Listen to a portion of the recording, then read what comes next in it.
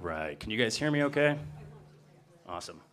Well, we'll go ahead and get started, so appreciate everybody being here. My name's Jack Waldorf, I'm the Executive Director. Oh, I think it cut out. Can you guys hear it now? Okay. We got a live stream here, so we got to make sure. I know I'm loud enough, as my wife tells me, but I'll do my best to not be too loud. So my name's Jack Waldorf, I'm the Executive Director of the Western Governors Association, and it is my distinct honor to welcome you all to the Decarbonizing the West workshop here in Boise, Idaho. I would like to thank Governor Brad Little for graciously hosting us here today, and I want to thank all of you for being here in support of the work of the Western Governors and sharing your expertise on the issues. It's my notebook here. There we go. We'll just do that. Sharing your expertise on the issues we'll discuss the next couple of days. I'd also like to recognize our initiative sponsors, some of which are joining us here today, including Basin Electric Power Cooperative, Google Energy, Idaho National Laboratory, JP Morgan Chase, Net Power, Tri-State Generation Transmission Association, and the Walton Family Foundation. Without their generous contributions, our work on this initiative would not be possible, so we thank you. This past July, Wyoming Governor Mark Gordon launched his Decarbonizing the West as his 2024 WGA Chair initiative. This effort dedicated to exploring how decarbonization strategies, including carbon capture, utilization, and storage and technologies, direct air capture, and natural sequestration can position Western states as leaders in innovation and reduce carbon emissions. Throughout the next several months, WGA will convene experts and thought leaders to examine various aspects of decarbonization, including natural carbon sequestration and management approaches for agriculture, forests, and rangelands. Initiative participants will help assess significant opportunities to barriers for these technologies and will help generate policy recommendations that will lead and aid into the advancing of these technologies throughout the West. This initiative is a collaborative effort supported by other governors throughout the region who will be hosting additional workshops in their states. We look forward to these future workshops hosted by Colorado Governor Jared Polis and Oregon Governor Tina Kotek, which will host the final workshop in March 2024.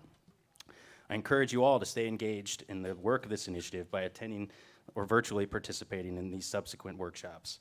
In addition to the workshops, WGA will conduct a thorough stakeholder engagement process through surveys and webinars to learn from stakeholder experiences to identify best practices.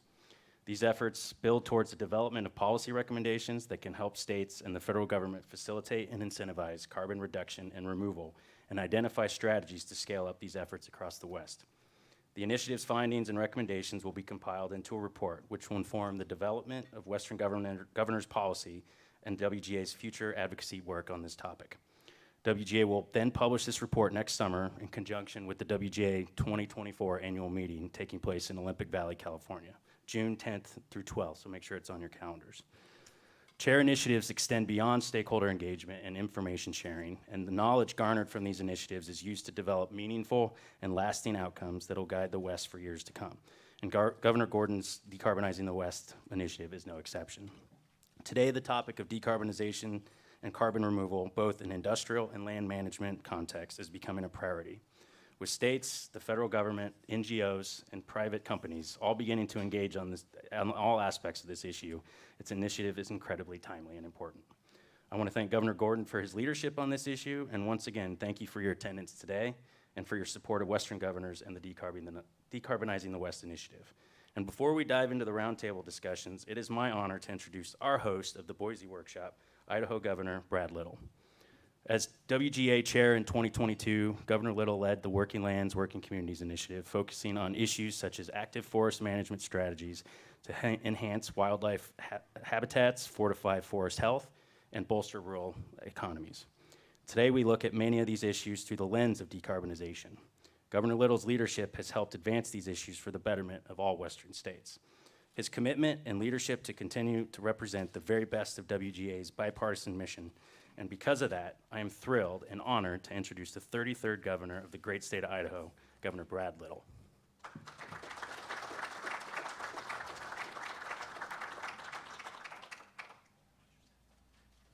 You got it painted up good, so Jack, no, I was gonna move that microphone so I didn't keep shutting it off like you did, but I see they got it welded down, so I can't move it, so. Well, thank you. Jack and I were just talking This is the first time he and I been together in Idaho where we had to wear neckties. So we prefer the other venues where we met. Jack came last year, our Governor's Trail Ride, which my predecessor started when he was in Congress, and we've continued. And Jack signed up. He doesn't fall off of his horse as much as his predecessor did. So, but Jack talked about Governor Gordon's initiative and how it ties with mine, and for that matter, the predecessors before that. Or the last one, which was Jared Polis's, which is about geothermal, which we had the meeting right next door a year ago, Troy? Something like that, a year ago. So there's kind of a common theme. I'm going off script. And I was telling Jack that we had a meeting about a month and a half ago, Jamie, and we were mainly with utility companies. We're talking about, what's taking place in the West with these energy corridors and fire starting or subsequent actions, and what that's going to cost all the ratepayers in the West, and what we do to solve it. There's a common thread in all of these, and that's we've got to do we have to recognize what's taking place in our ecosystem, and then we got to manage for it.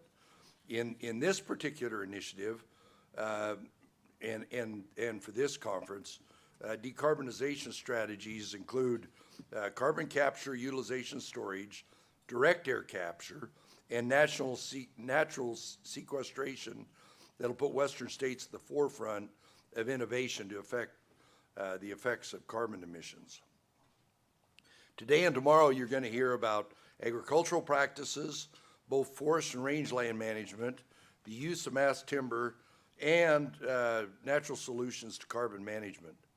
Natural sequestration is a critical component of decarbonization efforts. Healthy forests, soils, and rangelands can sequester enormous amounts of carbon. However, when those resources are poorly managed, the opposite can be true, particularly in the field of silviculture and forests.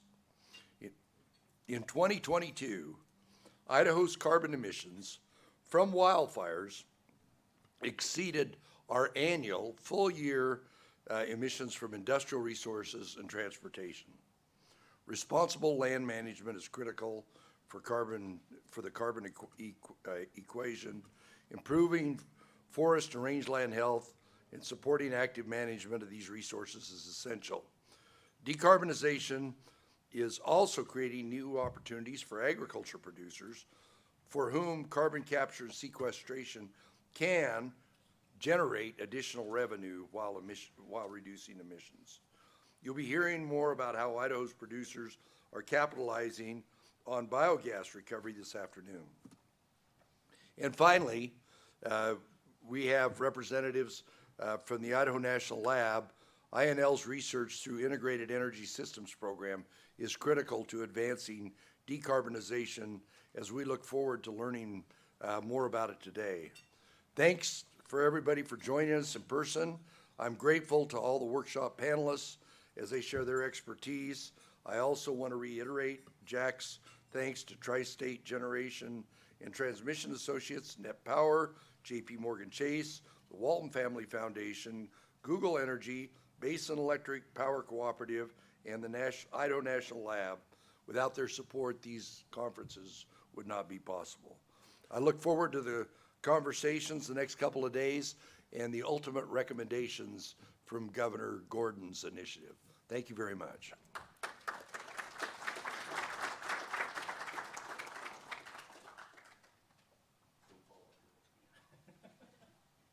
think we'll start inviting our panelists up for panel number one, right?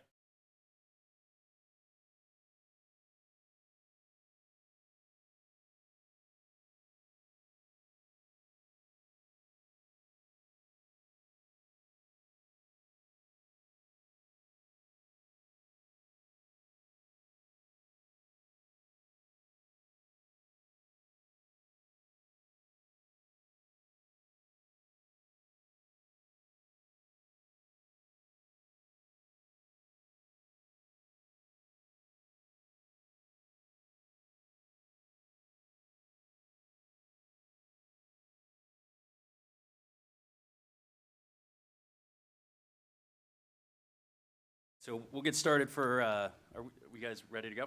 Awesome. On our roundtable number one, so dairy digesters enable the conversion of methane into biogas, meeting on-farm energy needs and creating byproducts. By harnessing this biogas, agriculture operations not only abate greenhouse gas emissions, but also utilize renewable energy sources, reducing their environmental footprint. The implementation of these systems presents an opportunity to significantly contribute to overall emissions reductions within the agriculture sector while promoting sustainable practices and energy efficiency. Our first panel will explore the role of digester technologies in mitigating agricultural waste and greenhouse gas emissions from livestock production. It is my pleasure to welcome Rick Narabout, Chief Executive Officer of Idaho Dairymen's Association, who will moderate our first panel. Take care. Thank you, Jack, and thank you, Governor Gordon. Appreciate you having this be your initiative.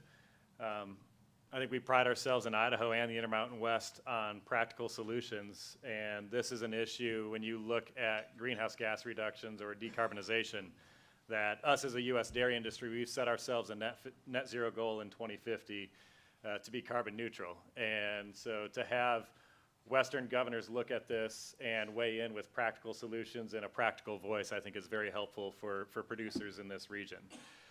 So we're going to start today. I'm going to give you a brief overview of just Idaho's dairy industry. I think that helps give you a perspective when we start talking about decarbonization and methane digesters. And then we'll have each of the panelists introduce themselves and share a little bit about what they're doing in this space. And then we'll work through questions and answers that we have prepared for them, and then spend about 15 minutes with the audience doing a Q&A as well. So to start with, just to give you a little bit of a snapshot about Idaho's dairy industry, partially because I'm not going to let you come to Idaho and moderate a panel and not talk about my industry. So we are the nation's third largest dairy state when it comes to milk production. Texas likes to claim they're going to pass us, but they've yet to actually successfully pass us for more than maybe a 1 or 2 month stint. So we still, in Idaho, are the third largest. We really have 3 milk sheds in the state. The largest by far is the Magic Valley. That's going to be really centered around Twin Falls. It's about 120 miles southeast of here. That's where I live, and about 80% of the industry is centered around Twin Falls and in that Magic Valley area. And there we've got about 237 dairies, just shy of 525,000 cows, and an average herd size of 2,200 cows per dairy, so a fairly large herd size. Treasure Valley, that's the valley in this part of the state that you're in here, in and around Boise. Really looks a lot like the Magic Valley, a little smaller herd size, but you typically have about 20% of the dairies and 20% of the cows here.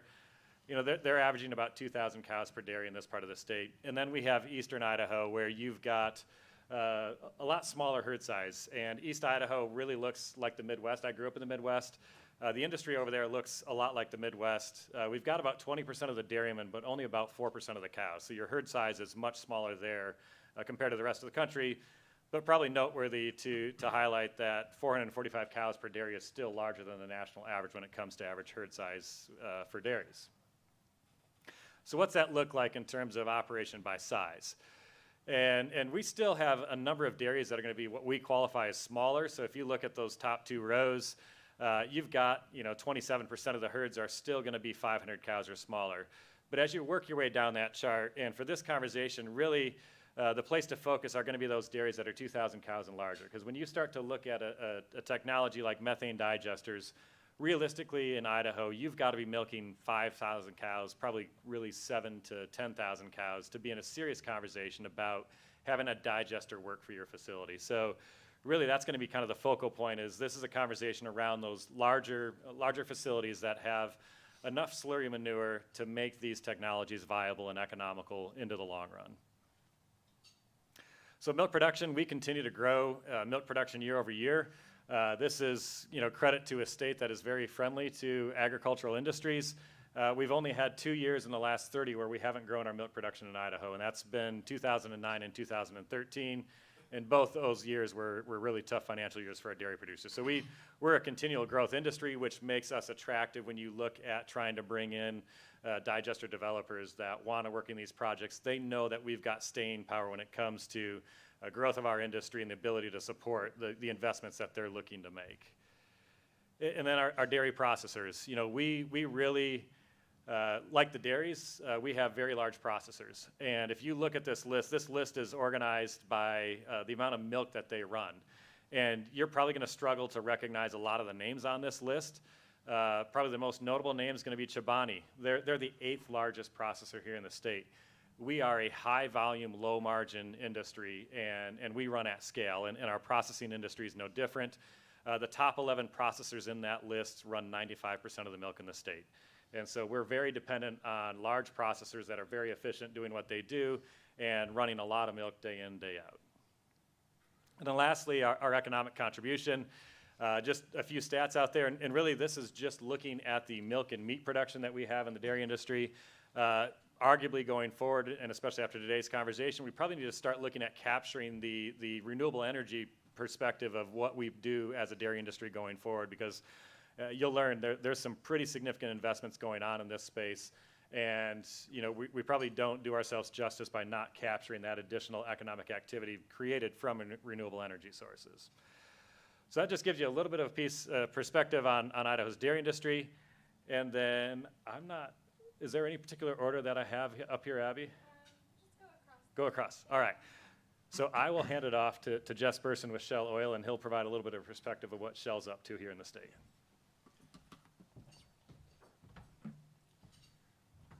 All right, good afternoon, everybody. Thank you for having me. I'm really excited to be here.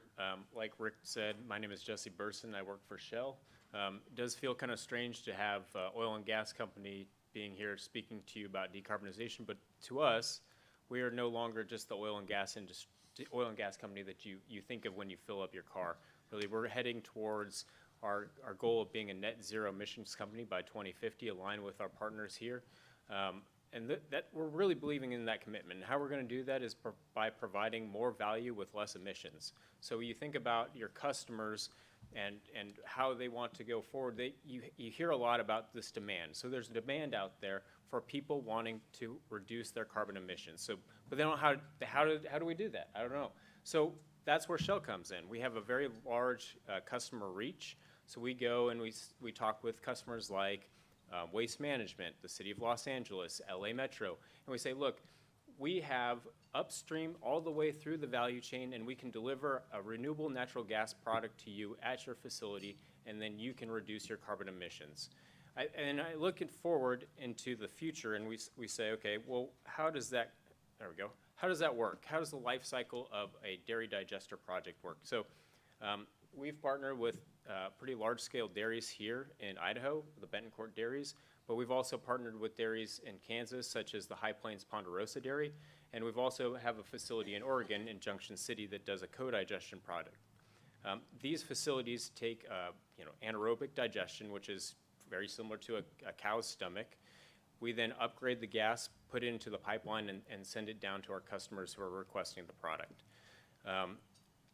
This can be from heavy haul transport, or this can be your consumer fleet vehicles, or it can go into utilities who are ever present in this market saying, we would like to sell more renewable natural gas as part of our offering to our customers. So I think that's how we're trying to meet those goals that these companies have, and our goal to provide more and cleaner energy solutions for our customers and for our shareholders as part of the value proposition. So when I said we have investment in Idaho, I'm not just talking about $50 million.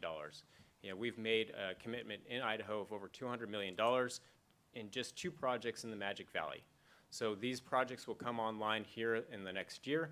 And as you can see, they look a whole lot like gas plants. So Shell has a lot of experience and operations of running gas plants kind of across the world.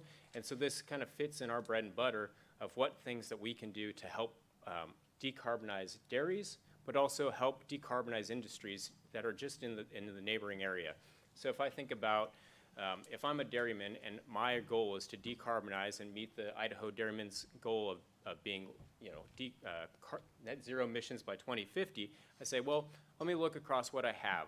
And I have a large haul feed fleet. I have operations of all producing the milk. How do I reduce those carbon emissions? And one way to do that is just by using the gas that's already present at your dairy farm. Oh, there was a slide missing there.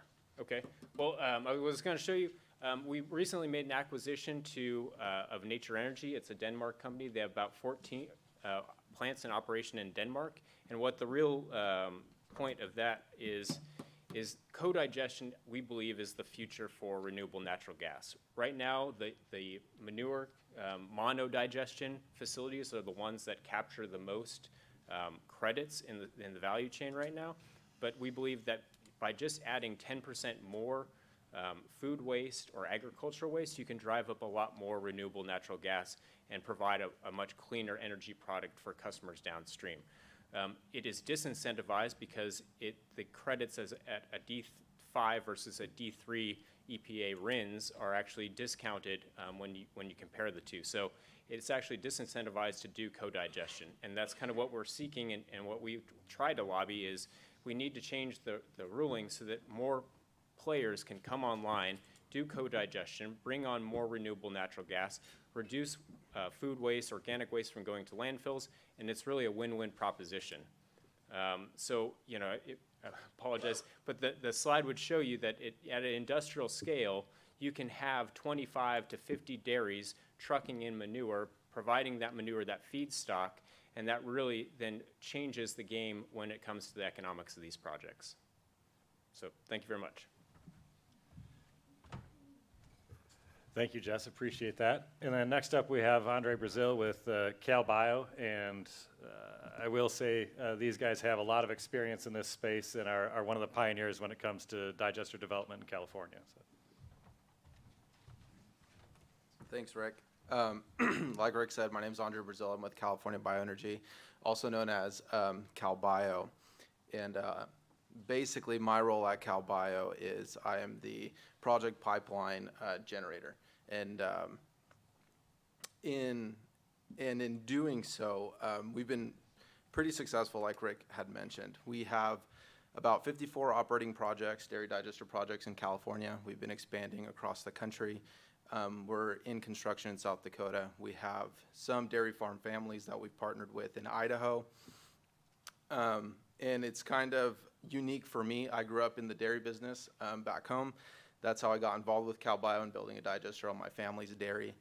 And now in doing this, it's been great to see that we've been able to expand to so many other farming families and help them decarbonize. And it's really great to be here. It's great to hear, Rick, what you're trying to achieve here in Idaho. In California, the state set a goal to reduce manure methane emissions by 40% by 2030, I believe it was. That's about 4 million metric tons of CO2 equivalents. Cal Bio on its own has reduced roughly 1.2 million metric tons of CO2 equivalents, and the dairy digester industry in California has reduced roughly 2.3 million metric tons of CO2 equivalents.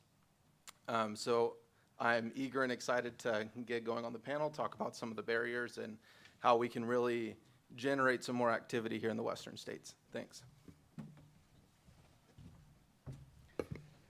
And then last up is a gentleman that I am not as familiar with, John Olszewski. And hey, I've got a last name that's Nairabout, so I got to try and figure out how to say other guys' last names. So, John, please provide us some of your thoughts. Well, this first slide is just catch your attention. I'm a retired Army colonel, so one of the ways you ever said to anybody was you had to catch their attention right out of the box. I'm throwing that up there, and you see CalFart bus, and you go, wow. And I don't do digesters. I'm learning more about digesters. Well, we love digesters because we named our whole process after CalFart bus, more to follow. So I hope I got a little laugh out of that. Okay. I am John Olszewski. I'm retired Army colonel, and my last job in the Army was Garrison Commander Redstone Arsenal in Huntsville, Alabama, the largest city now in the state of Alabama per capita. And you'd probably say, really? Montgomery, Birmingham. Well, yeah, we're now the largest. At my last job, I commanded over 3,000 folks, mostly all civilians. And you say, well, what's a garrison commander in English? That is, I got selected to be a colonel and selected for this job, whereas you don't become a mayor, and we really called it the mayor of Redstone Arsenal unless you're elected. But I also did 27 years there, and then I moved on to 10 years at Huntsville Utilities, and my job was senior VP for customer care. So I'm all into the customer care, so like this hotel. I don't know about you all, but there's some pretty cool features here. And it's things I pick up on, like the ice and the little thing where you put your food out and you don't have to worry about laying it out in the hallway. And I always said, it always looks so crappy, and here they answered it. So I'm a customer care kind of guy.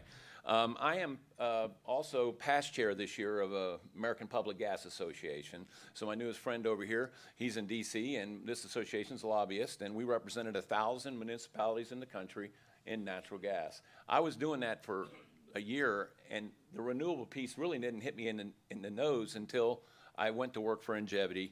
And Ingevity's a company that I'll get into, but my theme when I was the chairman was freedom to fuel. And I'm so excited this is a bipartisan crowd here today, because I've been talking to all my world, and we all talk about the importance of natural gas and never going away, and it needs to be here forever.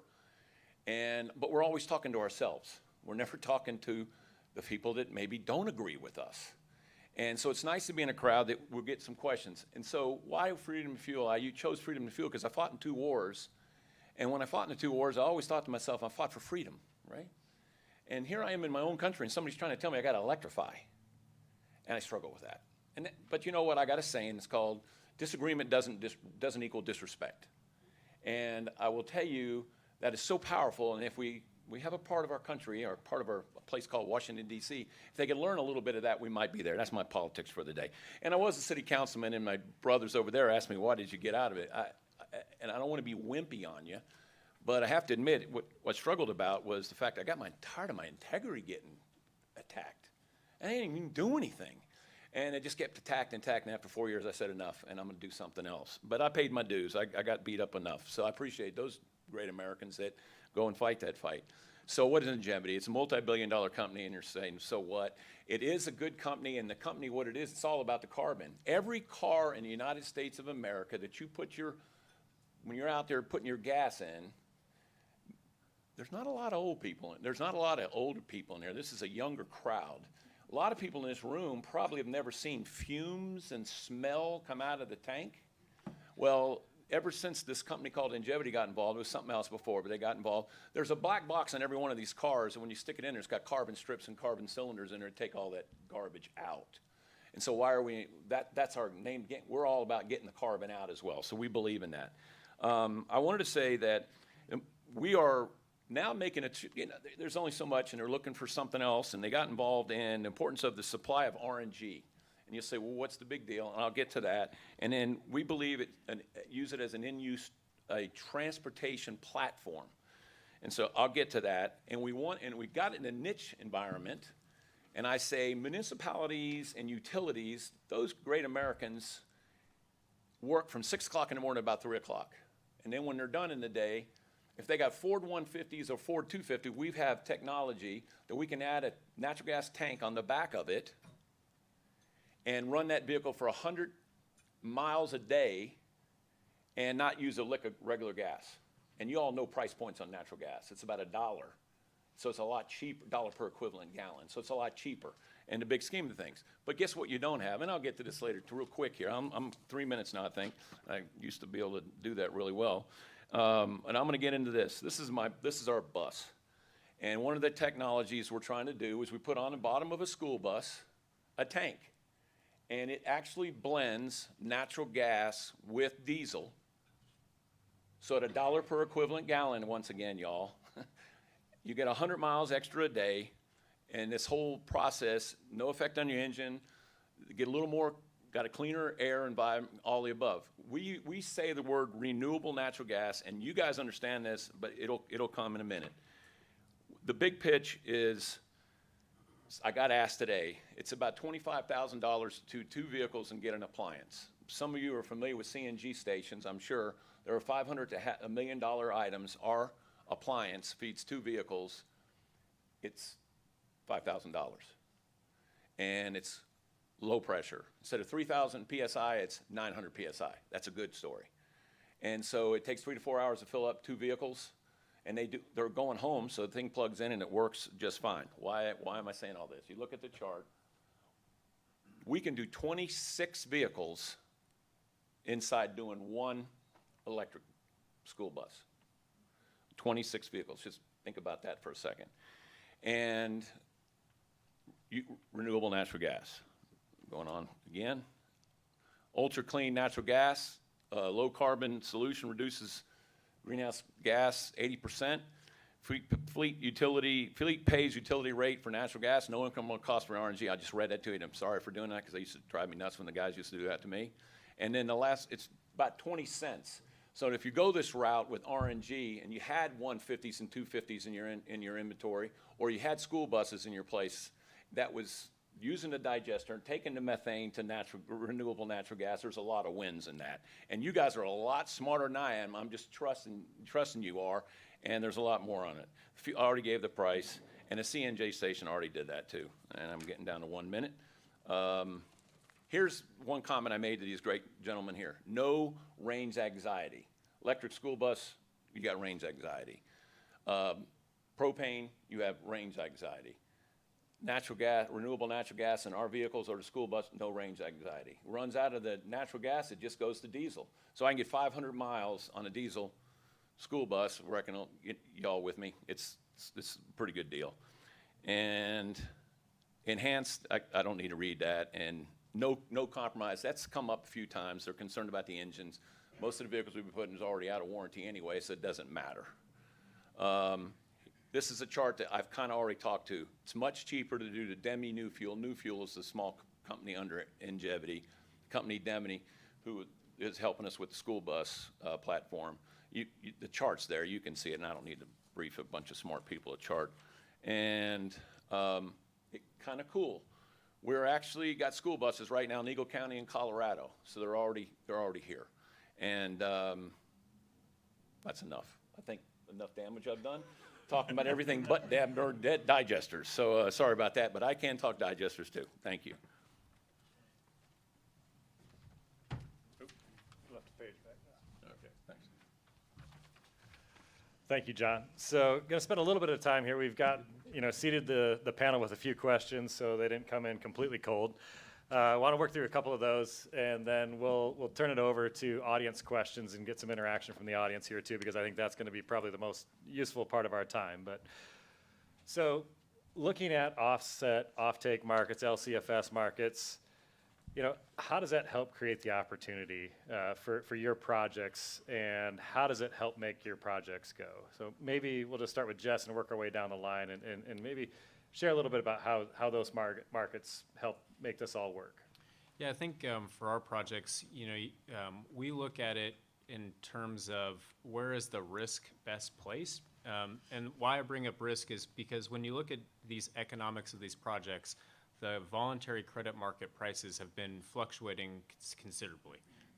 When we took the financial investment decision for the two projects that I showed up on the screen, I think the LCFS credit price was right around $200. Today, I think it's trading around 80, somewhere less. So you can see there's a huge swing there. So we decided as a business, because we're in the business, we can trade credits very well. We have a really large trading arm. We know how to place gas very well. We took that opportunity to say, look, Mr. Betancourt, we don't believe that you are in the best position to really handle those swings, that risk.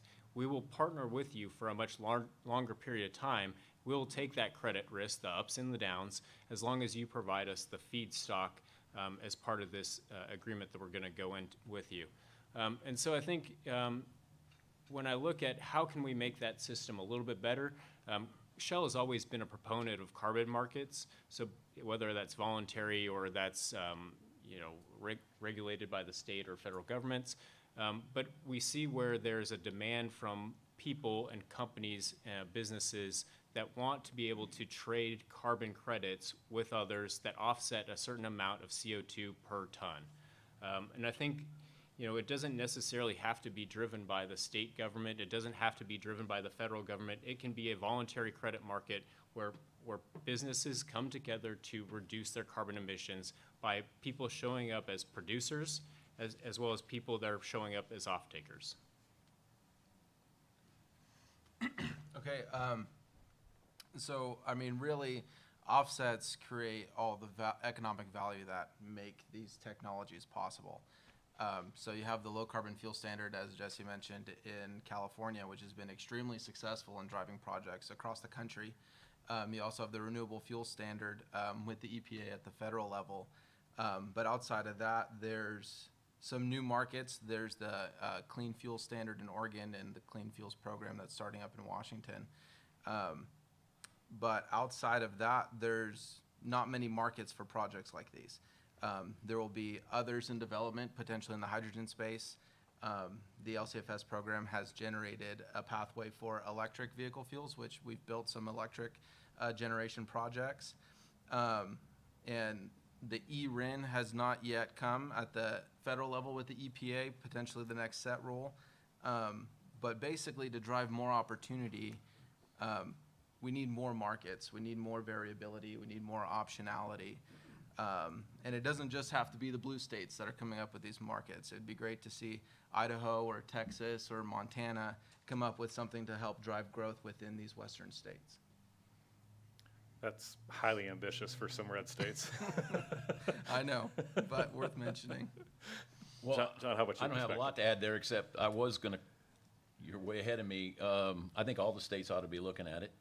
And so, for instance, example, my guys, when I was asking some of these questions when I was back home, they said, you know, you put a system in and you don't have the capability to get rid of the natural gas, you got to take it to one of those other states. Well, the cost is so prohibitive to get to the other state, you need to be looking at trying to do some in-house. And then the in-house factor was my company, with our vehicles, we're trying to do is a great place to do it in-house and do it in your own state without having to run lines over to the other states that have it. So I didn't understand that until you guys sent me these questions. When I started asking all our smart guys, they just said everybody in every state ought to be looking at that. And that's the niceness of being in a partisan group today. Yeah. So the LCFS markets definitely create opportunity, but it can't all be roses. So what are some of the barriers that the structure that we're operating within, what are the barriers that are present there? You want to take the first one? Sure. So one of the barriers, like Jesse mentioned, is really low market prices. So we started out really high, $200, $190 a metric ton when we first started building a lot of our projects, and now we're trading around somewhere between $70 and $80. D3 RINs, which dairy digesters qualify for, those are way up. They're over $3 an ethanol gallon equivalent. But some of the barriers, especially on the LCFS side, is low credit market prices, and we need longer crediting, is low credit market prices, so we need higher credit prices. We also need longer crediting periods. We're all anticipating CARB scoping plan, which should come out this month, so we can see what their plans are for dairy digesters in California, and that also impacts dairy digesters across the country. They're using book and claim to get gas to California into fleets. So everyone's got eyes on them to see what's going to happen, and really to make these projects even work. Now we're getting into a point Rick mentioned earlier that we have such large dairies that make it more feasible to build these projects, and as those dairies start to develop projects, the dairies start to get smaller and smaller and smaller, yet more reductions are needed, more decarbonization is needed. So to make projects more feasible for those smaller dairy farms, we need longer crediting periods, we need higher market prices, we need additional markets to drive opportunity and competition. So that's what I'll say on that. Yeah, I think for us, the CARB set rule coming up has really caused a lot of concern within our organization. I think the idea of you need to prove that the gas flows to California, kind of similar to what they've proposed in the RFS, it really locks out a lot of potential opportunities in the western states, right? I kind of this past year have been working on this project trying to figure out how can we basically get an export line to push gas into the Williams Northwest Natural Pipeline so that we can send gas, to the western states where these programs are involved. I mean, we got to where we were surveying how do we cross the Snake River at a cost of about $20 million, and it just doesn't make sense. So, having ways to kind of break down some of those barriers when it comes into the natural gas pipeline system, barriers of kind of hooking up whether electricity grid system. I mean, there's just a lot of infrastructure support that needs to happen to make these projects work. Thankfully, Intermountain Gas did get their FERC blanket certificate this past November 3rd. That will allow them to then inject into that pipeline, unlocking several more dairy digester projects. But it's things like that that make it very challenging for projects to go forward, because there's just such amount of risk involved when you don't really know what the credit market regulatory body is going to tell you what you're going to have to do next. Way above my pay grade there. So, going a little bit off script on this one, but Andre mentioned the ERIN system at a federal level, and curious, and we'll start with you, John, on this question. If the federal government did stand up a ERIN system where they're going to incentivize electrical production over RNG production, how might that impact your business and the projects that you guys have going? Significantly. First of all, I'm always amazed how they want to take care of the electric and they don't want to do anything with us. I'm always amazed at that. We have such a great value in what we have to offer in the gas space.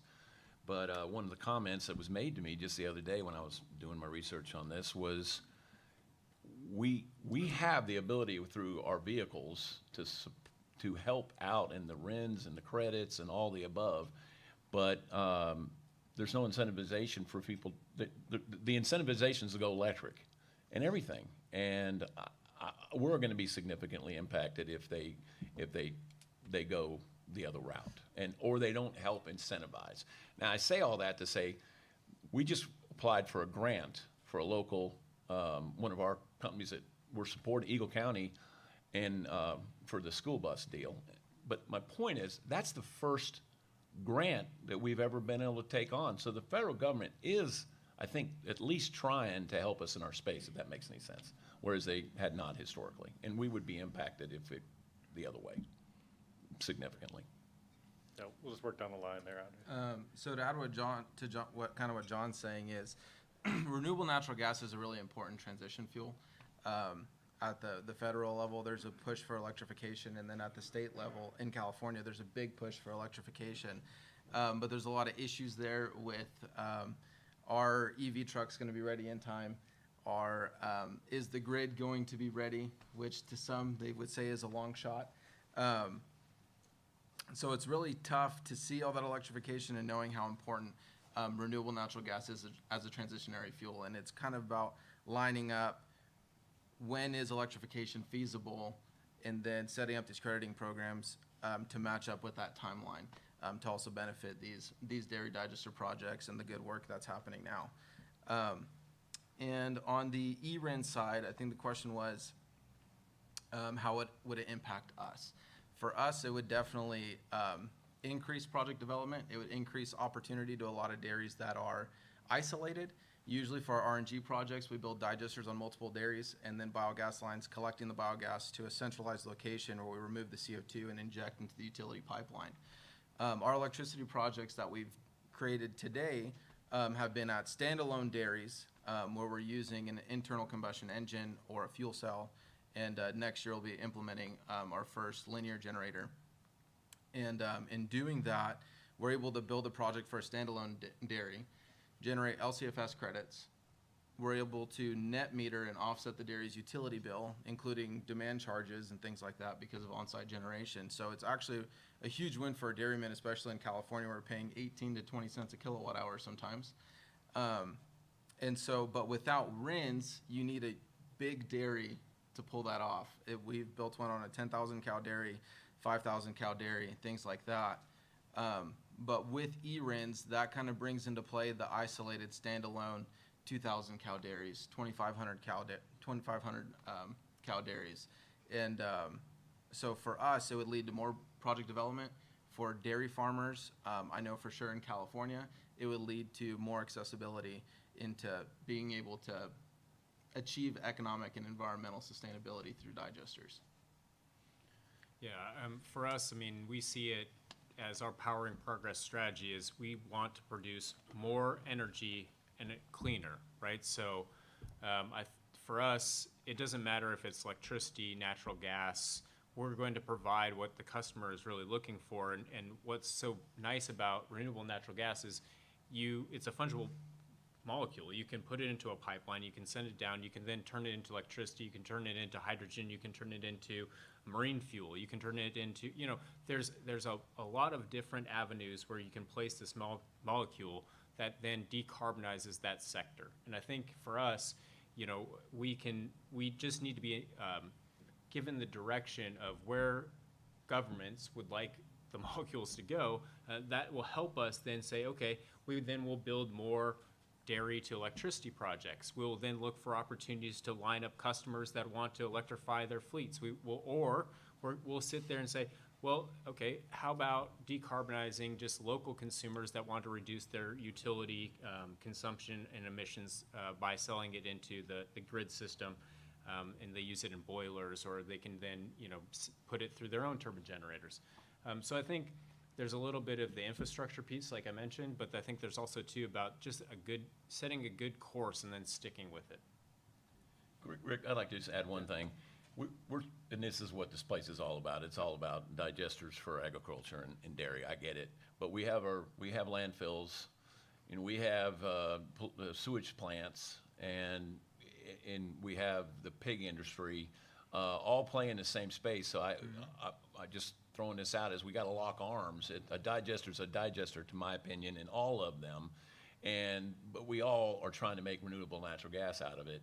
And so my point is, as an old Army guy, we don't want to take this fight on by ourselves. Let's grab our other brothers and sisters that are in this fight trying to do landfills and all that. Because like my company has done landfills. Yep. We don't have any this world yet, but we have done landfills. I leave it at that. Thanks. Yeah. So, and this is more of a digester-centric question, the credit schemes that are there.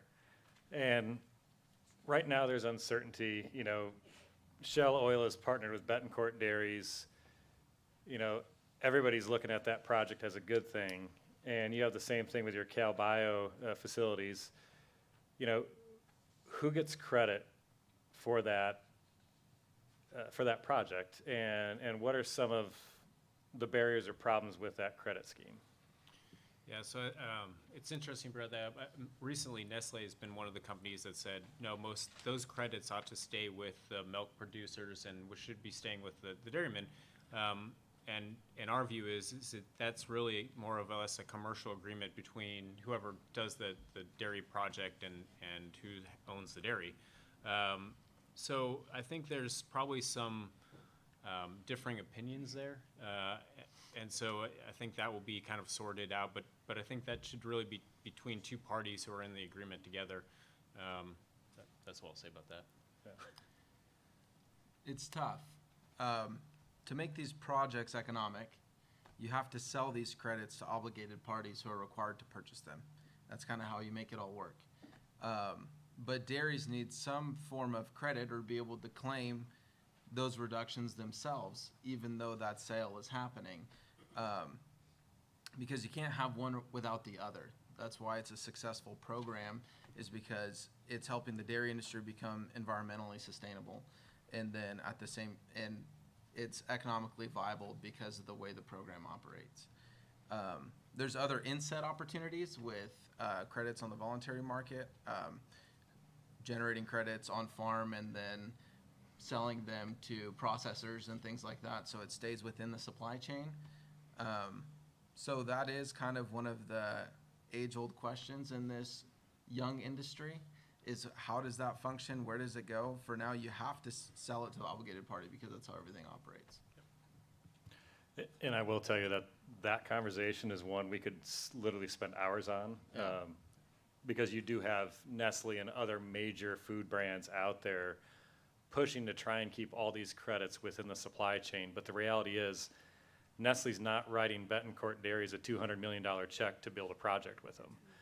And so there's this give and take right now within the food production industry of who should get credit for this. Can the dairy claim the reduction even though Shell Oil made the investment? And the reality is, I love Andre's point, we can't exist without each other. We need each other to make this work. And so we've got to find a credit scheme and an accounting metrics that will continue to incentivize. And I think that's what America gets right, is we are very much taking an incentive-based approach to trying to decarbonize as opposed to a punitive approach, is what we see in the dairy industry in New Zealand and the European Union. So I think that's one thing that we are getting right. So looking at the cost of all these projects, and again, we'll start with you, John, on this one. You know, what incentives are there to try and make these projects feasible? And if there's not a good incentive there, what do you think is needed to try and facilitate more project development and, you know, really speed up the rate of adoption of your different practices and technologies? Well, in fairness, all I've done is landfill. So, but I'll try to do it in this way. I've learned from everybody wins at a landfill that's municipality ran. The municipality gets money out of it. The guy who developed it gets money out of it, and the user gets, the user gets some support from it. And we just had a meeting with our mayor, and not our mayor, but our utility guy who's picked by the mayor to oversee this landfill ordeal, and the win for us was we had 25, 35 million. Now we're talking not 200 million, 25, 35 million. If they don't have that kind of cash, then they get some royalties, but they don't get as much. If they meet it halfway, they get more, and then they get the. I'm not smart as Andre here and you guys on these RINs, but there's RIN credits involved in all of that as well. So when we're talking a $25, $35 million investment in a landfill, it's a lot different than this $200 million. But we see that everybody wins in it, which very rarely does everybody win. And I'm seeing that as a benefit. Now, why is they winning? Then the municipality that uses the natural gas in their Ford 150s or their Ford 250s, they're winning on that because they're getting a break on their gas, and they can save a bunch of money on that. And then if the school buses are in that same realm, they get breaks on that as well. I hope I helped answer that question. Well, and maybe with your school bus conversions, is there something that would help additional districts be able to make that conversion? Is there some sort of incentive program that might be able to help that program be adopted wider? Well, first of all, we're in a pilot program right now with the school systems. We actually allow them to try this for 6 to 9 months totally free, and then if they decide not to use it, they just give it back. And but I'm also talking about something very reasonable price in the big scheme of things. When we were doing CNG, we were talking $500,000 to $1 million to build a fueling station. Now we're talking talking $5,000 for a fueling station, and it's not any bigger than this chair. Is that an incentive? No, but the price is cheap. It's reasonable. It's something to get our arms around at municipalities and at utilities, whereas before. And our market really is that, but I could also see us going after an Amazon if they had a boatload of Ford 150s and 250s in the same process. I hope I'm making sense on that. I would piggyback on what John said. It's about creating win-win opportunities. The easiest way for a dairy farmer to get involved in a project like this is to partner with a developer. Because as a developer, we can build a project at no cost to a dairy farmer, and we share the cash flows.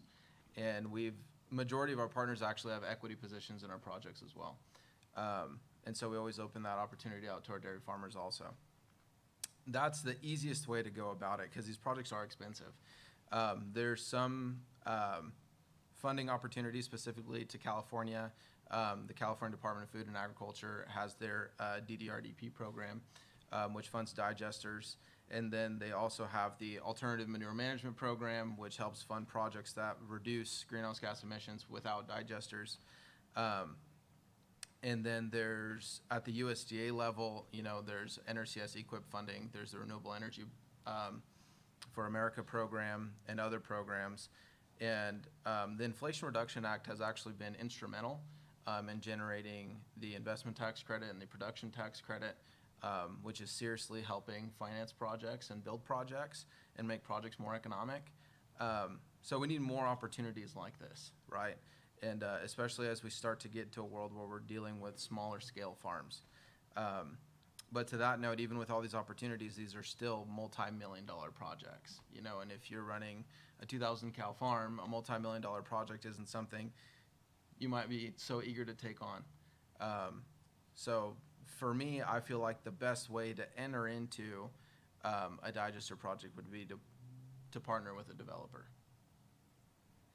Yeah, and I think that's how we see it too. I think, you know, you can't, it's really difficult to do this on your own. And maybe that's a problem with the system, but it's very challenging for just a dairyman or landfill developer to do this by themselves, right? So I think there's going to be more opportunity to do this, what they call a hub and spoke model, where, you know, you have a centralized location where you can process a lot of different wastes, whether that's fats, oil, and greases, whether that's manure, whether that's food waste. But the idea there is having a facility that can basically process a lot of different materials is going to be more beneficial to both digester health, but also produces more gas and produces more energy for the system. And so that's how we see that you can kind of make these projects a little bit more economical, is by being able to kind of produce more gas using different, and I guess optionality, we've heard that before, is providing more optionality to the feedstocks.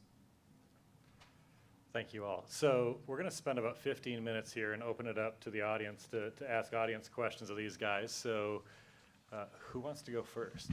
Yes, right there. Oh, we got a mic coming. Sorry, I forgot we're online. Thanks. Ashley Conrad Seda with Vibrant Planet, but I was with the state of California for many years and worked on multiple scoping plans. So it's really good to hear how much the cap and trade benefits are helping you. And a lot of the funds that Andre was talking about in California do come from cap and trade auction proceeds, and that Shell takes advantage of too. So I just, with that in mind, hearing both the challenges and the opportunities you're talking about, it sounds like potentially a national price on carbon with a national market would actually incentivize a lot of these programs that you're talking about. And I just wanted to hear some reflections on that, at least getting a price on carbon or potentially creating markets for the other ecosystem benefits that you get from these programs would actually provide more revenue for you to do more of these projects on the ground.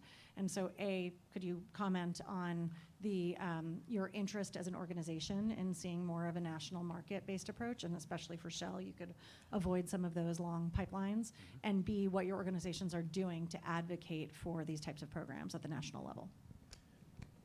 Can I take that one? Because I mean, our CEO has been very vocal about this. He really believes that the carbon market is the best option for kind of more development in this space.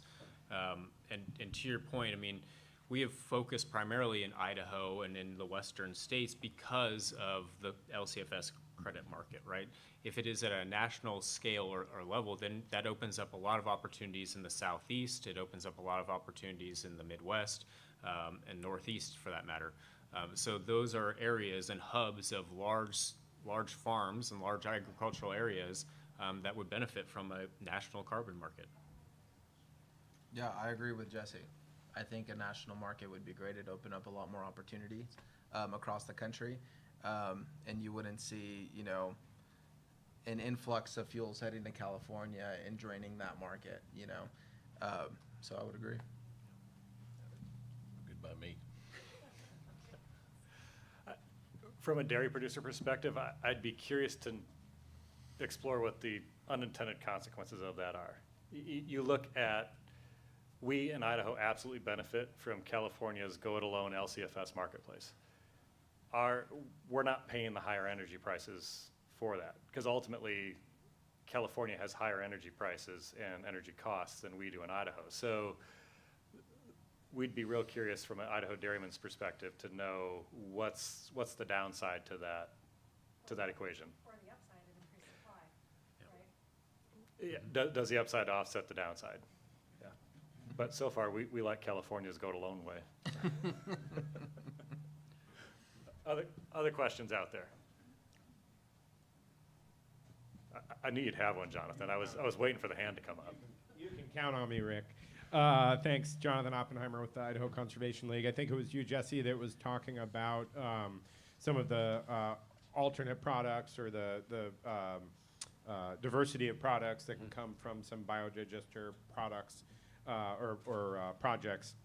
Wondering if you could just speak to those a little bit, some of the fertilizer and bedding, and how that comes into the supply chain. Absolutely. So, after we process the manure, what comes out, we call it digestate, right? So that digestate has basically stripped out a lot of the volatile solids, so it can be used as cow bedding. We also can be used as fertilizer.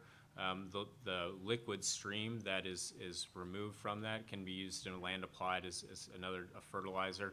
And take that a step further, I think in the technology space, other companies are coming online with wastewater treatment kind of projects that will even further benefit the industry by stripping out even higher concentrations of nitrates, phosphates, and then being able to then transport those into locations that need those minerals for better soil health, right? So I think, as we look forward, there's going to be more opportunity to kind of place minerals, not just in the local environment, but in, across the United States and beyond. So to add to that, for us, very similar. For our covered lagoon digesters, it's pre-digester. For these tank digesters that we build, sometimes it's post-digester. But we separate the fiber, and that fiber's recycled and dried to kill the bacteria, and it's used as bedding for the cows on these dairy farms. And then post-digester, what we're doing in California is we've actually built these real-time irrigation systems. So our farmers can irrigate immediately after the digester with the effluent onto their fields. The nutrient levels in the digester stay the same, but the nitrogen actually transforms from organic nitrogen to inorganic nitrogen, and it has increased crop uptake. And so there's one farmer in particular that we partnered with to really see if we can pull this off, and it worked. But he hasn't bought a pound of commercial fertilizer since he did this, because he's able to get the digester effluent strategically to different parts of his ranch, and making sure that that available nitrogen is getting to his crops as quickly as possible. And it's also saved him $1, and it's also decreased fossil fuel fertilizer. So a couple good points in there. One, the NP and K going into these digesters is the same as the NP and K coming out. Often digesters are confused as some sort of nutrient management technology, and the reality is it's slurry manure in, slurry manure out, and then you've got to bolt on different manure separation technologies to get to the different products that these gentlemen are describing.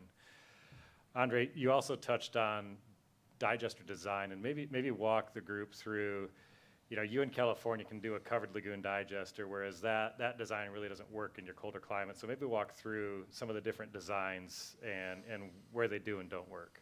Yeah, so for us in California, it's more cost effective to build a covered lagoon digester because you don't have to heat it. And so the operational expenses are also lower. But basically, it's a double-lined lagoon with a lysimeter pan so we can check for leaks underneath each liner. And then there's baffle walls in the middle, so the digester effluent can flow kind of like a lazy river to maximize gas production. And there's also concrete ballast over the top of these covered lagoons so that the biogas can travel in the same manner. We have some mixer ports in there for agitation. And one of the big local pollutants is hydrogen sulfide, which is really dangerous. You kind of hear those horror stories sometimes when a farmer passes away from working on a floating pump in a lagoon or something like that. And underneath the cover, that hydrogen sulfide can get really strong and very concentrated.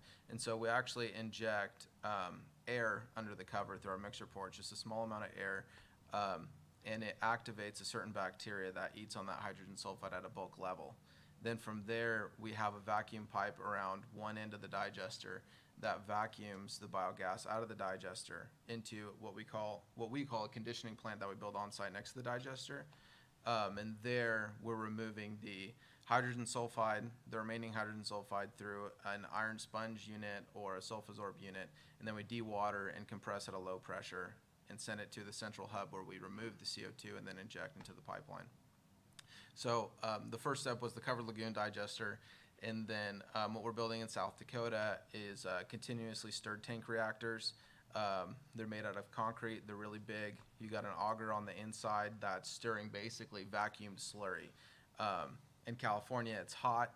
A lot of those dairies are operating on automated flush systems, and so they're already dumping manure into the lagoons to be used as irrigation. And so you're basically just getting on the front end of that and digesting that wastewater. And so when you get into colder climates, you need to build something that can heat the digester. And so there's plug flows, which I'm less familiar with. But on the tank side, there's CSTRs, and you have an auger in the middle. You have a membrane cover on top that captures the gas. And it's vacuum manure that goes in, and then often you're separating afterwards with a screw press or something like that. And then you're heating it usually with a boiler. And yeah, I don't know if Jesse wants to add anything on to. No, I mean, the only difference, I think we just have H2S scrubbers that knock it out, and Yeah. then we have a membrane system that purifies the gas to get it to pipeline quality specification, but everything else is pretty much the same. Thank you. Seth Snyder, Idaho National Lab. Two questions related to the economics. On the fugitive emissions of methane, you know, there's an upside, an economic upside to doing the capturing, so you better manure management. But there's a downside that you're going to have to do much tighter monitoring to make sure you don't have fugitive emissions. And that's going to balance whether you're going to credit for D3 and others. So, you know, how are you going to manage that? And then the other half of that is, I did a quick look. Natural gas, methane, is way under 1% of our ground fleet. Are you really just trying to capture too small a market, and are you looking at other markets through just say IRA and other options to really grow the business? Yeah, I mean, I think if you look at renewable natural gas almost as an additive, you can place that molecule into nearly any kind of transport system to lower the carbon intensity of that transport system, right? So whether that's marine, whether that's heavy haul transport, by offering a lower carbon intensive fuel, that's where we see the benefit. I do agree is, you know, being, you know, working for Shell, obviously, you know, we're very familiar with methane and how the pipeline system works. I mean, we operate pipelines across the United States. So, you know, fugitive emissions are very important to us. Reducing those is key because, you know, when you have that, that's money out the door. And that's how we look at it is anytime you see a flare, you're losing money. So we don't want that. We don't want to lose methane from a leaky reactor. We don't want a digester, we call it a reactor, but we don't want a leak coming out of one of our pipes. We don't want it leaking on the pipeline because at the end of the day, that's just lost revenue. So what I'd add is actually in California, we're not allowed, in the San Joaquin Valley, we're not allowed to have flares because the air pollution is so bad in the Valley Basin. And so the good thing for us is our digesters have about 3 to 5 days worth of storage. So if there's a down plant, we're hardly ever venting. And like Jesse said, venting is just lost revenue. And so we do leak detection ourselves. I think we've worked with others in the UC system to do some tests on leak detection and things like that.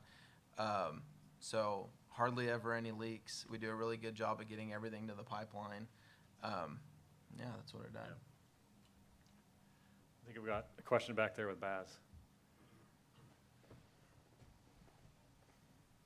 Hi, Bass Hargrove with the Nature Conservancy, and thanks you guys for coming today. I'm really learning a lot. Question for Jesse. So, with Shell's $200 million investment, what does that translate to in terms of climate mitigation and you know, how many tons of carbon? Yeah, so if you look at, so these dairy digester projects will produce roughly in the neighborhood of 350 MMBTU, 350,000 MMBTU a year, right? So if you put that into a transport fuel, whether you sell it into a heavy hauler, you're reducing those CO2 emissions by 60% if you just look at it, a diesel truck to a CNG truck.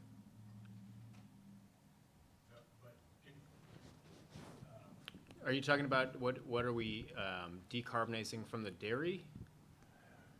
Yeah, just overall with your investment, like how many tons of CO2 equivalents are we, removing from Idaho's overall, pie chart of emissions?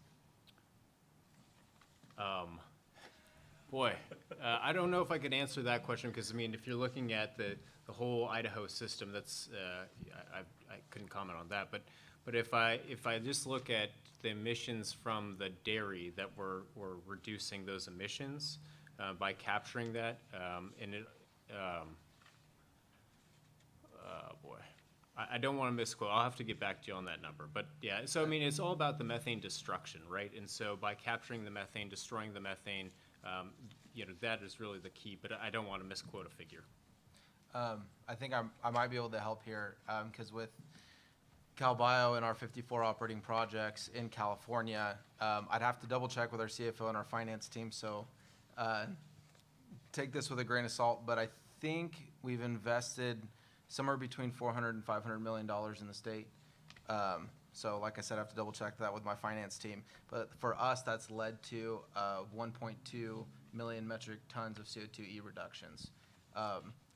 Another really cool fact that we just started talking about, because we're a company of about 100 employees, so it's like 12,000 metric tons per employee. And I will say, California, the investment that the state has made in dairy digesters and in dairy technologies is about 2% of the investment.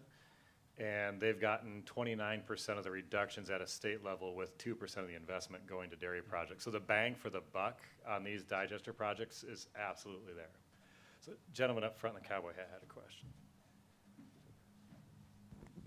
Yes, thank you. This is very informative. As you can see, I appreciate a dairyman asking a beef guy, letting him have the floor for a minute, so I appreciate that a lot. Could you restate the minimum size of the dairy operations that Shell now has these digesters working? And then also the beef part of it is the finishing operations. Is there any exploration into CAFO's beef finishing feedlots that might work? And let's see, I had one more question. Maybe that's enough for now. I better not push it with my friends in the dairy business. Thank you. Yeah. All of our animals take a career change, so we're all friends. They kind of end up in the same place, don't they? Yeah. Sorry, go ahead. Yeah, so our investments in nature energy have shown us you can do it with 25 to 50 dairies that can have as few as 300 cows. It all depends on the amount of feedstock that you're able to get.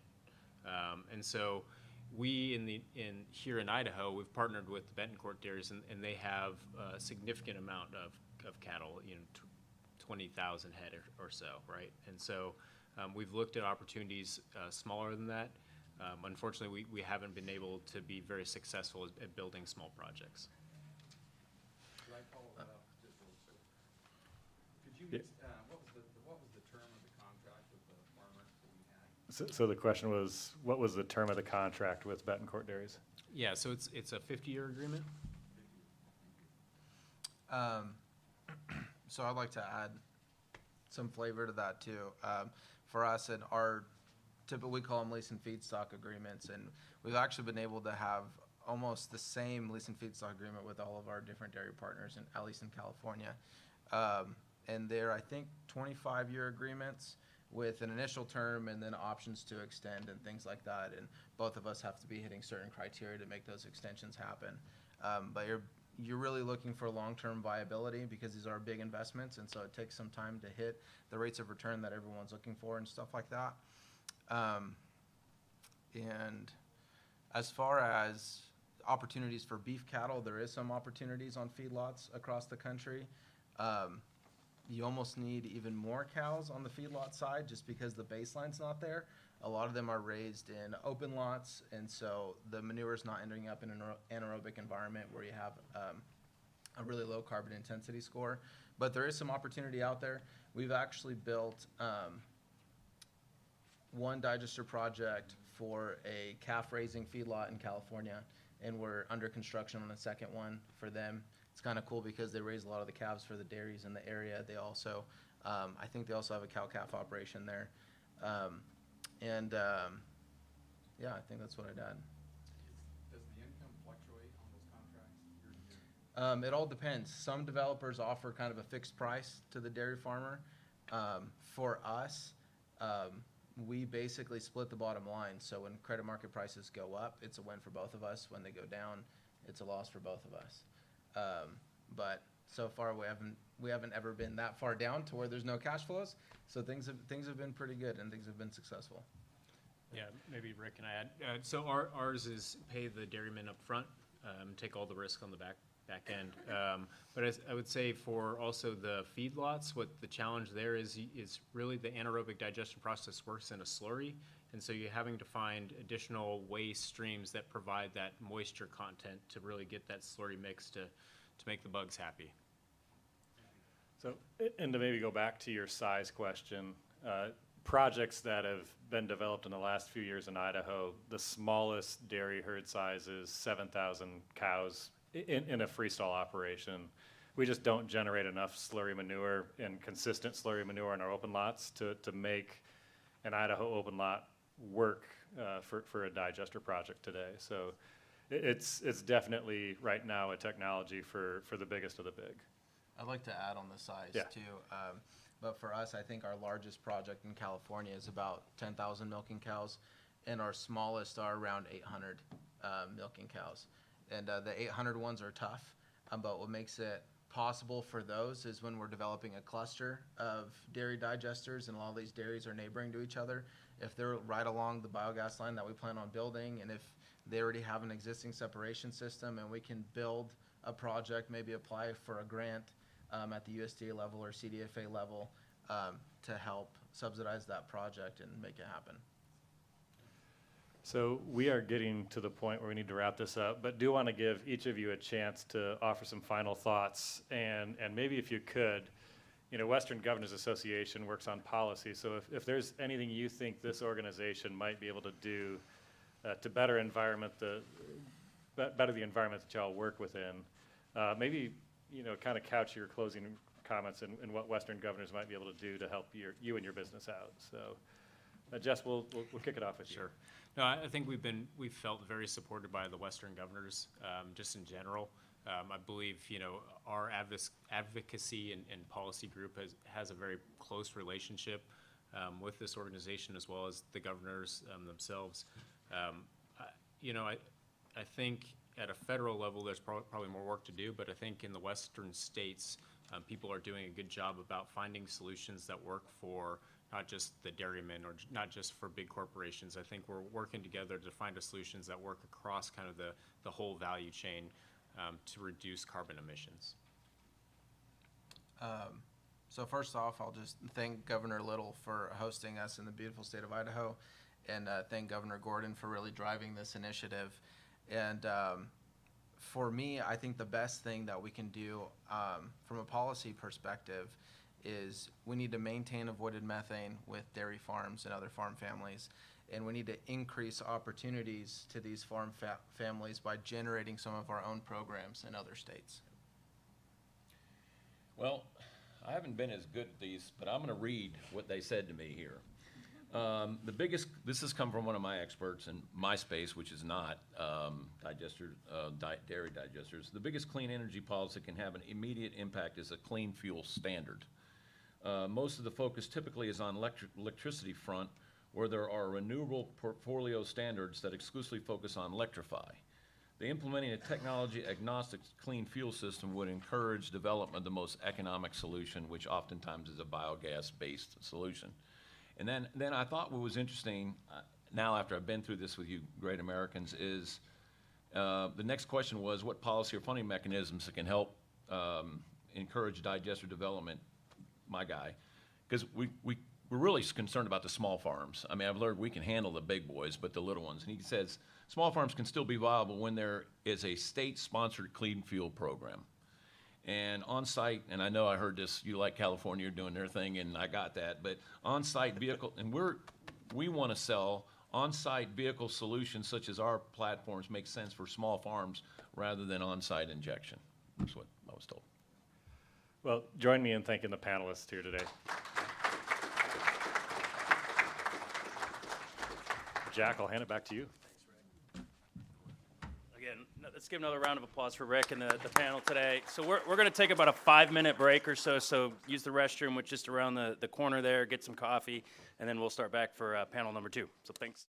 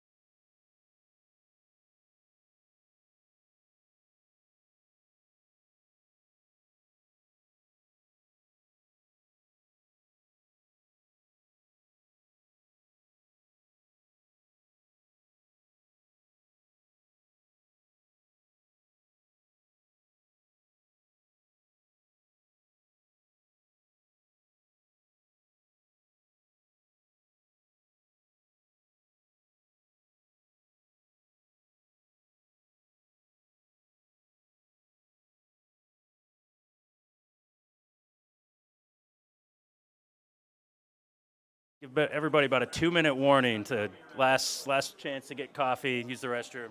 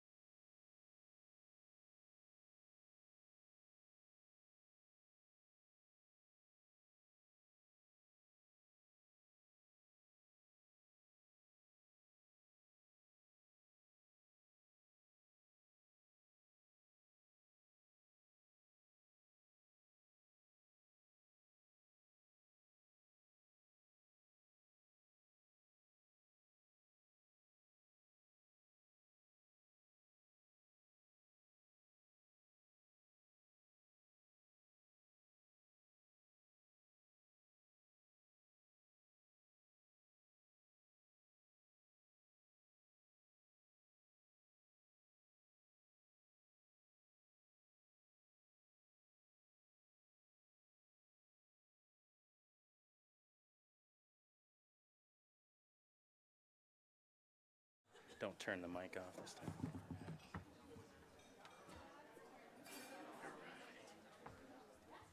All right, we're going to go ahead and get started with our panel number 2 here, just to keep the trains running on time. So, climate smart agriculture is an approach that addresses the challenges of enhancing agriculture productivity, adapting to climate change, and reducing greenhouse gas emissions. It involves adopting practices and technologies that increase resilience to a changing climate, such as droughts or floods, while also contributing to mitigation efforts by reducing the carbon emissions from farming activities.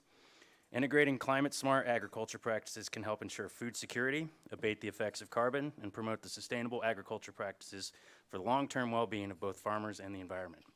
As Congress considers the Farm Bill next year, this conversation is particularly salient, and WGA is very involved in the Farm Bill advocacy on behalf of the governors. So here to lead this important discussion on climate-smart agriculture is Kirsten Boyson, who serves as the Managing Director of the Colorado Department of Agriculture's Drought and Climate Office. Kirsten, all yours. Thanks, Zach. Hi all, my name is Kristen Boyson. I'm here from Colorado. Thanks for having us here in beautiful Idaho. Happy to be here. I will say I was born in Nampa, and I told my parents I was coming for 24 hours today, and they're like, you should rent a car and go see your home you lived 4 years in. But I'm not going to do that. I'm going to hang out with you nice people instead. So as Zach said, or excuse me. Sorry, I've been called worse. Sorry, Jack.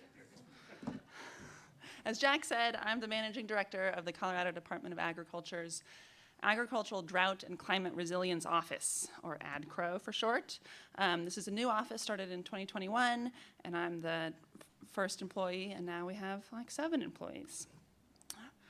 Our office includes our energy program, which includes both grants for on-farm renewable energy and energy efficiency projects, as well as our agrivoltaics research and development grants, which are trying to co-locate solar panels on working ag lands.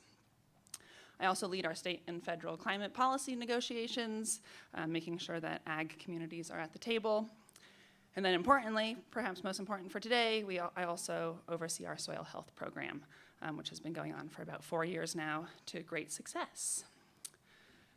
So before I let Miles and Bill introduce themselves, I was asked to give kind of a little bit of an overview of greenhouse gas emissions in agriculture.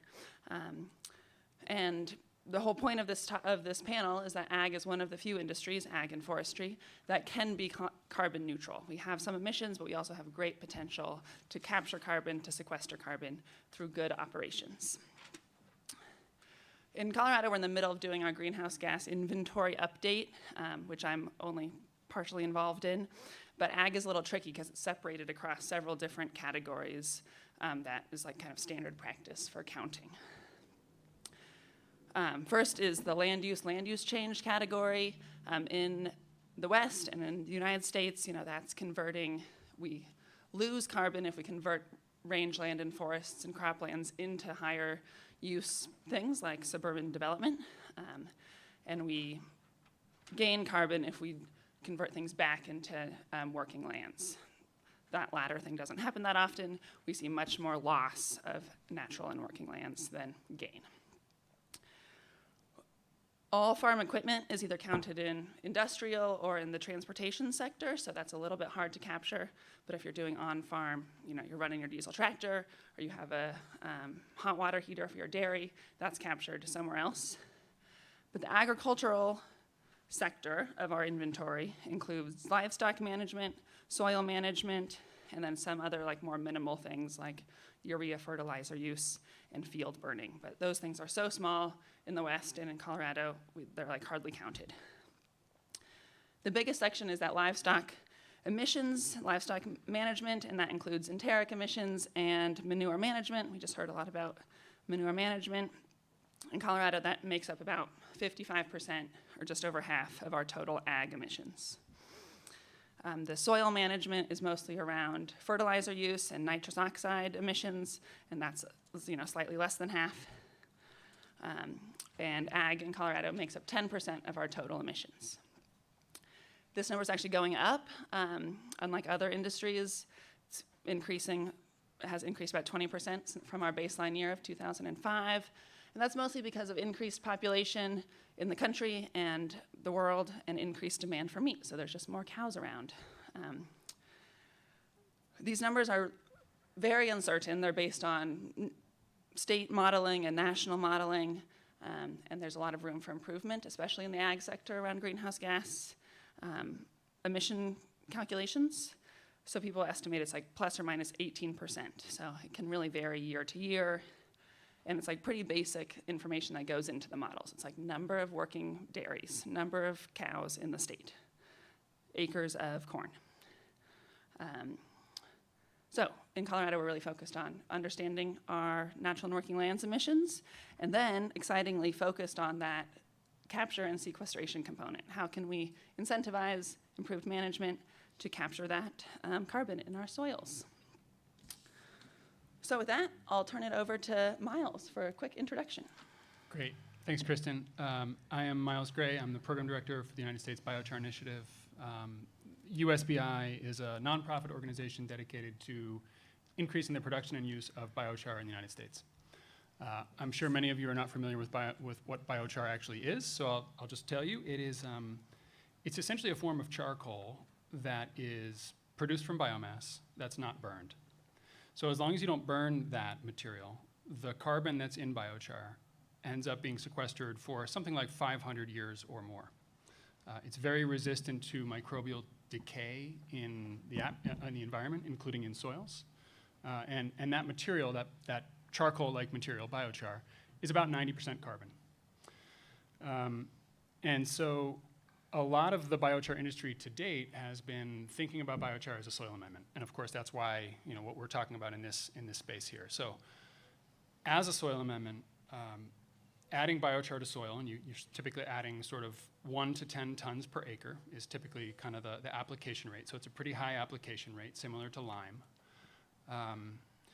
It sequesters that carbon in soil for hundreds to thousands of years. So you've added some carbon to the soil that improves soil health. That carbon improves general soil health, microbial populations, and things like that. But then there are a bunch of other co-benefits to adding biochar to soil, things like increasing water holding capacity. So it can increase water holding capacity and reduce, and also increase water use efficiency, potentially driving down irrigation costs. It increases nitrogen use efficiency and also nitrogen holding. So it can also reduce leaching of nitrate to groundwater. And then another benefit is that the presence of biochar, of this carbon in the soil, actually helps increase the accumulation rate of other types of soil organic matter. It can help protect a lot of natural organic matter and natural carbon that's produced by things like plant roots and microbes. Those get attached to pieces of biochar and they get physically protected from degradation. So it can sort of enhance the accumulation of other organic matter in soils.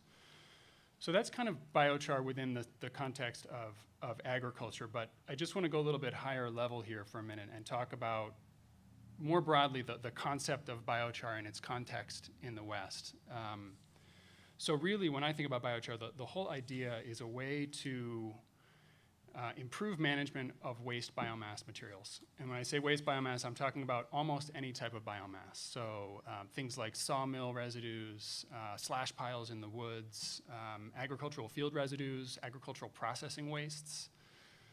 It can be things like construction debris, as long as it's clean enough to be primarily wood, compost overs, digestate, manure, and even things like biosolids from wastewater treatment plants.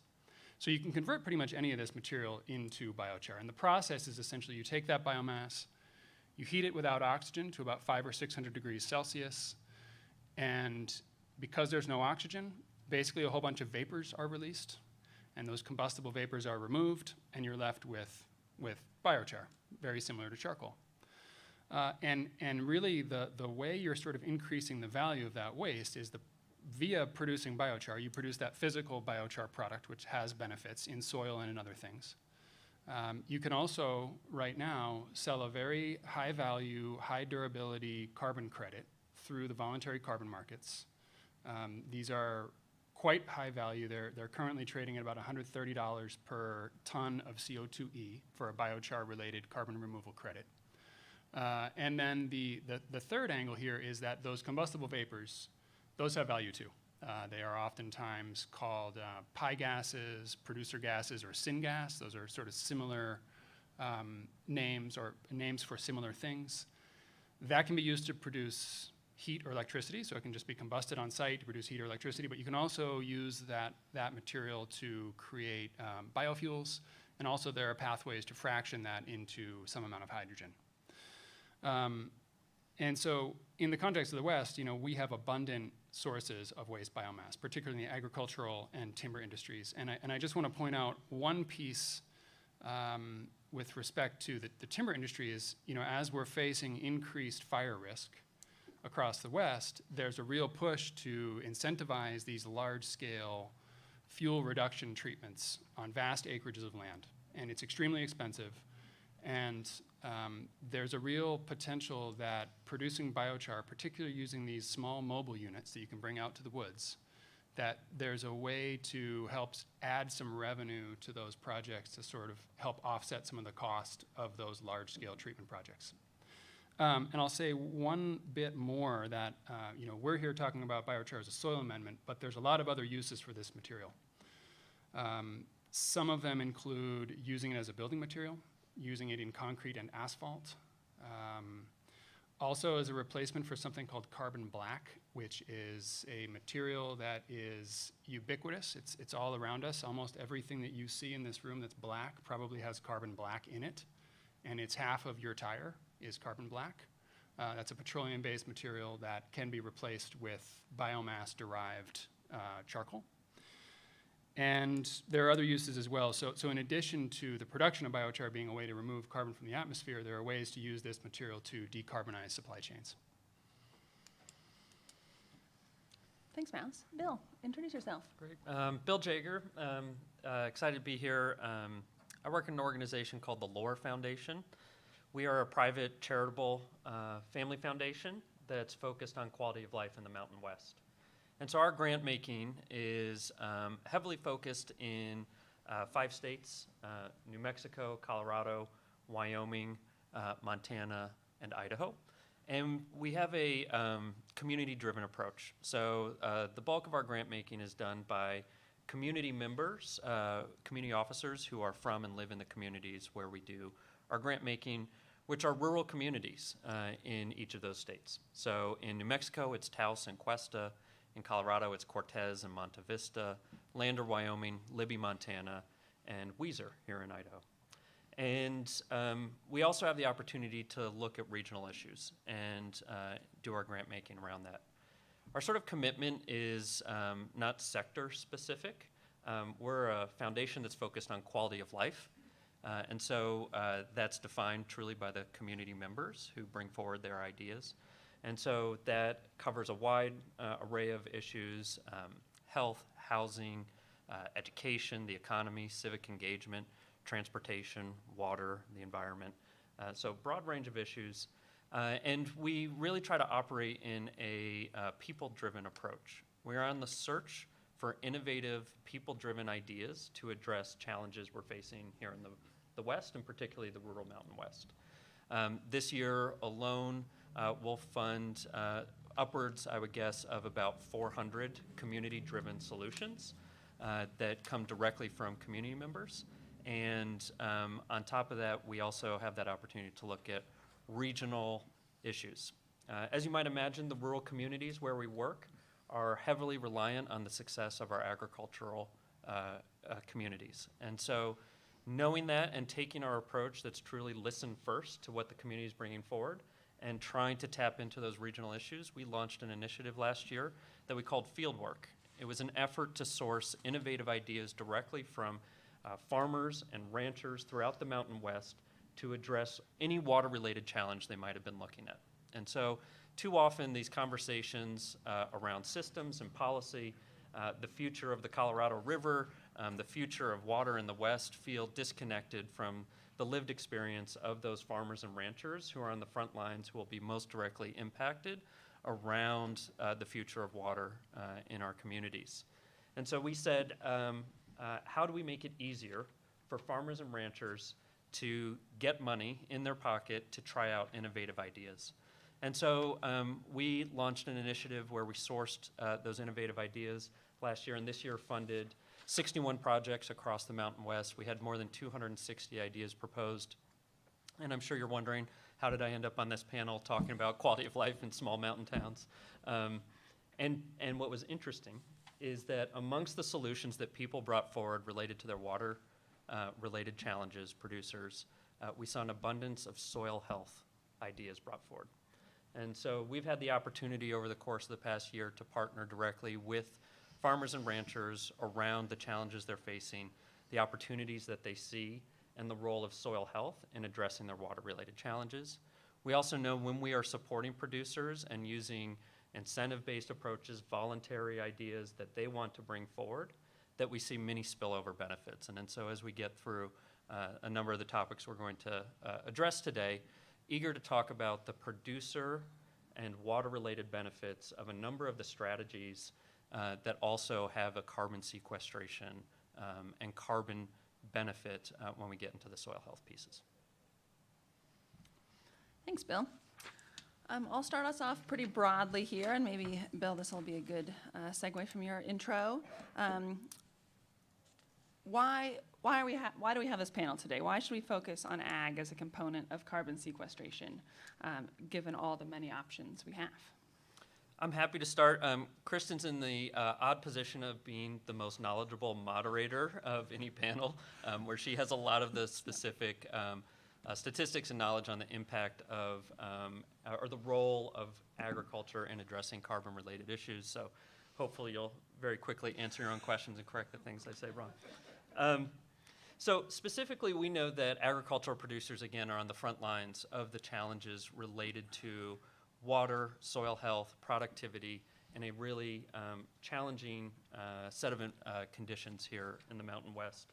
And as I noted, one of the things that is really hard as a producer is to change practice. There's so much risk involved in a tight margin sector, where when we ask producers to take on, to address an issue related to, hey, be part of the conversation around addressing carbon, or be part of the solution around addressing climate-related issues.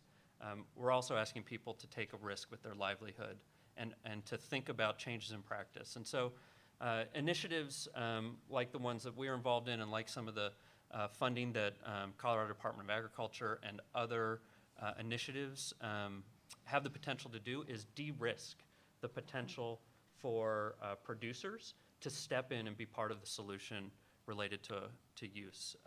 We know that agriculture accounts for, and Kristen will have the more detailed statistics, 80% of the water use, roughly, in Colorado as one example. And we know, therefore, any solution related to water, carbon, environmental impact that neglects the role of agriculture is missing those who are going to be some of the most impacted and can have some of the deepest potential to have positive outcomes. Great. Well, one of the reasons I like to focus on agriculture and soil is I think it's really interesting. So I'll just start there, that the sort of science and application of agricultural and soil science is fascinating to me. That is, I have a degree in soil science, so I'm a little bit biased, but I still think it's incredibly interesting. But in terms of this room, and I think one of the reasons why there's just an enormous opportunity in agriculture, both as a fraction of our GHG emissions, but also the potential to sequester carbon at low cost. There are many ways to remove carbon from the atmosphere. You know, we can go the completely technological route and put in a bunch of giant fans to capture air through DAC facilities. But there are some cheaper methods out there, and a lot of them run through agriculture. So that's a big part of the reason I'm interested in it. I think it also, in a lot of ways, democratizes the process as we implement carbon pricing strategies. A lot of the people that are going to be most affected are those that live in rural communities. I grew up in a small rural town. My parents drove everywhere, always, for everything, and there's a lot of gasoline consumption in small rural towns, and I think this presents a way, if we can get the financing right and get the pieces in place, there's a way to drive a lot of value back to rural communities who are going to be disproportionately affected by carbon pricing. Thanks, guys. I think you covered most of what I was going to say. I'll just mention ag and forestry is, so much of our land is managed by private landowners, by private farmers and ranchers, and helping them figure out what's the best way to manage their land. Oftentimes they already know the best way to manage that land, but really incentivizing the right choices, I think, is really key. The kind of the individual choices and S-curve uptake of new technologies or new management practices is really key. It's like relatively easy to electrify a grid. It's a few decision makers versus the thousands and thousands of ranchers across the West who we have to figure out what drives their operation and what drives their decision making. So I think, like Miles said, it's very interesting. It takes, you know, science and social science and being able to talk about cows and sagebrush, which I love. I also think, like Bill said, there's so many co-benefits of carbon sequestration in ag lands, which we're going to talk about later, but it's kind of a win-win-win operation. We can talk about capturing carbon, we can talk about lowering prices for farmers, and then also creating these ecosystem benefits.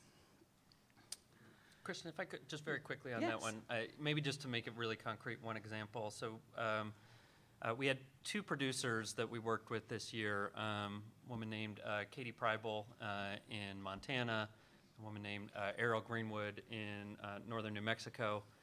Both were facing similar challenges related to things like stock tank water monitoring. So Ariel's part of a group that manages a 125,000 acre ranch in northern New Mexico, right? Huge swaths of land.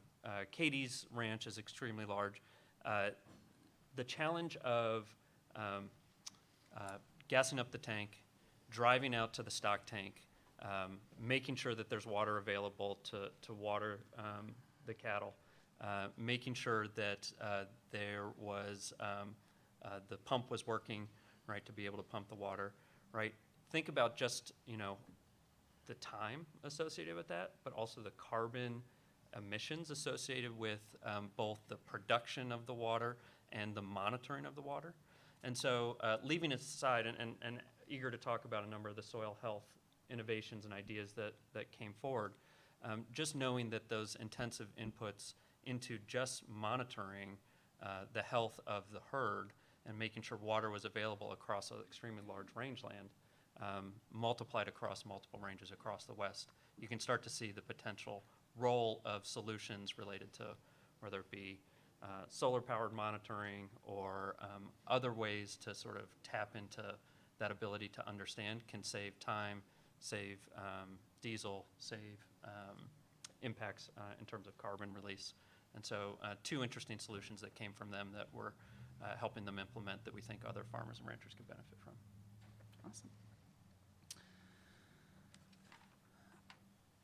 Miles, do you want to talk a little bit about some like incentive-based programs you've seen around biochar production and use?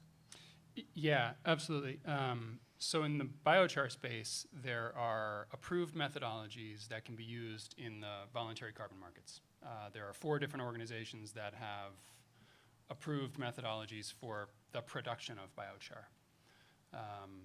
One of them is led by an organization called Climate Action Reserve. That's a US-based program, but the rest are primarily European-based.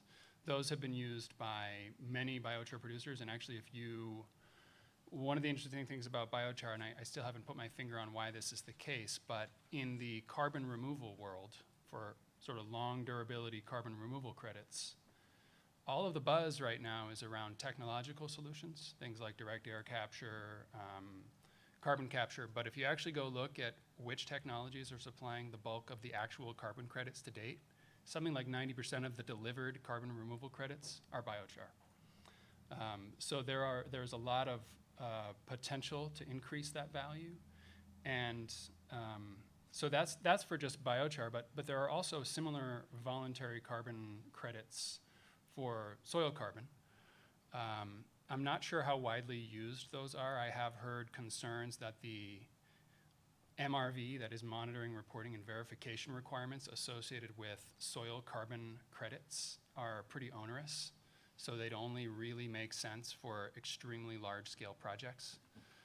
And also the price for a lot of those soil carbon-based credits is very low, like in the, I don't know, $20 a ton of CO2e range, as compared to biochar, which is kind of in the $130 range, or DAC right now, which a lot of those facilities are currently getting $600 a ton per ton of CO2e. So there's just a vast difference in how much the market is willing to pay for these different types of credits. And then on kind of the incentive level, there are also a lot of programs. Currently there's an NRCS conservation practice that will pay farmers to use biochar. There's very similar practices for lots of conservation practice standards for many other climate smart agricultural practices. NRCS is a fairly cumbersome organization. And I say this, my wife worked there for 12 years, so I saw it for many years as a bystander. So, those dollars are real, but they're not fast. And then there are also some state programs that try to mimic NRCS. I know Washington State has some, and California has some programs. So that's the voluntary incentives that I know of. If I could very quickly, because this is a place also where I do think philanthropy has a role to sort of prompt innovation and not just rely on the public dollar and the public sector. Because again, philanthropy, you're not putting the taxpayer dollar at risk. And so appreciate to be a part of that and look forward to engaging others in that conversation. But specific to some of the challenges, when we sort of went to farmers and ranchers and had, said, tell us your best idea, tell us the way you might address a challenge, oftentimes we're looking for, how do we come alongside other dollars to extend a practice? And the challenges that I think the average producer faces in accessing things like EQIP funding or SIG funding out of NRCS are really substantial. Huge barriers. And this is a place, as WGA has an important role, and the folks in this room have a role in engaging in the Farm Bill and engaging in USDA's ability to move money. Very difficult for, I think, your small farm or ranch to engage in accessing the public dollar. And so I think, when we sort of move forward, again, without some of those constraints that sit around that public taxpayer dollar, we invited ideas in, we made decision within 3 weeks, and we moved $535,000 out the door to help farmers and ranchers.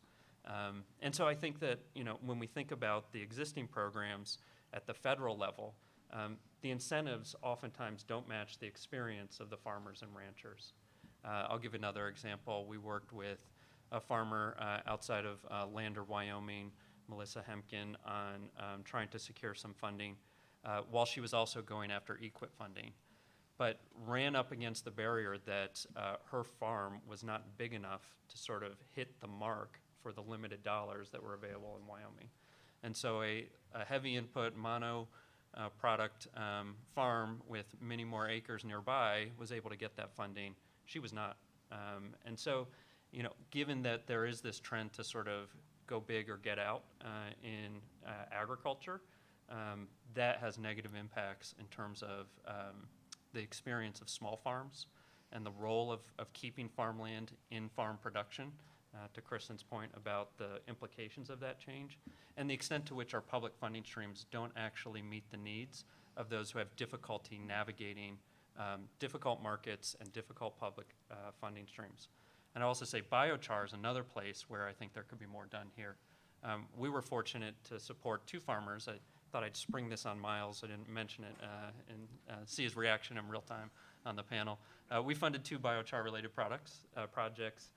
One, Michael Lobato, a farmer on the West Slope in Colorado, who had an idea that, you know, oftentimes biochar can be spread across as a soil amendment.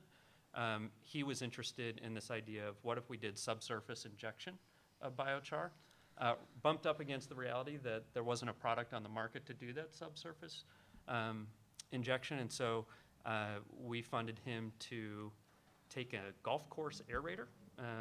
I'm not a golfer, but, you know, pulling the plugs. And at the same time that you're plugging the golf course, inserting the biochar. And so testing the impact on that. And he's got some preliminary data that I think is really promising. The challenge, of course, is not a practice that he could get funded yet. And even some other funding streams that are asking farmers and ranchers to, in order to be eligible for funding, to actually quantify their savings. The tools that have been developed to do that don't always include biochar. And so another place where is there a role now for building that evidence base, but also pushing the public dollar to be more responsive to the small farmer and to have space for innovation, or space for proving out the practice as opposed to simply funding what we know works.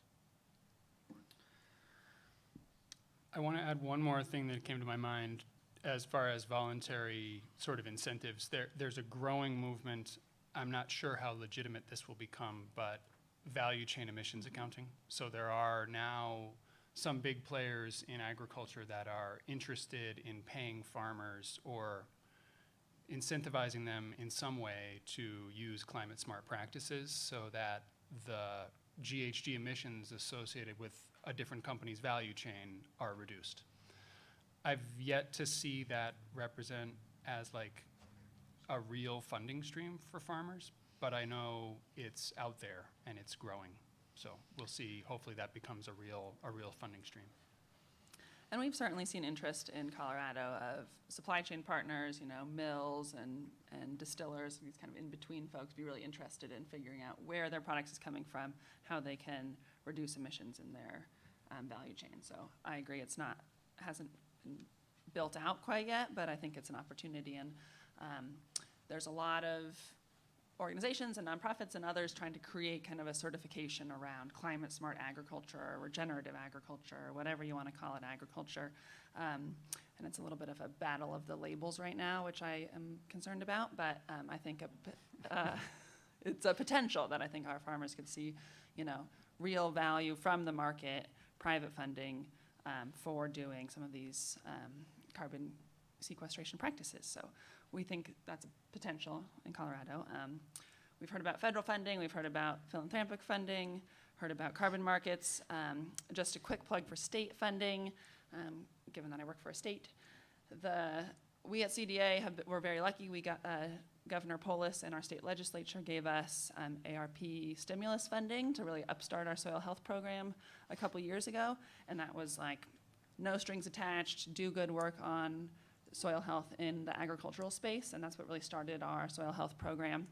And that really allowed us to do innovative practices on properties and with farmers that have a hard time accessing that other kind of federal or government funding. Since then, we've gotten several federal grants, including a USDA Climate Smart Commodities grant, which was a great opportunity.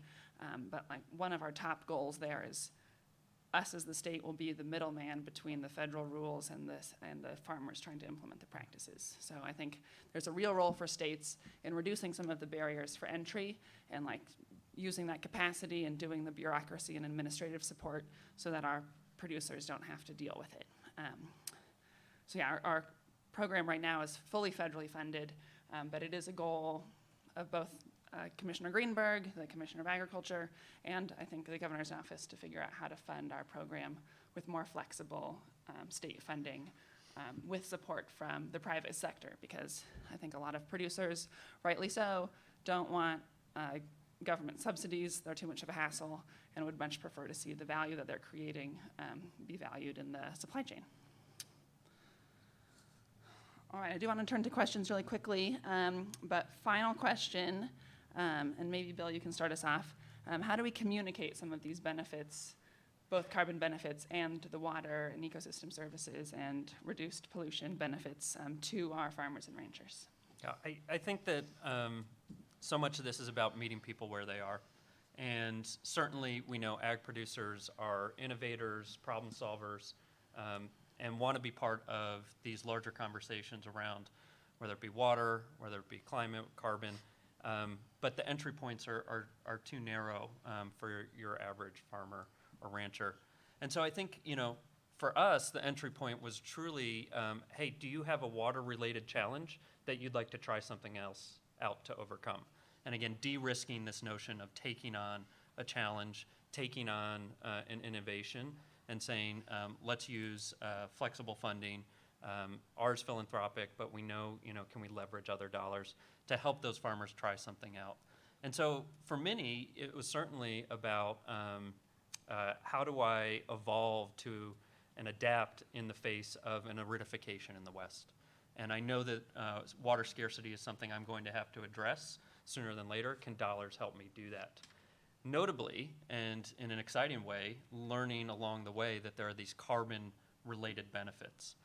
And I would say also, Kristen sort of gave you a very modest summary of the STAR program, which I think can be a real model for, again, meeting farmers where they are. If you're not familiar, it's a soil health assessment and monitoring and incentive-based payment that is voluntary, that is tied to sort of a rating scale around adoption of conservation practices. And so again, this idea of meeting people where they are and then getting dollars into the system that are more than the taxpayer dollar or just the philanthropic dollar. We were excited to see, in part due to the work of Colorado Department of Agriculture, this Climate Smart Commodities grant allow for the expansion of voluntary soil health practices to other states in the West. And so we also recently approved a grant to STAR, a national nonprofit that is bringing this voluntary soil health practice to Wyoming and to New Mexico. And again, the payers in that model don't just have to be philanthropy and don't just have to be the taxpayer dollar. We know that many of the buyers up and down the supply chain have carbon or environmental impact related goals.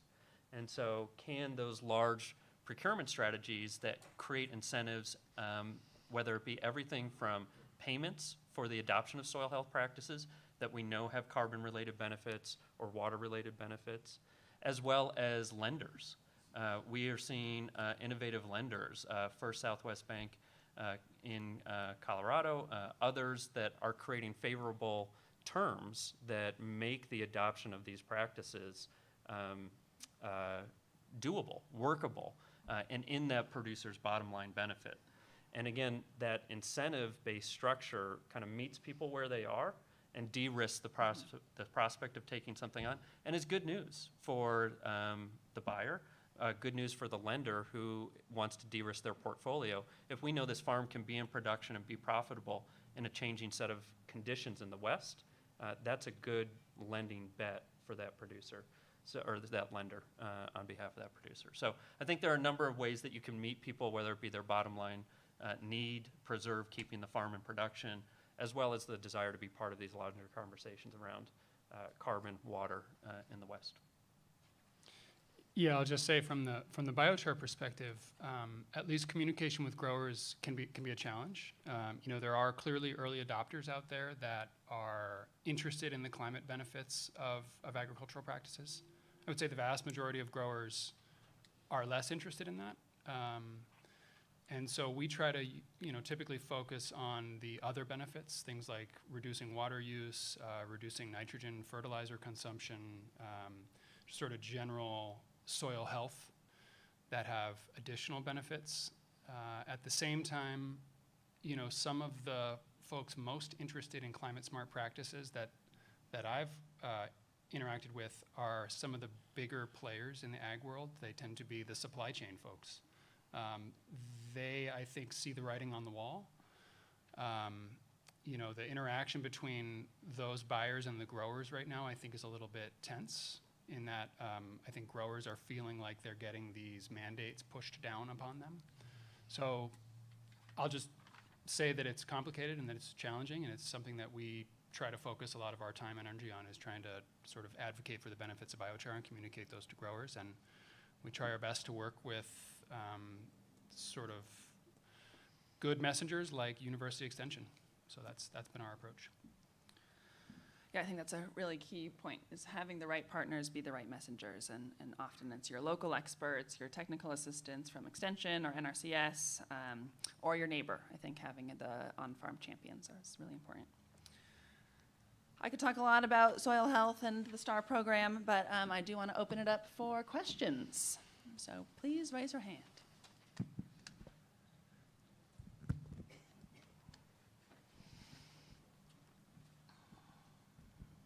Thanks.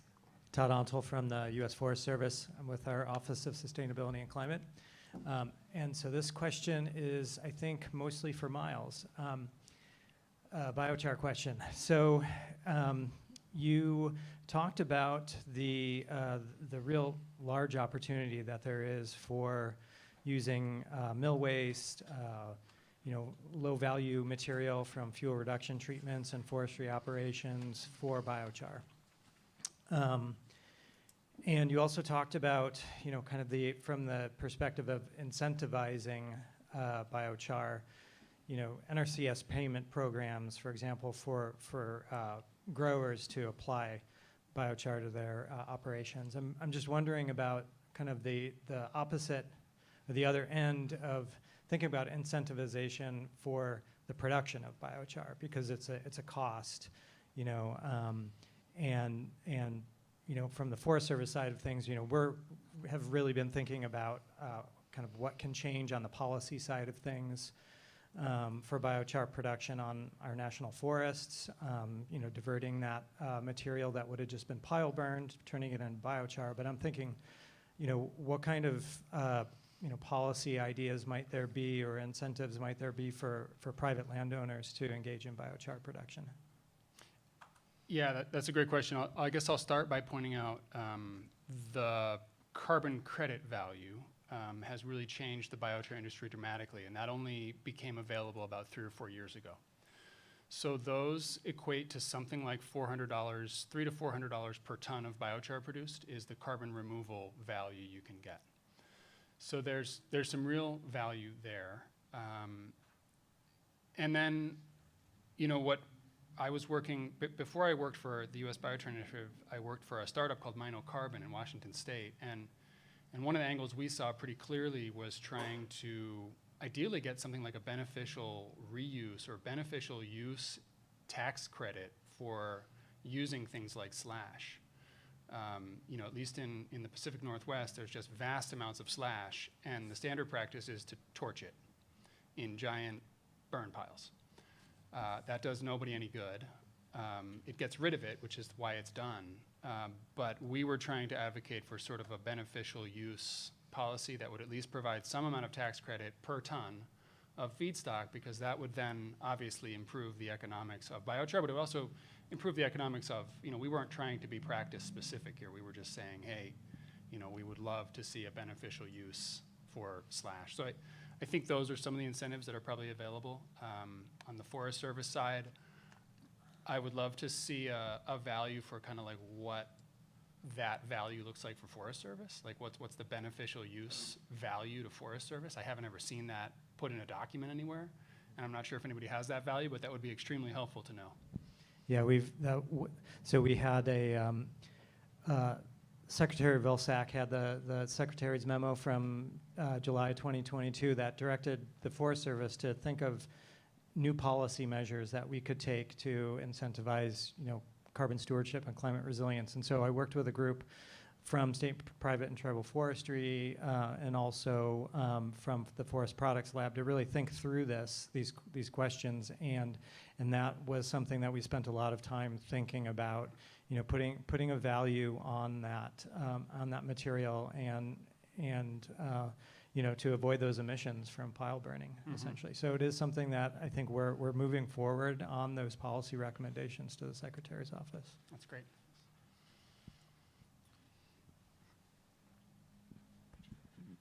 Thank you. Seth Snyder, Idaho National Lab. I was going to ask a question for Miles, but it was too close to that, so I'm going to ask a question to Bill. You spoke a lot about water. The real competition in water is between ag and power plant cooling and other sorts of industrial cooling. Do you see how you can kind of build a relationship with small farms and basically local power plants, local industrial uses to get a fair use of water and benefit the communities? Yeah, would welcome others who have insights on that. I would say that the urgency over the conversation around water use, the role of agriculture, the role of growth in our cities, and the use of water in things like power production.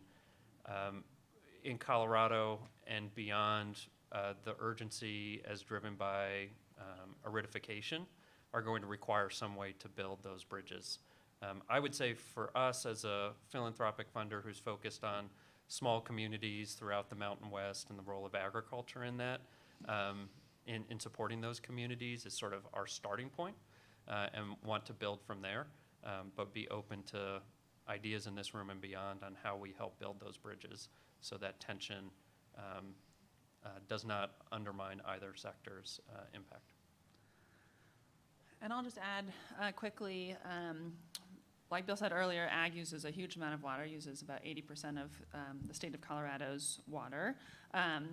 And we've found, we've seen a lot of buy and dry in our state of mostly residential areas buying water rights from willing farmer sellers, but removing it from the ag sector and using it instead in suburban growth.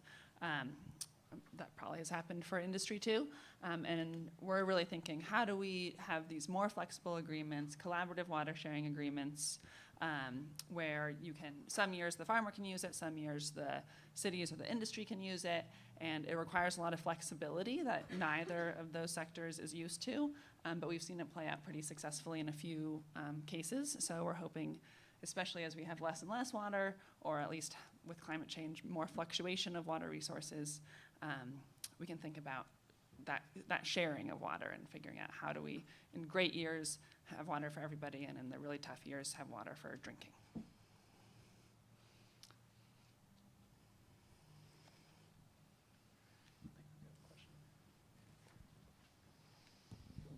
Thank you. I'm on this microphone probably too much today. I'm Curtis Martin. I'm an Eastern Oregon rancher. I've been there my entire life, and this is really some great information. And Kristen, I got to tell you, I'm going to push some love back to you when you said that you love sagebrush and bunchgrass, because that's where I live in the high desert of Oregon. So appreciate that comment. Yeah, sagegrassy. Not very many people know that country, but that's my heritage, and I'm really proud of it, and I want to sustain it. So I think your question earlier was kind of directed, how do you invigorate or cause the questions from the ag, producers like myself to be involved in this? And I guess I would relate that there's a real awareness of most ranchers and farmers that we have to connect with our urban and metropolitan counterparts, because we're less than 1.5% of society now. And I really do want, it may sound kind of weird, but I want my city cousins, I guess for lack of a better word, to know me, because I think if they can come out and see what I'm doing as far as conservation enhancements for riparian building and carbon sequestration. We're embarking on some really intensive research with Oregon State University professors, trying to put forward the holistic the cattle industry. It's, you know, the greenhouse gas, the UN accusation that cattle are producing 3 to 5% of the greenhouse gases in certain segments could be true, but you've got to take the holistic approach of cow-calf operations when the majority of their life are spent out on the open range, and it actually invigorates carbon sequestration. So, I mean, I'm palavering here too much, and I don't want bear down too much on it, but there is there's many organizations that are producer or organizations that are wanting to pursue, you know, getting legitimate science and initiatives out on the landscape so that we can tell our story. And it's not a story, it's the truth, and that's what we're after.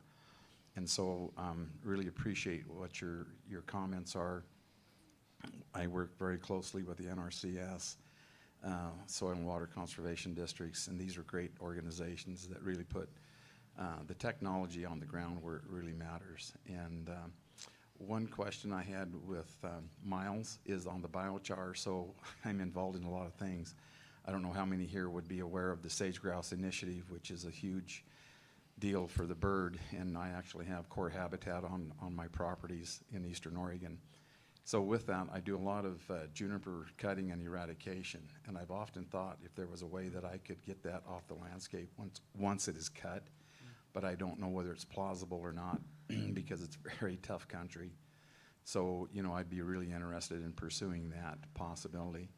And then, Bill, your organization is huge. We're trying to get local meat processing in Baker Valley. That's where I live, and we have the best raw product in the world, and we're looking at biodigesters for the meat processing waste that would include food waste or any kind of organic waste that could be, you know, totally carbon actually negative is what we're looking at. So I guess I don't have any questions, but the biochar is very intriguing to me. And Kristen, I just want to applaud what you said, because I wish maybe I don't know how many producers there are in this room, but they are invigorated. The problem is it's such a tough lifestyle that they don't have time to come to these great things like this is. I'm semi-retired, so I can goof around quite a bit, but what you're doing is really worthwhile. And building those bridges between the urban, rural, especially in Oregon, there's maybe a greater divide in Oregon than there is in Idaho. But anyway, I appreciate that very much. Thanks, Curtis. I appreciate the compliments. And yeah, I think we all totally agree the kind of communication of the many benefits our producers are creating is really key. And I apologize, we did mean to talk about all sorts of co-benefits, but we ran out of time. And I think we're out of time. So Jack, over to you. Thanks, everyone. Kristen and panelists, thank you guys. And then we'll switch out for our panel number 3 and forego a break, but I promise we'll get you a break on the back end of that one, so thank you.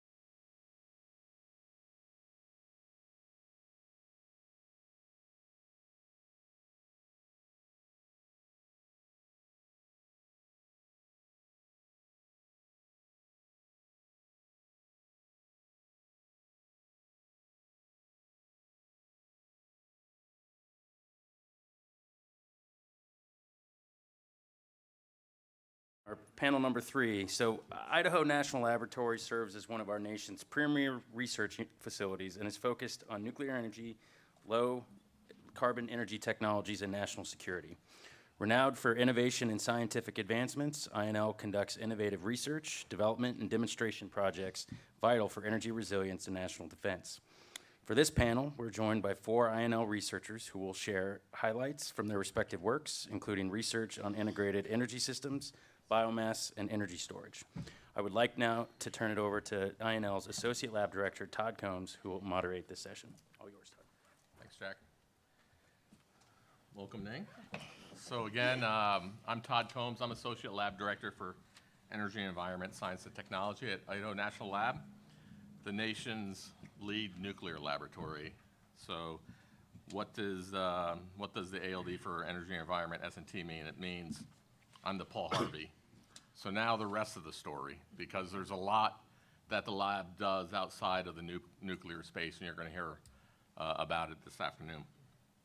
I'll be joined by a couple of our directorate fellows in my organization, Seth Snyder, who's been doing a lot of work lately in decarbonization of manufacturing, in hydrogen, and in the past he's done a lot of work in water technology as well. David Thompson, another one of our directorate fellows, he's our chief scientist for bioenergy. So biochar is a good topic to precede this panel for his particular area. And then I have a couple of my department managers who are also researchers as well. Eric Dufek, who's our department manager for energy storage and electric transportation, and Ning Kong, who's our department manager for power systems and energy. So we can cover the gamut from hydrogen to biomass to microgrids and electrification of transportation, everything in between this afternoon, so as you have questions later. A bit about the Integrated Energy Systems Initiative. Seth has a slide or two, he'll go into details, but it's one of 5 major S&T initiatives at the laboratory. 2 of our initiatives are centered on nuclear. So one is really focused on keeping the current fleet viable, as well as advancing technology to build the new fleet of the future. There's another nuclear initiative centered on the fuel cycle, so everything from the creation of fuels that new reactors and advanced reactors will need all the way through to the disposition. We have a manufacturing initiative really centered on harsh environments, both from a harsh environment nuclear perspective, but also we have a large national homeland security footprint at INL. A lot of folks don't know that we actually are the manufacturers for the Abrams tank at the laboratory, and then others do the integration of the armor. So harsh environments for us, as well as the impact of a munition on materials. And then we have a cyber-focused initiative. We're the lead lab for industrial control system cyber.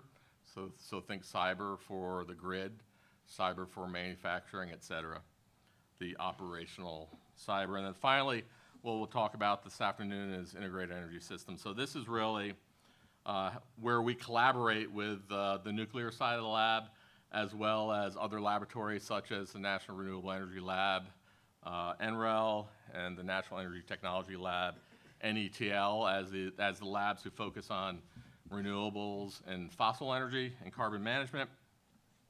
And for us, twofold. One is to ensure that we develop ultimately an energy system that can integrate all the above and optimize it, as well as from a nuclear lab perspective. The other initiatives at the lab really focus on cost, and that part of the equation in terms of profit. We focused all of our researchers here on the revenue side. So coming from a reactor, you have electricity, but you also have heat. How can we use that to do other things to make the reactors economic? So that's what we'll talk about this afternoon. I'll turn it over to Seth to introduce himself briefly, and then go over your slides. Thank you. So first question, we couldn't decide whether we should stand at the podium or sit here. Quick vote, stand or sit? Okay, we'll sit. Sorry, That's fine by me. I'm really antsy. I prefer to stand, but everybody else prefers to sit. So my name is Seth Snyder, and the reason I don't have an accent, hello over there, I'm from New York City.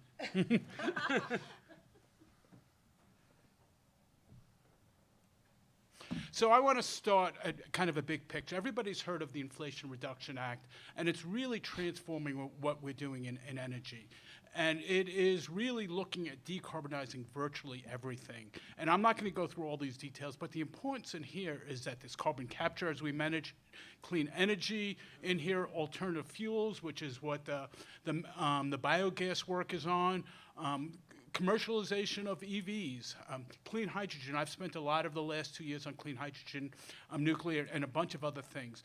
Amongst all this is also things related to manufacturing and how we're going to integrate it. And I'm very proud to be part of a team that's really looking how we're going to put the whole thing together to address this kind of clean energy, clean manufacturing, clean agriculture. I think it's a really exciting time to be in this field, and it's been fun. So I'm going to just show one slide about the lab, and then the team will talk about different aspects of it. Oh, sorry. So this is all integrated here. I forgot this slide. We see all the various parts in integrated energy systems. While we start with nuclear, we also integrate other energy, including work on wind and solar, as well as hydropower and others in there. And we're looking at all the products from the energy. It includes the biofuels, it includes chemicals. And one of the questions I had, which we didn't get to with Shell, is that they're a very large chemical producer, and that's a big part of this story. Water came up in the last talk, and that's very important. And in industry, there's some very important products in there. We talk a lot about fertilizer in here. That's one of the biggest inputs, and making ammonia is one of the biggest carbon emitters in manufacturing out there. That's all part of what we're trying to do in integrated energy, as well as the hydrogen, which could be for vehicles or it could be for manufacturing. So rather than kind of jump through a million things, I'm just going to put it all on one slide here. This is actually one of our working labs. It's one of our labs we're very proud of, and I don't have the slide on the next part of this, but I will talk about this. This is putting everything together. You could see all the way on the left a vehicle, so you see the size of this facility. So this facility is what our Integrated Energy Systems Lab. And on the left is where we do vehicle charging, and Eric's going to talk about that in a moment. And on the right, we have our real-time digital grid simulator as well as our microgrid, and Ning's going to talk about that. And in a moment after that, when Dave speaks, we have a separate lab on the feedstock side, so that's not here. I'm going to talk about the middle, though. In the middle here, what we see is a whole series of operations. One of them in there at the top is our electrolysis lab. And for the people not, embedded as we are, electrolysis is where you take electricity and water to split it to produce hydrogen. And that is the big platform, or one of the two big platforms of how we're going to get to clean hydrogen. Within that, there's different ways to do this electrolysis. The way our folks in Colorado do it is called low-temperature electrolysis. It's a great system. It's commercial at about a 20 megawatt scale. What we do differently at INL is we do high-temperature steam electrolysis. That is significantly more efficient, but it's not a turnkey commercial system. That's what we're working towards. And so within that, we have to bring in the electricity and the heat. And what we show on the bottom of that slide in the middle is what we have is called a TED system. And it has nothing to do with talking at all. It's actually a thermal energy distribution system. And so we want to balance how much we use in electricity, how much we use in heat, and we want to make hydrogen. And we could use that hydrogen for a lot of different uses. Besides that, the other thing that we're building into here is what we call co-electrolysis. So I capture CO2, I put it in with the water. Not only do I get, then could I get hydrogen, but I can get syngas, which was mentioned before. I could start making the things that can make synthetic fuels. I can make things like ethylene to make plastics. I could do a whole lot, essentially create the economy. So what we're trying to do in this lab is trying to create an energy economy to test bed, to bring industry in to test things. What I didn't show here, and I just got about 20 minutes ago approval, is that we're building a facility like this that's about 20 times larger out in our desert site to do it at a commercial scale. And we're going to call that the Energy Technology Proving Ground, and that should be operational in about 2024, 2025, different parts of it. So we're going to be at commercial scale, show all the little parts of the energy economy, to show vehicles and charging, how the grid will work, and how we're going to do manufacturing. So it's a really exciting time to be doing this work. Thank you. So my name is Yinkang. As Todd mentioned, I am the department manager for our Power and Energy Systems Department at INL. So my colleague Seth just laid out the vision of Integrated Energy Systems Initiative. So we are very much aware that nuclear energy has this great potential to decarbonize our power systems, the grid, but they can also provide high-grade heat that has, a lot of potential to decarbonize hard-to-abate sectors of the economy. But we are also aware that there are a range of challenges facing nuclear energy, especially some of the future advanced and new nuclear energy, such as small modular reactors and microreactors. These challenges range from economic to regulatory to safety, social acceptance. So I was very fortunate to be part of a National Academy Study Committee in the last 2.5 years to exactly identify those challenges and to lay the foundation for new and advanced reactors in the US. So the committee published the report with the same name this April.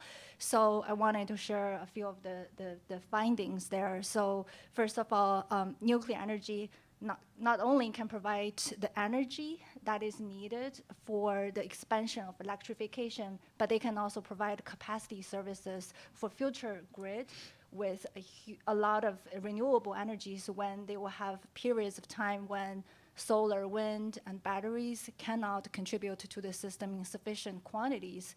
Nuclear energy can continue to provide reliable resiliency services such as inertial response, frequency voltage support. So with all of these values they can provide to the entire system, they can be cost competitive compared to other low carbon generation technologies. We also found that favorable policies and regulations can enable greater nuclear deployment.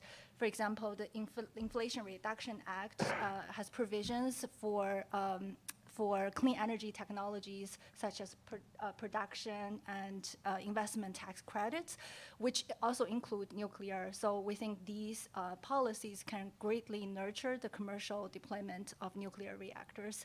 So we've already talked a lot about the grid side, but for the broad energy systems decarbonization, it has been widely accepted that low carbon hydrogen will play a key role in that whole challenge. Seth just mentioned hydrogen has already been used in chemical production, steel making, for fueling electric vehicles, fuel cell electric vehicles. They can be combusted to produce heat and electricity.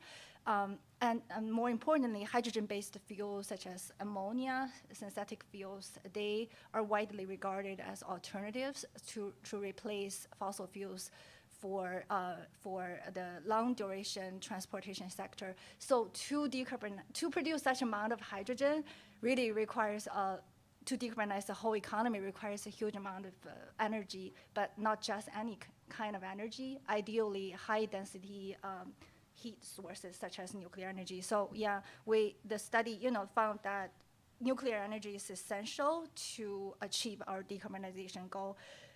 Quickly, so to achieve the vision of nuclear integrated energy systems initiative, so INL has embarked on a range of R&D initiatives, but all the way leading up to collaborating with several utilities across the country for field demonstration to support large-scale hydrogen production using nuclear energy.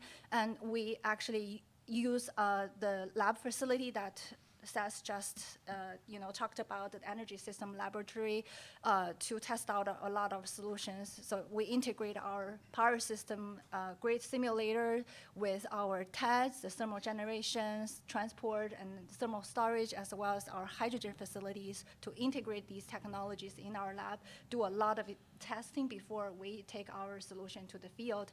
So in fact, we already successfully supported a constellation in their 1 megawatt hydrogen production using the nuclear power plant. We have moved on since to work with several other utilities, such as Xcel Energy, Energy Harbor, Arizona Public Service, to do a few more field demonstrations in the next few years.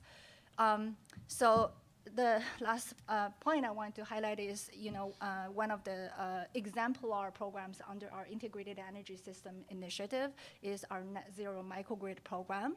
So this program engages in cross-cutting research by integrating all kinds of net zero generation and storage technologies to accelerate the removal of carbon-emitting generation resources from microgrids. So in this program, we envision nuclear energy and as well as the combined heat and power applications such as hydrogen production as an end game to achieve net zero microgrids. With that, I'm going to turn it over to my colleague, David. Hi, I'm Dave Thompson. The only people who call me David are my parents and my grandparents and my brothers and sisters. So, I grew up on a farm in south central Indiana of about 130 acres. No animals, corn, soybeans, winter wheat. I went into what I do because, oh, I'm sorry. How do you do this? Oh, the big green one, that makes sense. So anyway, I went into what I do because I was in high school, went into college in the late 70s, early 80s when times were really tough for agriculture. And I wanted to get away as fast as I could. And, I did. And I went into biotechnology and then renewable fuels, and here I am all the way back at Cornstover. So I want to give you a little bit of a sense of what we do with biomass. The connection with what Seth and Ning have talked about here is if you want to get to a low carbon source of materials or fuels or chemicals, it's great to put in nuclear energy, solar, wind, sources that are carbon-free. But how do you get to carbon negative? So you get to carbon negative by using biomass or biogenic sources of carbon as the carbon source for the things that you make using carbon-free sources of energy. And so we have at INL, funded by the Bioenergy Technologies Office, the Biomass Feedstock National User Facility, which came about because companies were being funded by the Department of Energy to make biofuels from ag residues and things like that. What they learned was the handling and size reduction equipment that was out there was incapable of handling those things. They got equipment from different industries that were designed for different things, and they just didn't work. And so that was really the inception of the program, and over the last 20 plus years, we've grown significantly, and we see really that there's a good connection for biomass in a negative carbon economy. And so the Biomass Feedstock National User Facility, it's a mouthful. We call it BUFNUF. Yeah, somebody in our, said, are you buff enough? So, anyway, so it's about a $15 to $20 million per year program. We do work for industry as well as for the bioenergy program. Our main job is de-risking feedstock handling and conversion. I don't like to read slides, so. We have the distinction of being the only facility in the world that has the breadth and the scope of equipment that we have and at the scale that we have. And so we actually had an upgrade over the last couple of years, which we had the ribbon cutting for and had the honor of having the Secretary of Energy, as well as some other dignitaries, both state and federal government, and industry as well, come out to visit us. And so what we really do here is as I said before, de-risking. So just a quick example of some of the equipment that we have in there. Lots of different separation equipment, different types of screens, different types of comminution, grinding, different things for breaking bales. One of the things that we've expanded to over the last couple of years is developing a focus on municipal solid waste as well, because there's a significant biogenic portion of that as well in the form of non-recyclable cardboard, paperboard, paper, and yard waste. If you go to construction demolition, then you're looking at woody materials there as well. So I'm not sure how long I went, but I'll pass it off to Eric. Perfect, thank you. As was mentioned, I'm Eric Dufek. I lead our energy storage and electric transportation work at INL. And the way I like to think of what we do is if you look at the overall transportation realm and how everything fits, there's not necessarily a single one-size-fits-all. So we really cover those areas that can and maybe should be electrified, but we don't cover everything. We work very closely with our biomass workers on areas like synthetic fuels.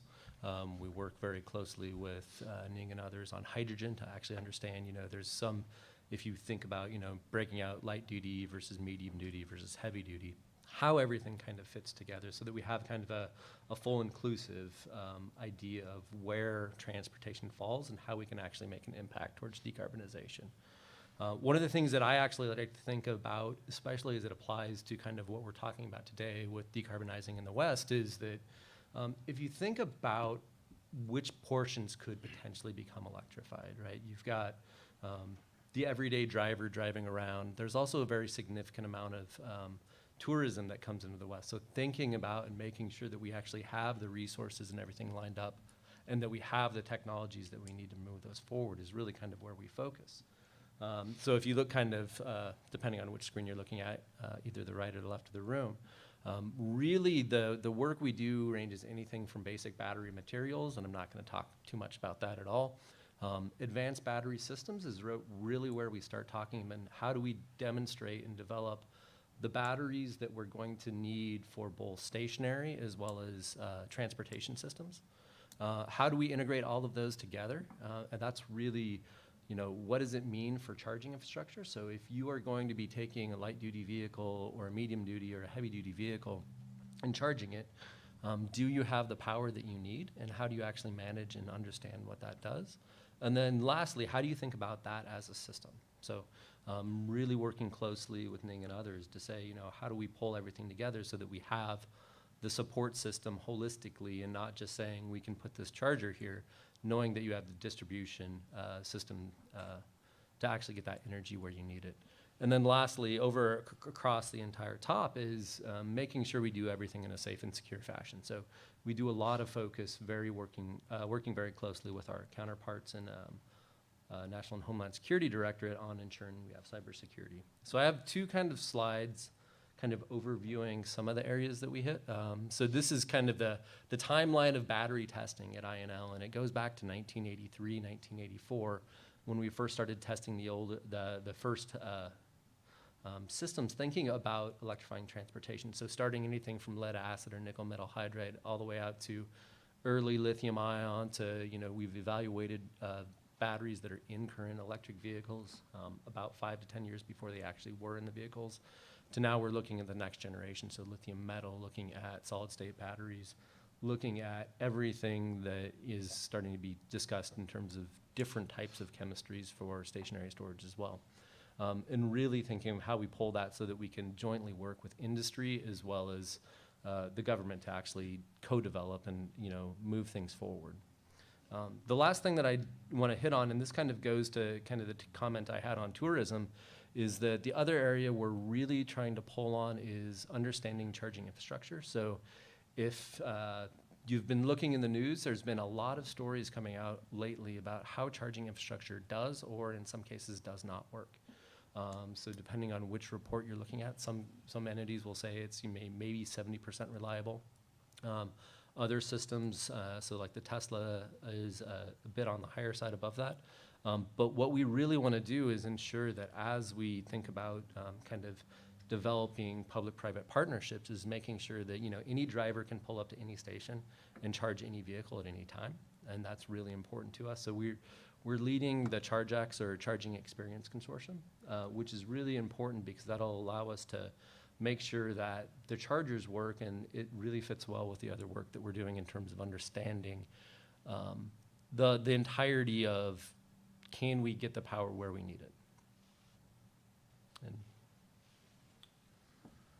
Thanks. Yep. But Eric, on your first slide, you didn't even point out one of our more clever acronyms, the EV Infrastructure Lab, Yes. EVIL. And so we are in the presence of Dr. Evil. Yes.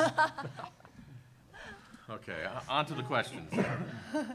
So this is for all of you. Maybe start with Seth, but what are the key challenges and opportunities in integrating nuclear energy with other low-emission energy sources such as biomass, hydrogen, and ammonia? We kind of talked about some of these things in the past, and this is an important and it's a challenging question.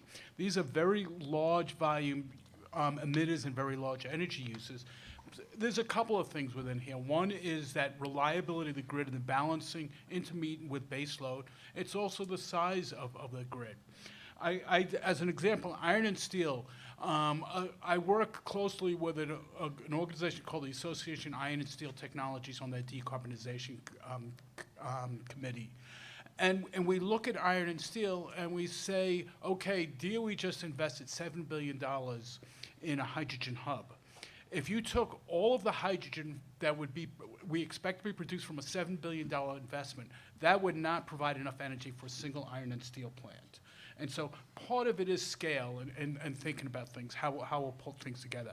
So we call those kind of places things like hard to decarbonize areas. Nuclear can provide the base load, can provide very large.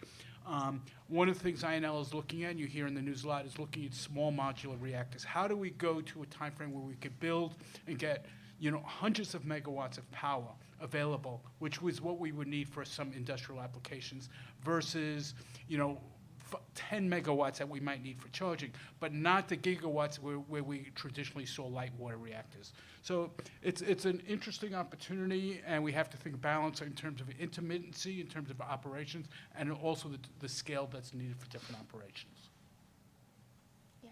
Thank you, Seth. So I wanted to focus more on especially the integration of hydrogen production with nuclear energy.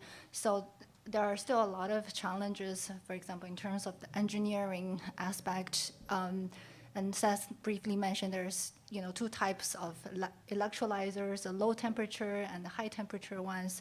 So the low temperature ones, you will take electricity from nuclear energy. That's relatively easier from the engineering perspective, but for the high temperature electrolyzers, you will need to divert both heat and electricity to produce hydrogen really in a very efficient way. So there are still challenges but we're working closely with utilities and vendors to solve those challenges. And in terms of controls of these type of systems, they are highly complex, highly nonlinear, and we need to kind of lean on more modern control methods such as such as AI, machine learning, artificial intelligence, to kind of not to only maintain the internal stable thermal and electrical operations, but also to how to smartly interact with the grid, so that, for example, when the grid electricity price is low because we have a high renewable generation, we can divert more of that electricity and heat for hydrogen production and, do the reverse when the electricity price is higher. So, yeah, so I'm gonna leave with that, Dave. So from the biomass perspective, all biomass is local, right? So all biomass is distributed all over the place. It's not in very large concentration. We do grain by harvesting it and concentrating it. Grain is a nice, easy thing to flow. We have all kinds of systems built up for that. But we don't for just loose biomass. Bale systems help for herbaceous things like stovers and straws, tend to introduce soil, tend to increase variability that you might normally see just from genetic differences or weather differences or soil differences, depending on where you are. Biomass, like anything else biological, has a shelf life if you put it under conditions where it can be degraded by microbial activity. What that all adds up to is that it's expensive to move, it's extremely variable, and if you want to feed a large industry with it, you have to be able to manage those things cost effectively. And so those are the biggest hurdles and really what we work on. So if I think about where we can actually line up nuclear energy with transportation, one of the things that I like to think of really goes back to Dave was talking about growing up in Indiana. I grew up in Wyoming, driving across I-80. And if you think about truck and light duty traffic, if we were to push towards electrification, hydrogen heavy duty vehicles, we need the ability to get the energy to that transportation so we can move goods and people. So I like to think of, reactors as a great way to kind of envision kind of traveling in the future where you can actually have co-location to actually get that energy where we need it when we need it. In part because if you actually think about what that energy demand of moving both light and heavy duty goods and people across the country, it's not in terms of kilowatt hours, it's multiple megawatt hours that you need at one time for a travel center type experience. And that's something that has to be planned in as you consider what the next generation of decarbonization looks like. And I'll just add that in terms of key challenge and opportunities, and what we sort of as a non-nuclear side of the lab often say to our nuclear colleagues is we need reactors. So there's a number of, for example, advanced reactors in the pipeline in terms of development and ultimate deployment, but we need them to come to fruition to be able to do what we've talked about. If you go and look at the DOE liftoff report for nuclear, they say to meet our 2050 net zero economy goals as a country, we need 300 gigawatts of nuclear for electricity and all this other decarbonization work. We have 95 right now. So we've got 205 we need to build between now and 2050. It's a big lift. Seth, you mentioned hard to decarbonize sectors. Can you talk a little bit more about what you meant by that, as well as provide some details on why manufacturing and other industrial applications are a real challenge, and then how our IES initiative helps? Okay. I mentioned iron and steel briefly. I'll just talk about one product I think this audience would know better, which is fertilizer, and specifically ammonia. So we produce ammonia through the Haber-Bosch process. It's a centriole process where we take hydrogen and we react it with nitrogen, which we capture from the air to produce ammonia. We might convert it, use it directly. We might make urea or other products to go forward. Right now, if you go to a major ammonia producer and say, you give us decarbonized hydrogen, we'll gladly swap it out and we'll have a decarbonized fertilizer. And actually, that is the single largest product in terms of chemicals and carbon emissions. But it isn't that simple. As I mentioned, that's a lot of hydrogen in one place. So that's a hard to decarbonize facility. And so the question becomes, if you want to decarbonize fertilizer production, do you produce at a nuclear plant or a major solar or wind a lot of hydrogen? You then transport it through, you would need new infrastructure, and we are starting to think about hydrogen pipelines, but they're not extensive, to an existing plant that's very, very capital intensive and all? Or do we think the other way around? I know some companies, one of them that's going to be in Washington State, is saying, we're going to actually do a greenfield production where we're going to do electrolysis and we're going to produce the hydrogen there. But then you need different distribution systems. So that is a specific, hard to decarbonize target, fertilizer. What are we doing? We're thinking about where that balance is. How do you do that nitrogen capture? If you're going to do electrolysis to produce the hydrogen, you could use the oxygen in making the fertilizer. Thinking about it from an integrated system, which is why it's an integrated energy system. So that is one example of that. I already mentioned iron and steel. I won't go into details there. But there is a whole series of products that each one is unique, but they're complementary in terms of their need for electricity, for hydrogen, for CO2 sometimes, for reduced carbon, for kind of carbon products that Dave talks about, as well as water and other.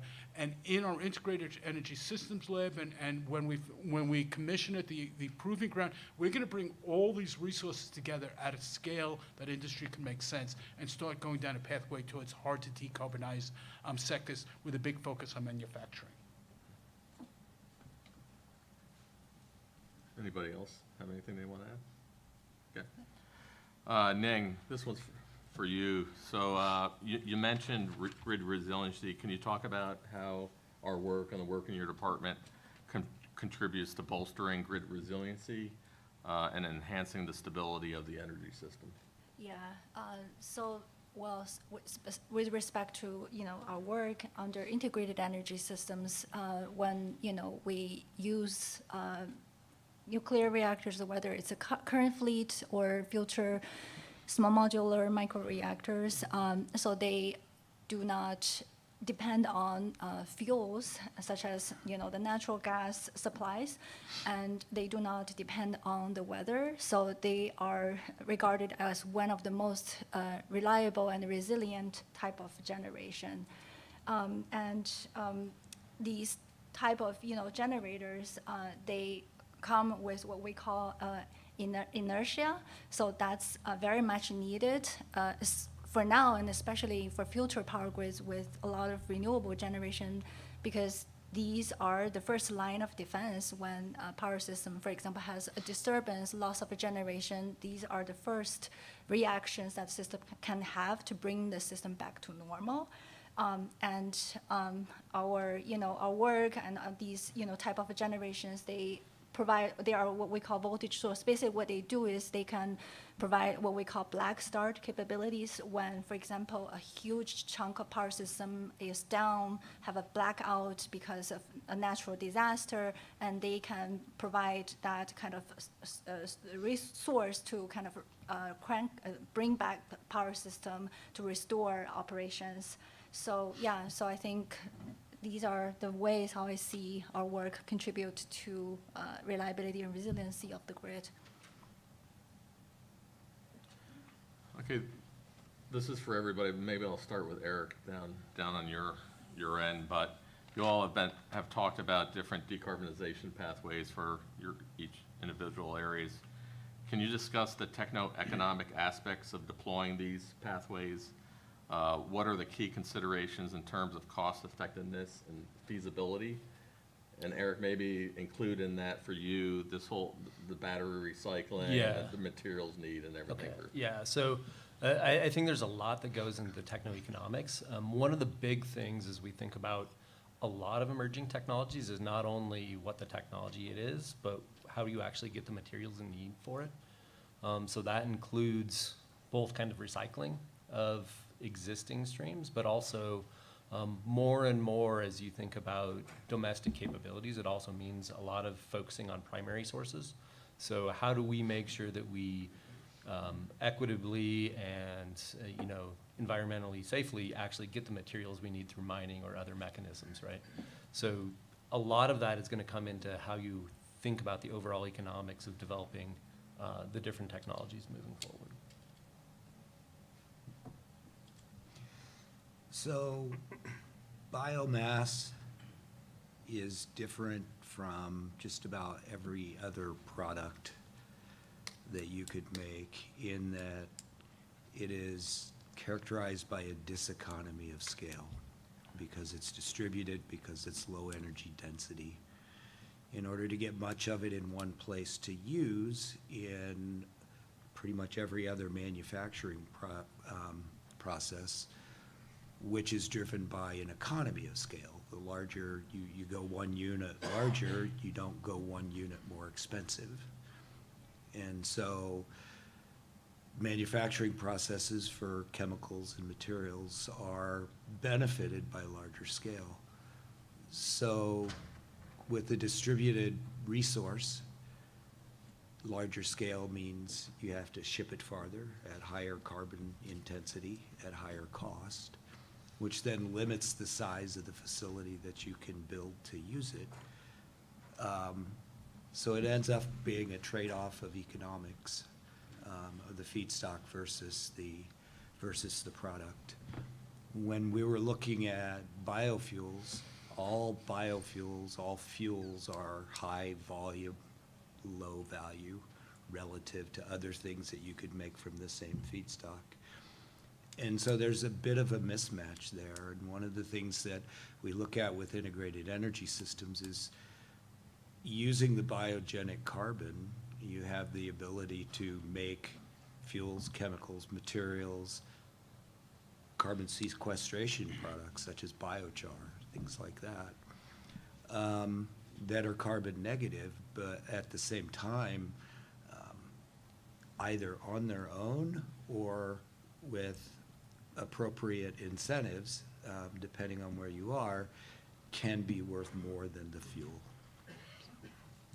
Thank you, David.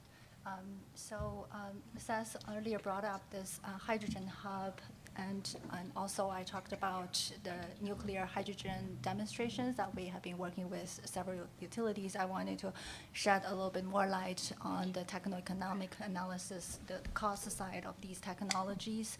So we have done so many studies together with our utility partners with the most accurate data from their side, such as Xcel Energy, including my own work with national academies. We have all found that the nuclear, producing hydrogen using nuclear energy, especially our light water reactor fleet, has the most potential to achieve our administration's goal of 111 to reduce the cost of hydrogen production to $1 per 1 kilogram of hydrogen in 1 decade.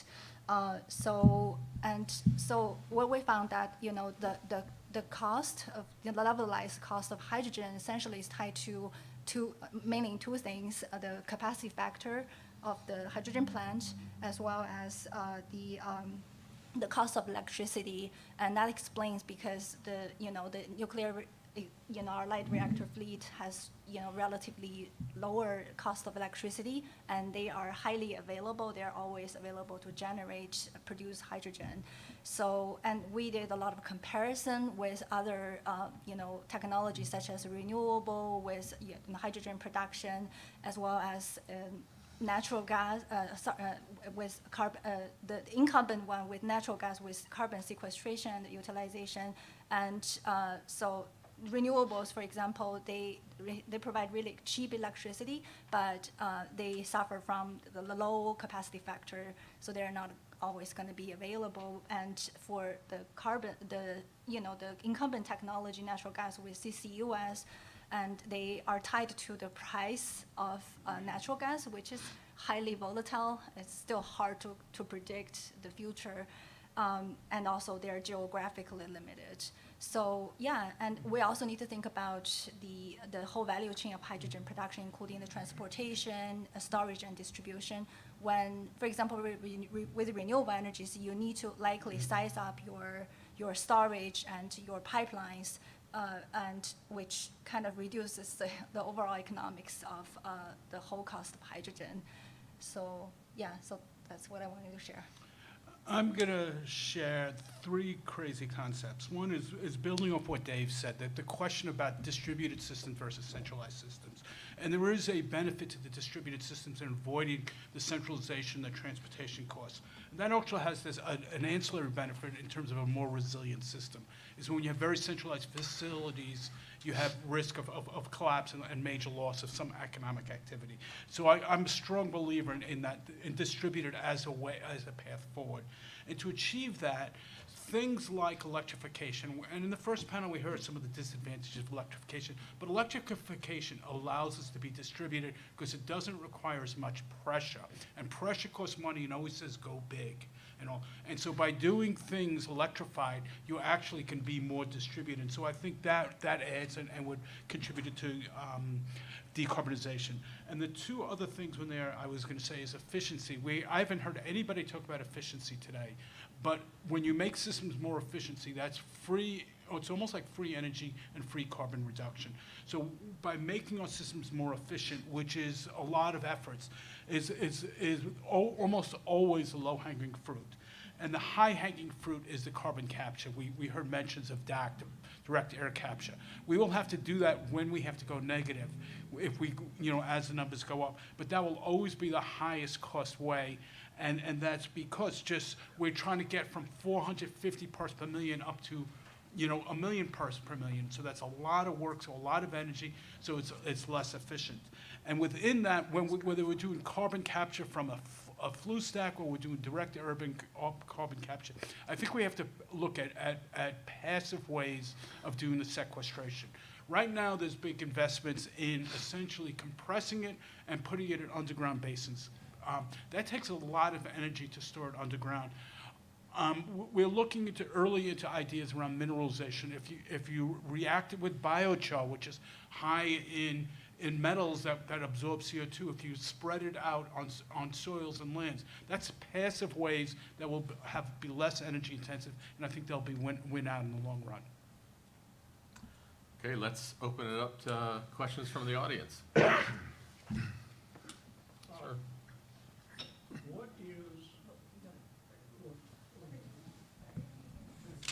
What's the lab's current annual budget, and how much do you really need to decarbonize the West? I can tell you what our budget is. It's about $2 billion a year now, up from $1 billion when I arrived at the lab in 2017. And we're about 6,100 staff members now, which is up from about 3,750 when I got there. In terms of what we need to decarbonize the West. We need a skajillion.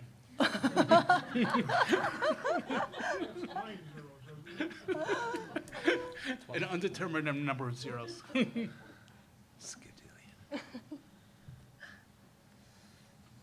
Thanks for the panel. It's super interesting. My question's around hydrogen. I think I actually have two questions. Talked a lot about sort of hydrogen production. I'm curious if you've gotten a sense from industry on sort of the demand side and how strong that demand is for green hydrogen, especially from steel and cement, and if they're facing challenges around the need to retrofit facilities and just what the level of demand there is. And the second question is, do you see a use case for hydrogen in things like long duration energy storage? Thank you. You go first. I'll go first, and Eric, I want you to answer the long duration. Okay. I work closely with AIST, Association of Iron and Steel Technologies, and we looked at those questions. So there is it's a nascent commercial technology called hydrogen DRI, direct reduction of iron. That is seen as a viable technology. It's going to be, I don't have the numbers in the top of my head how much hydrogen we lose, but it'd be significant. As I mentioned, a full-scale plant would require almost the whole demand of the DOE investment in there. The challenge there is, even though we know how the technology works, it's endothermic, so you have to add extra heat.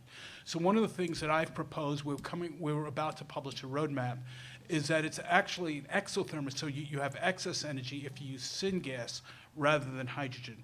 And what I've proposed is that when we do the electrolysis to produce hydrogen, We also blend in CO2, and that would make it into syngas, which is hydrogen and carbon monoxide. That process has excess energy, would be more efficient, would take less retrofit. Right now, we provide that energy with coke, which is also exothermic, so that would actually take less retrofit. To do hydrogen DRI, we essentially have to build a new plant, whereas I think we could do a retrofit with a co-electrolysis process. But it's still, these are extremely large facilities, the more in the Midwest and the West, and to do that. And when we look at those numbers, that the only way to achieve the volumes of hydrogen we need would be nuclear. We're not going to build this off of wind, and I don't think we're going to build it off of just say grid. I think if we're going to really decarbonize them, we're going to have dedicated SMRs sitting at the steel facilities. So I hope that gives you an answer. And Eric, you're probably better to answer long duration. Yeah, so in the long duration storage space, there's definitely discussion of where hydrogen would fit. And for all long duration energy storage technologies, it's really about finding the right mix of what are the critical assets you're going to support, what length of time you're actually looking at. So, I mean, if you look at least the DOE definition of, Department of Energy definition of long duration storage, you're looking at anything from 10 hours to months. So where you actually fit within that span. And typically when hydrogen is discussed from the energy storage perspective, it's much more on that longer term framing. So if you think about what the critical needs you actually have there are, it's how you actually store the hydrogen for that amount of time, and where and what you're going to be supporting. Just wanted to add that, yeah, definitely, we see hydrogen has a role for long duration energy storage for the grid, for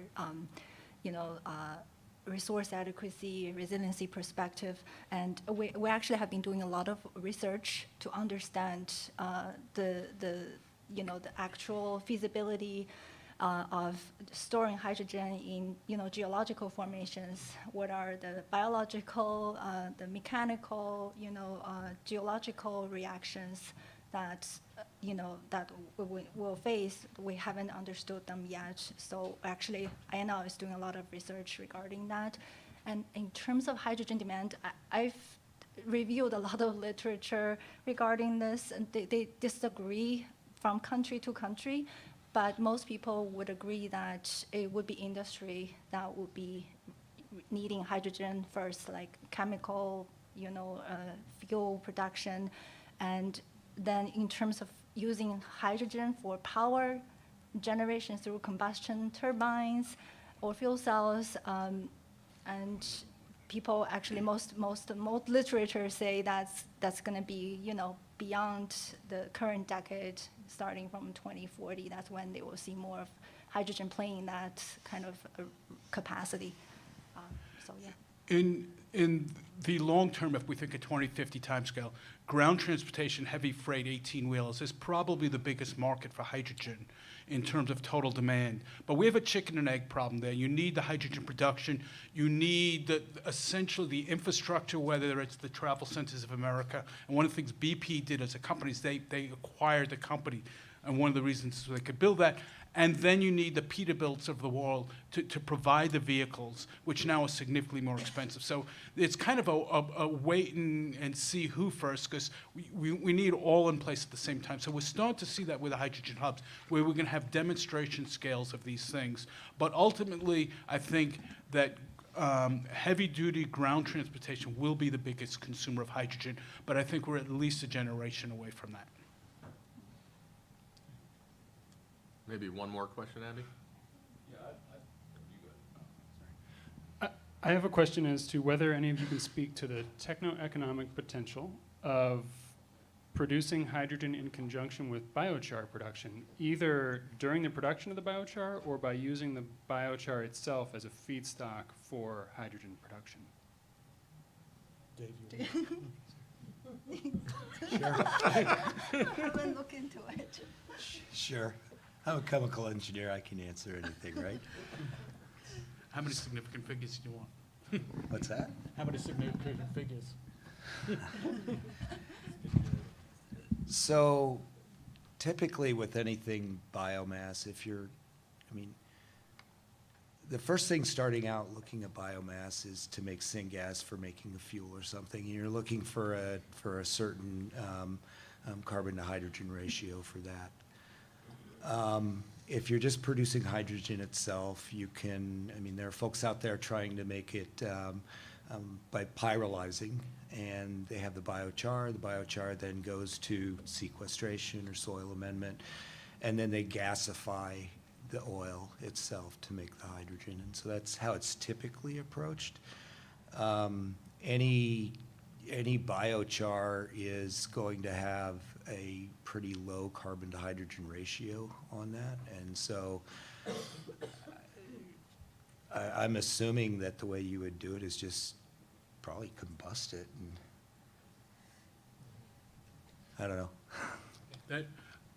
That, you know, economically wouldn't make sense to combust it to electricity and use electricity No, for I know. electrolysis. There's too many inefficiencies in that. I was thinking of a process called steam gasification, but I'm not sure if it's viable. Well, steam gasification is typically used with natural gas, right? Yeah, I mean, that's how we make hydrogen in 2023. You know, steam methane reforming, but we just let the CO2, you know, release the atmosphere. If we capture and sequester the CO2, then we call that blue hydrogen. And what you're suggesting would actually be carbon negative, where we're using biomass as a substrate in gasification. It wouldn't be as efficient as natural gas, but I mean, it would still work. Okay. I'll wrap up by saying taxpayers are investing $2 billion in our laboratory. So we would love to have you come, and it's one thing to see things on slides. It's another thing to see it in person and see our facilities and see what you're getting for the investment. So please, policymakers, state lawmakers, industry, come to the lab and we'll give you a full visit.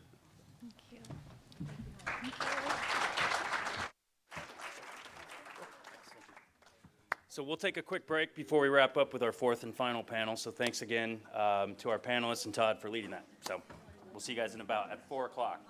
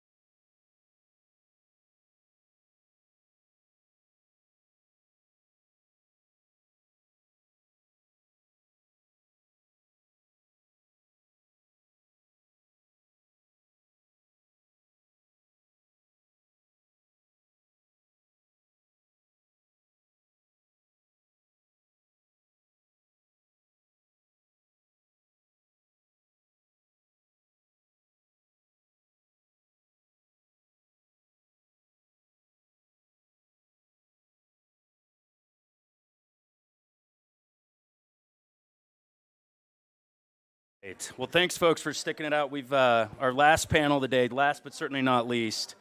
So, carbon storage. Excuse me, folks. We're gonna go ahead and get started. Thank you. All right. So, carbon storage in mass timber involves using wood products to sequester and retain carbon over extended periods, reducing carbon emissions.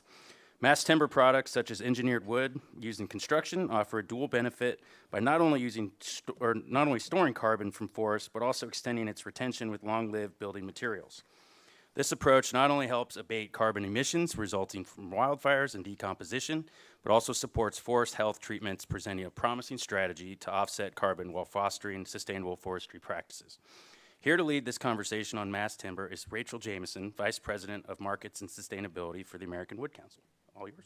Thank you so much, Jack. Can you all hear me? Yes, good.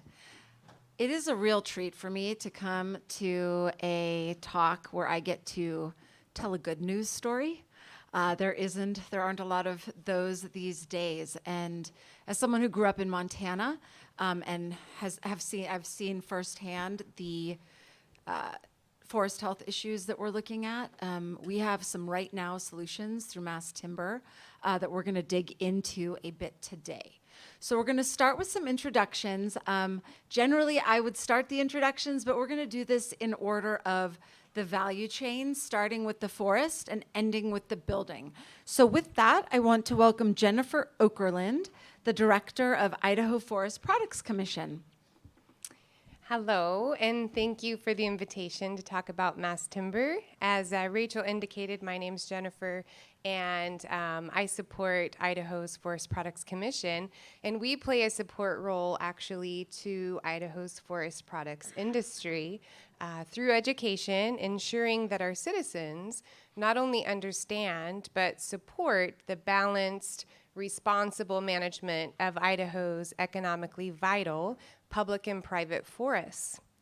And especially here in this state, and the Commission specifically, we believe in the importance of forest management. And we also believe that a strong forest products industry creates healthy forests and subsequently healthy citizens, states, and economies. We believe in the use of mass timber and all of the solutions that it presents. We believe that it is a solution economically, environmentally, and socially. Environmentally, its benefits very obviously being through carbon benefits, but also through active, proactive forest management. It's a benefit economically to our citizens. It's repurposing one of our state's most abundant and renewable resources, trees, for greater purpose, while also increasing jobs and contributing to the state's economy. And we believe that now more than ever, it's important, the choices we make regarding building materials, and mass timber is a solution.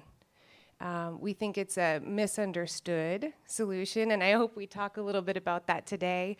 Some education's needed, but that's where we're coming from. Wonderful. I'll go next. Yep. So from the forest, we take the log to the mill.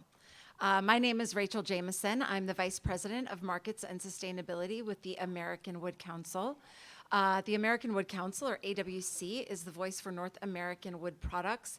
We represent roughly 86% by volume of wood products manufactured in the United States of America.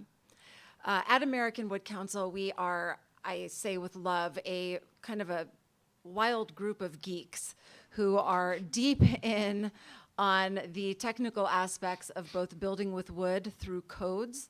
How many here are familiar with the tall mass timber allowance and codes that was integrated into the 2021 code? Okay, 2 people, 3 people, 4 people. Okay, we have an opportunity today. That was largely due to the work of the American Wood Council. We do quite a bit of advocacy work, and my team, we are focused on data. We have a really good story to tell in the US on our wood products, and the way to tell that story isn't necessarily through stories, but through data. As Jennifer alluded to, there is still some unfortunate cynicism directed at our sector, and we're not going to fight that with words. We are at American Wood Council fighting that with numbers. So we've developed a nationwide life cycle assessment database that has been collecting American Wood Council member data. Effective 2024, it will be collecting data from all wood products manufacturers in the US. So if anybody has a question about the embodied carbon, the stored carbon, or the sourcing of wood products to any of those mills, we won't be answering with anecdote, we'll be answering with data.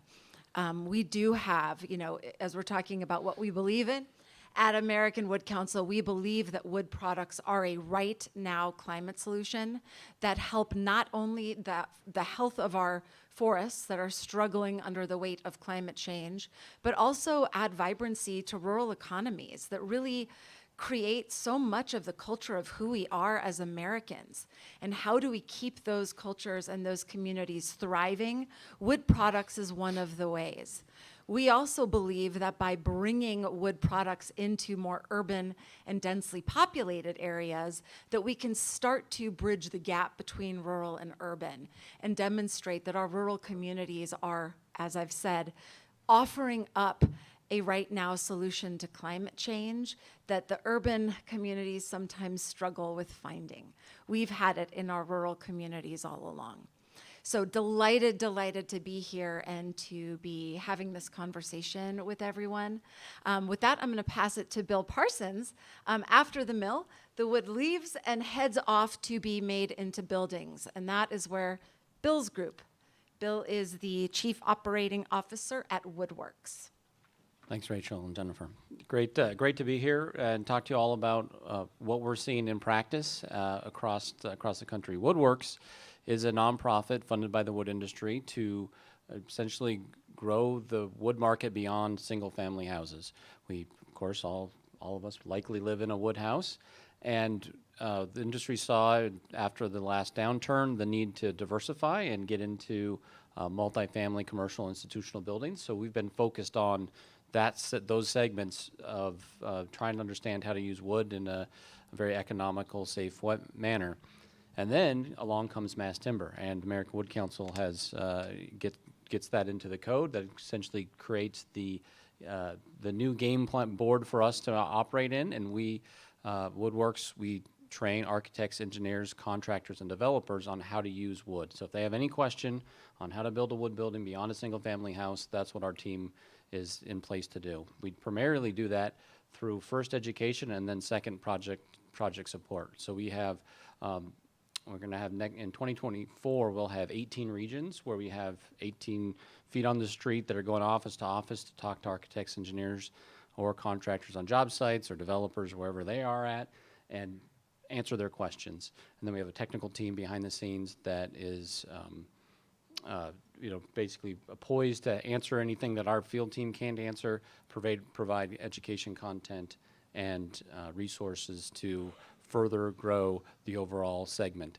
Of course, we were already working on building with wood into these segments, and then when mass timber came along, it was really rapidly accelerated, actually, because mass timber is such a solution that I know we're going to talk quite a bit about today of why it's a solution for building these buildings, but it really comes down to it's economical. That's really what's the main driver of this, is that you can build a beautiful building with exposed wood very economically now, and that is really driving and spurring a lot of commercial development that we're seeing across the country. So happy to be here, and we'll jump into some questions. Awesome. Yeah, so I'm going to start with a little bit of a level set. I'm going to go off script, team, just to make sure that we're all starting from the same page. You'll get to know me, Jennifer. That's what I'm known for. The script is an idea.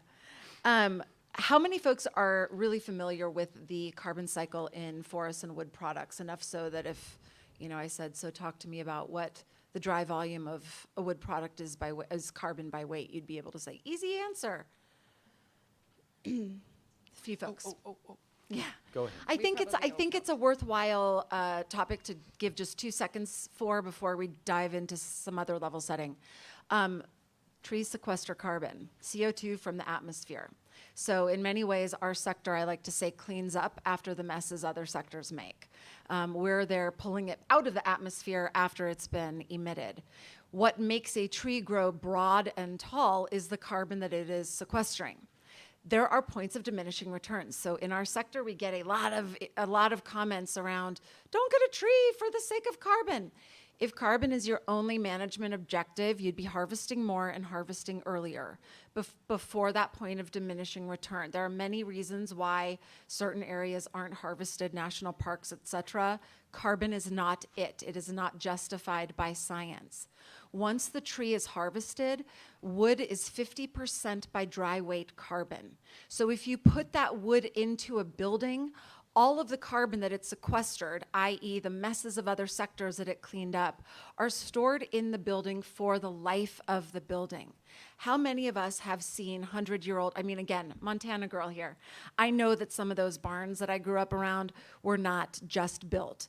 They are wood and they are still standing, holding that carbon and allowing for new trees to sequester more carbon in those working forests. So I think that is a level set that is confused, that gets confused by a lot of folks in our policy world, that we'd have trees into outer space if they could sequester carbon indefinitely. So it's a good 101 as we now dive into the product. So let's take a second and talk about the product. Maybe one of you can give us a briefer on what is mass timber. Either one. Go ahead, Bill. Okay, so mass timber in general that we started seeing, I kind of call it modern mass timber because we do have a legacy of large warehouses built around the turn of the last century in the early 1900s, built out of solid timbers. Really what we see now with mass timber is the ability to use engineered wood and take the trees that we have and the lumber that we're making and glue that together into an engineered wood product that is basically a large format again, so large columns, beams, and panels that then can be built together in a very economical way, but also the main thing that you're probably thinking of what about wood burning? That's the number one thing that comes up when everyone starts thinking about wood is after where the trees are from and all that is what about it burning? Well, with mass timber, the large panel format and the large thicknesses actually help protect it in a fire. So the fire performance of mass timber is built into it. So the size of it, that's why it's called mass timber, is the size of it is really what allows it to be exposed and to have fire performance. So the wood, when a fire happens, it will burn and then it will char and the fire will self-extinguish. That's critical testing that's gone on over the last 20 years in order to get us to this point to put it into the code. So the main thing mass timber products that you'll hear about is glue laminated timber, which has been around for 70, 80 years now of just 2x lumber glued in one direction. And then the new mass timber, there's a whole series of products that are built in the panel format, and those are the main product for that is cross-laminated timber. And the main joke is that if glue lam and plywood had a baby, that's what CLT would be. So cross-laminated timber is basically layers of lumber going in every other direction to be a 3, 5, 7-ply panel that then these panels come in 10-foot by 60-foot lengths and then are rapidly putting the building together. So those are kind of like the base building blocks of the mass timber buildings are these large columns, beams, and then these panel formats. There's other types of panels with other types of lumber, DLT, NLT. But overall, mass timber is kind of the general category. So why is mass timber coming up in so many climate policy discussions? I personally think that it's coming up in conversation because it's very relevant. We know without question that wood is the most sustainable building product there is on the planet. And now, through engineered components, mass timber, it's rivaling its counterparts in steel and concrete because now we have these new forms with greater structural integrity.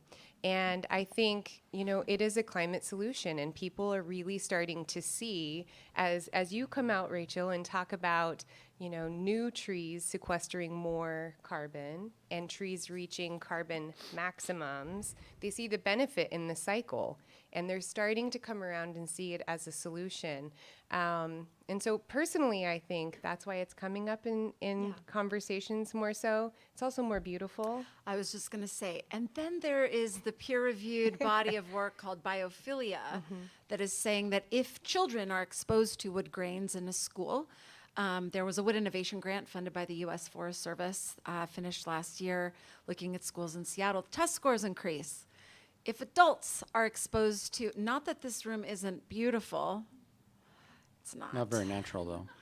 Absenteeism goes down by roughly 11%. So, human performance is enhanced by being exposed to wood products. A topic for another policy discussion, perhaps. So let's move into some code questions. An allowance for an 18-story building constructed with mass timber was added to the 2021 International Building Code. Why is this addition so important? Yeah, I think that the tall wood codes is kind of the generic way of talking about them. They've been adopted in many of the western states, not all of them. It starts with cities first, and then states get into the game. But the tall wood codes allow wood to go up with certain provisions up to 18 stories, really take the most cost-effective building material that we have, which is why we build our single-family houses out of it, and they allow it to go higher with the certain safety provisions. Again, it comes down to fire performance and what's allowed. So you can go up to 18 stories, but we've seen the bulk of the buildings under design have been in the 8 to 12-story range that happen in most cities, most mid-major cities around the country. And what really that allows us to do is to take the wood products that are sequestering this carbon and cost-effectively build housing and build offices, and there's not so many schools that way, but we've seen a lot of mass timber schools in the 2 to 3 story range. But the taller wood buildings really let us take those building materials that we're used to building up to 5 stories under a previous code and go all the way up to 18. And that is a whole education process unto itself to educate the contractors on how to do that, the engineers how to design the members, architects that it's even an option, developers on what that math will be for returns. So it changes all those equations, but the uptake has been quite good. And I would add to that, Bill, that I would say this is probably one of the biggest wins for our sector in recent history. I'm a kid of the 80s, so since I saw a lot of our milling infrastructure shut down as a kid, this is really what I've seen as the most promising way to bring back some of that infrastructure, because what that allowance in code has done is open up an entirely new market to wood products where we are able to compete with other structural materials. And I think, Jennifer alluded to this, and I'm just gonna, because again, the geek association over here, mass timber, do we all know what embodied carbon is? Who does not? No shame in that. Yes. Okay. So mass timber has roughly, at worst, 20%, on average, roughly 60%, and often up to 80% less embodied carbon than competing materials, i.e. concrete and steel. That is only looking at embodied carbon. That doesn't even take into account the carbon that is stored in the product. So, as we're looking at this new market, of course, our competitors are a little nervous. They should be, because as folks are thinking about ways to enhance forest health and build more sustainably and build more beautifully, wood is, of course, emerging, and there is data to support it, which is pretty transformational in my mind. I think it's also important to point out that this is really only new for the United States. The use of mass timber is something that has been embraced by countries around the world for decades, centuries. you look at Notre Dame, that was 480 years old and still standing, and the only thing that took it down at near 500 years old was a fire caused by an individual. So you can see this is a product that lasts. You know, it has staying power. Other cultures have embraced it. We have not, one, because codes have only recently been changed, and two, because we don't understand it. You know, when you think about these 12, 14, 18-story buildings being made of wood, we all have questions. The fire question that Bill brought up, the seismic question, you know. Of course, these are all questions. They're all being tested, and wood is performing. Again, right in alignment with steel and concrete counterparts. And I challenge you to think about when the first concrete skyscraper went up in New York, and everyone thought it was going to topple. Everyone thought it was going to topple. But now, you know, there's a little bit of trust in that. And I think that's where we are with mass timber. We have to build the education and trust. Yeah, no, I think those are all really good points. The next question, full disclosure, my team likes to operate under the guise of radical transparency. So this question I wrote for myself to answer because I think it's an important one, and I think it's one that this audience can really benefit from. So beyond building codes, what other policies or strategies might help grow the markets for mass timber products? And are there any policies currently hindering broader adoption? Who has heard of Buy Clean? Oh, I'm delighted that it's not all the hands are up. Good. The current administration in DC has been working on what is called Buy Clean. It is a procurement standard wherein nothing changes at design, but specifiers are asked to pick the lowest in embodied carbon material through the use of environmental product declarations at procurement. So no material switch has to change. At American Wood Council, where we see the biggest opportunity is in what we're calling build clean or design clean, where you're compelling for public projects at early design that the carbon be designed out. And the only way to do that is at design to compare different structural materials. And therefore, again, as I mentioned, with wood being the lowest in embodied carbon, you end up often specifying wood products. And with that, get the cascade of benefits that come along with it: forest health, rural jobs, biophilia, et cetera, Our current federal administration is not doing this way. It is disincenting the use through Buy Clean of wood products and funneling billions of dollars into competing materials that do nothing for reducing wildfire risk on our federal lands or other forests. So how can we as policymakers move in the direction of facilitating, fostering, and encouraging increased manufacturing, et cetera, through that build clean? Now, American Wood Council wouldn't have invested $500,000 to date in an EPD database if we didn't see value in EPDs. We do. That is for validation at procurement. Did they meet the goals that they said they were going to? And validate that through EPD collection. So I'm going to open the floor. Thank you for indulging me. I think it really is, we actually do have draft model legislation that I'm more than happy to share with anybody who is interested, because it really does do wonders for, giving the market the signal that, oh, okay, we're going to invest in a CLT plant. We're going to invest in a glulam plant. As we all know, the manufacturing that disappeared in the 80s hasn't come back because it's billions and billions and billions of dollars that are needed. So what are the market signals that we can give? Opening the floor now to these two, if they have anything to add with regard to policies in place, policy opportunities, and any policies that might be working against greater adoption of and utilization of mass timber. This is a big topic. And there are many, many policies that could be modified, but specifically, I think, and most easily, are practices, right? As policymakers and leaders, doing the right thing and encouraging the use of wood and mass timber in facilities, city facilities, state facilities, before any other, knowing that it's the best thing to do for your state and your economy. You know, all of us in the West, we deal with one thing, many similar things, but the biggest thing that we all share is this threat of catastrophic wildfire.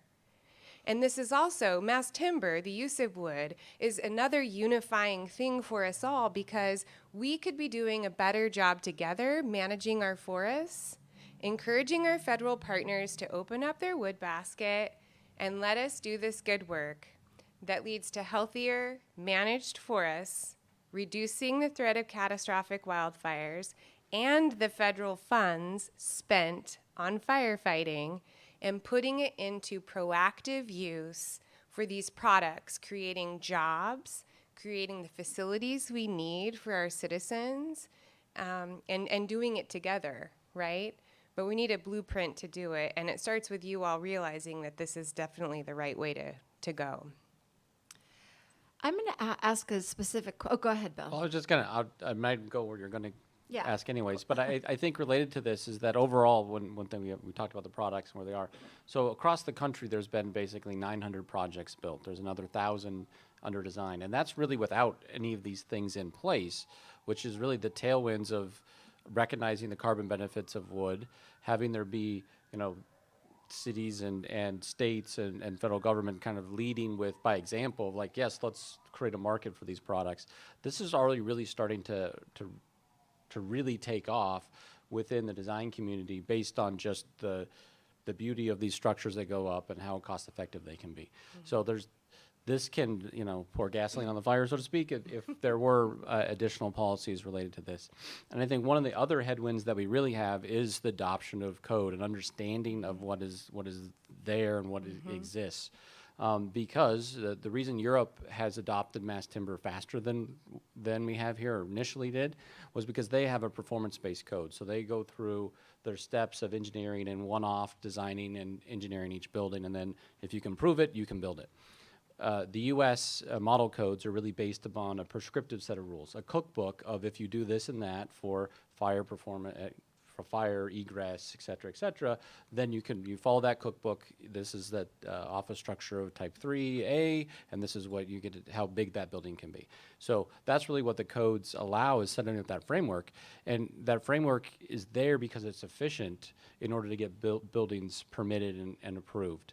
And so one of the main headwinds that we have when the building officials aren't aware or aren't aware of mass timber, aren't aware of that these structures exist, aware that there's one down the street that is already built, that has already happened, that is all headwinds in the next one being approved, and takes it from being an economic way of decarbonizing the built environment, and makes it very cost prohibitive in order to do that. So yeah, that's really the adoption of code is one that I think in promoting that is something that we can also do. The other thing we can do is support our architects and engineers and contractors in continuing education so that they can learn how to utilize these materials.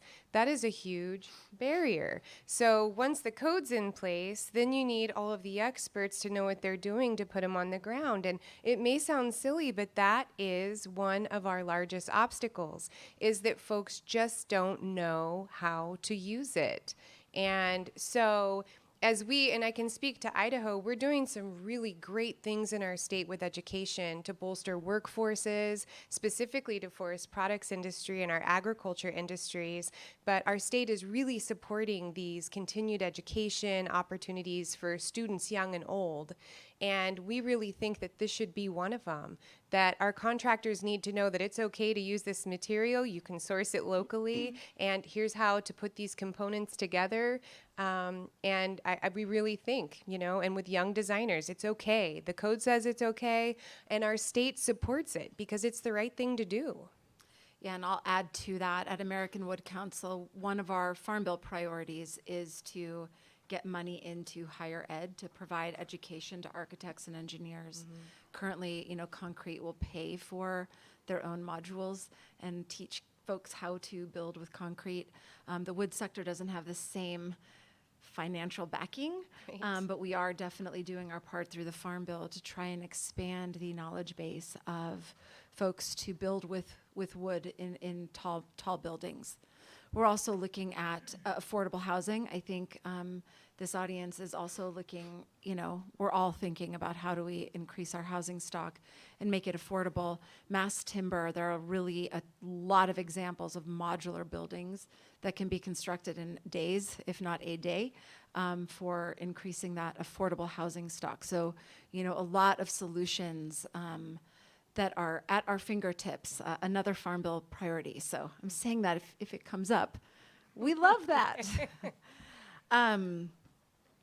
So let's talk, Bill, the question I was actually going to ask you, because we're talking about barriers, and I think it does actually link back to what we're talking about education-wise, but culture and mindset-wise, what kind of challenges are you seeing in the architect and engineer community? I think with forest products, there's a tendency to lump forestry from around the world into forestry that goes on in the United States, which I think is sometimes problematic and has shown up in some green building standards. So I'm kind of making this a softball to you, but thanks. I do, what I tell folks when they ask about what about deforestation, none of us on this panel, and hopefully none of us in this audience, think deforestation is a good thing or want to see it. In the US, for the last 60 years, our forest stocks per USDA data have actually been increasing. So when we're talking about forest products, I tell folks, no one in the United States of America is exempt from the Clean Water Act, the Clean Air Act, the Endangered Species Act.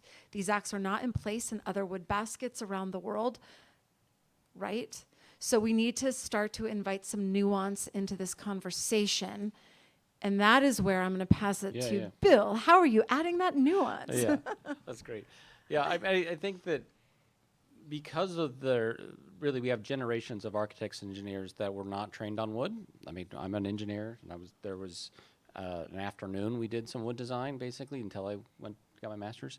But it's really has not been taught. So because of that, that's one of the first things that Woodworks did when we started up our organization was spend a lot of time on education. This year, we'll go over 75,000 hours of education through our online and in-person education. So it's something that takes a lot of effort because there's so many people that don't know much about wood at all. And that just gets to the basics of it, like how do you do some of these designs and all the detailing that it takes to pull off a large-scale building. But I think with mass timber, I wish I had a beam to point to, but there's not a beam to point to in here. But it's exposed. So, and that's the part of the benefit of it is to see the beautiful wood and be connected to these natural materials. That's what people are yearning for. That's why we have more offices being built out of mass timber now than we did pre-pandemic, and we got a lot pre-pandemic. So that has continued to grow because no one wants to go back to a crappy office. They want to go back to one that they can be connected to and connect to nature. So as they see that wood, people ask, like, well, where did that come from? And they really don't understand that structural wood that we build with in North America comes from North America, and that we have this whole this whole infrastructure and industry built around the forests that exist here and the products that are the forests that are and the trees that naturally grow and are prone to grow more efficiently there, and the different wood baskets that we have and the mills associated with that and how that all works. People want to know more about, and that really becomes complicated because we're like, well, we just want to talk about the beams and how those get detailed in and how that part works, but you have to kind of go back all the way to the forests and the mill segments to understand where our wood products come from. And then with this mass timber, you're not only making the base product, like think of like an OSB 4x8 sheet of plywood, right? If you make that, people are like, oh, okay, we get that.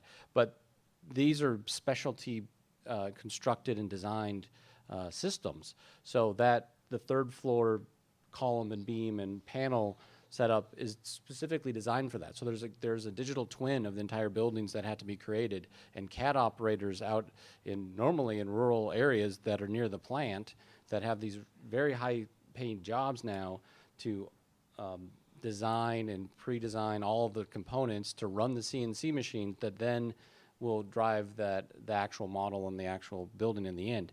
So you have this whole thing that has to happen, but people kind of, when they first see a mass timber project, they think it's the first beam that's ever been made, and don't realize that, no, we've actually built 1 million houses out of wood already, so there's a whole system of getting structural wood from the forest all the way through and replanting to make sure that we can do that again and again and again.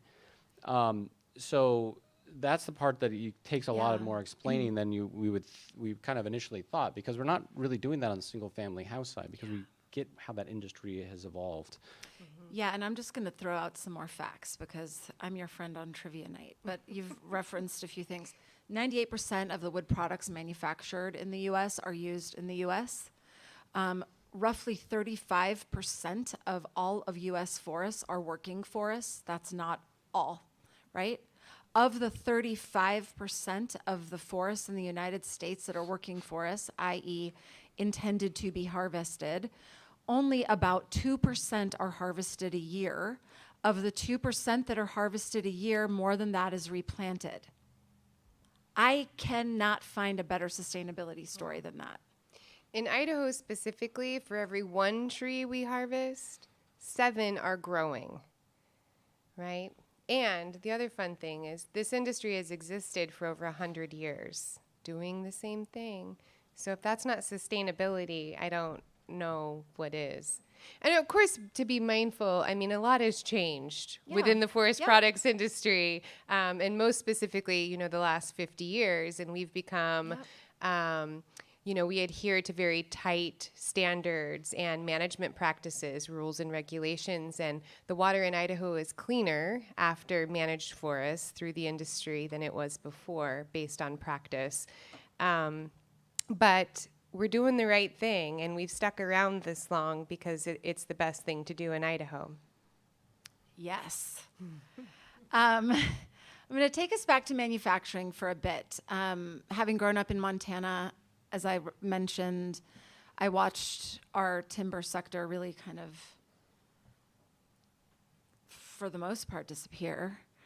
So let's talk, and maybe this is a question to myself, about what policies we need. What can we do to enhance and increase and invite back some of that manufacturing?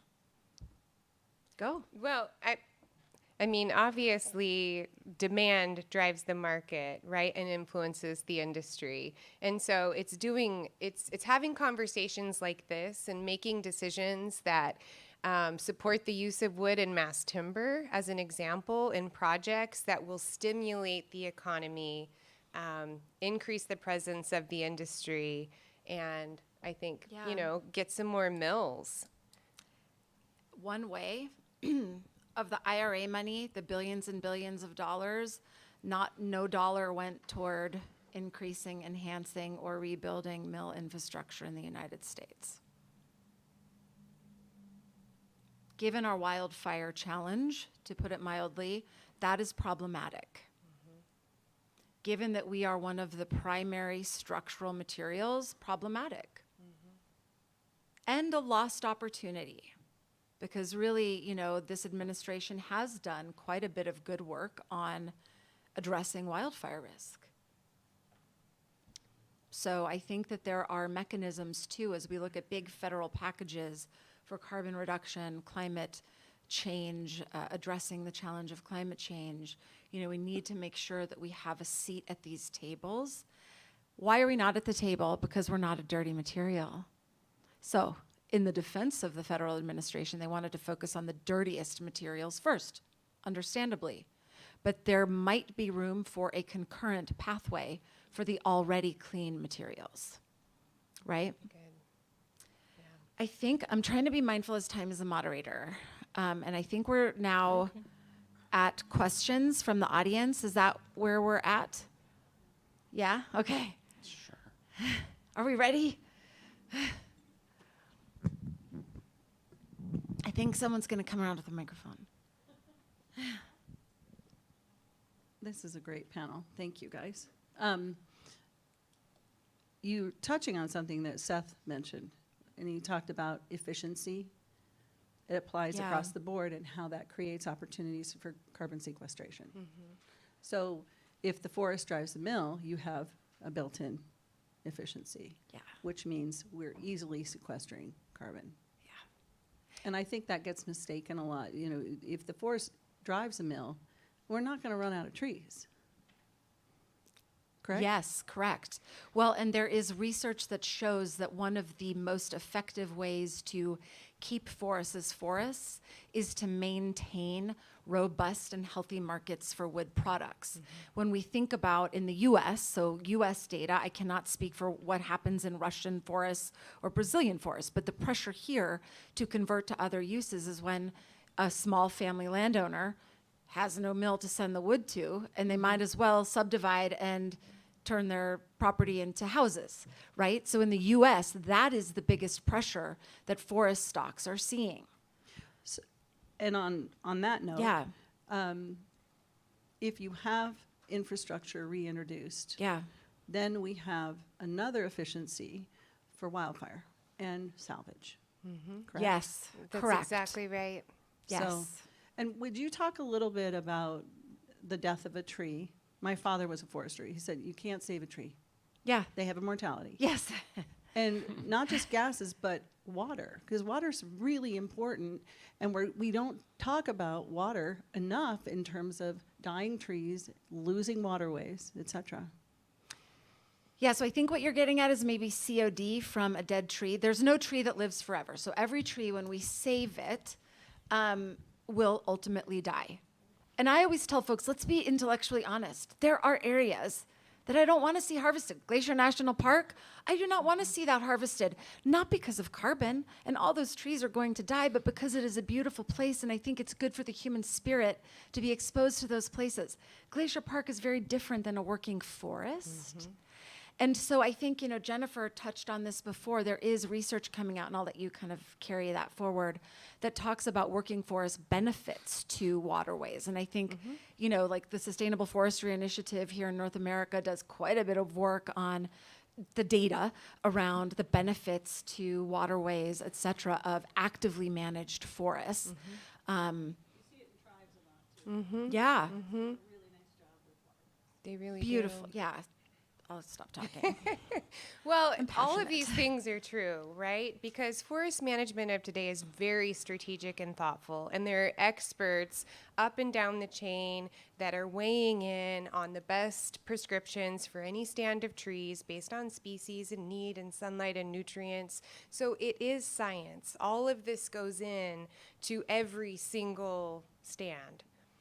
And they're actually, the future of forest management for all of this would blow your mind with how they're using LiDAR to capture tree inventory. And there are experts, and I love having conversations with them, and they are actually creating some tools that are going to further this, but where they layer this data on the tree species, you know, the number of trees, the type of species for any given area. And truth it, of course, still with foresters going in on the ground for measurement.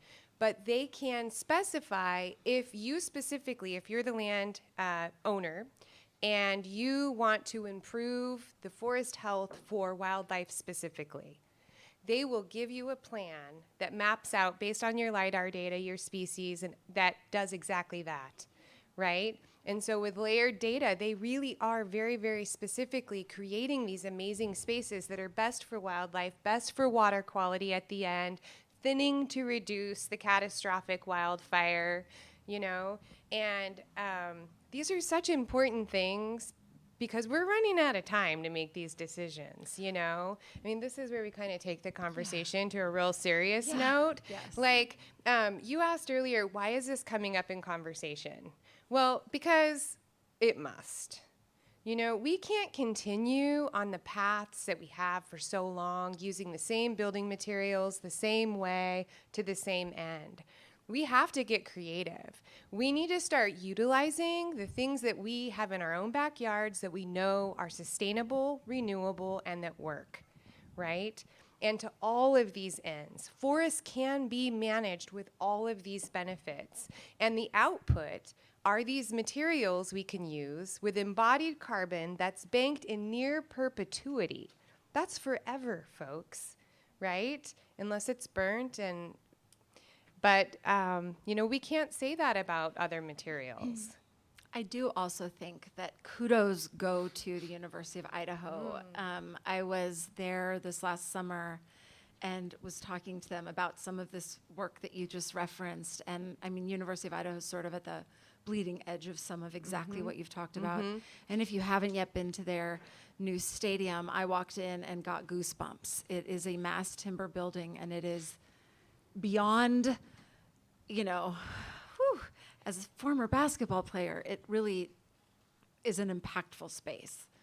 It's beautiful. Yeah. And you feel great being in there. It's not only a basketball arena. I mean, we're taking young architects and engineering students in there, and now it's a place for learning, as an example. They're holding orchestra, concerts in there. It's a beautiful space. I mean, there are people that want to be married in this space. It feels so good, and that's the difference. That's the difference of wood. We should ask, are there other questions? And did we answer your question?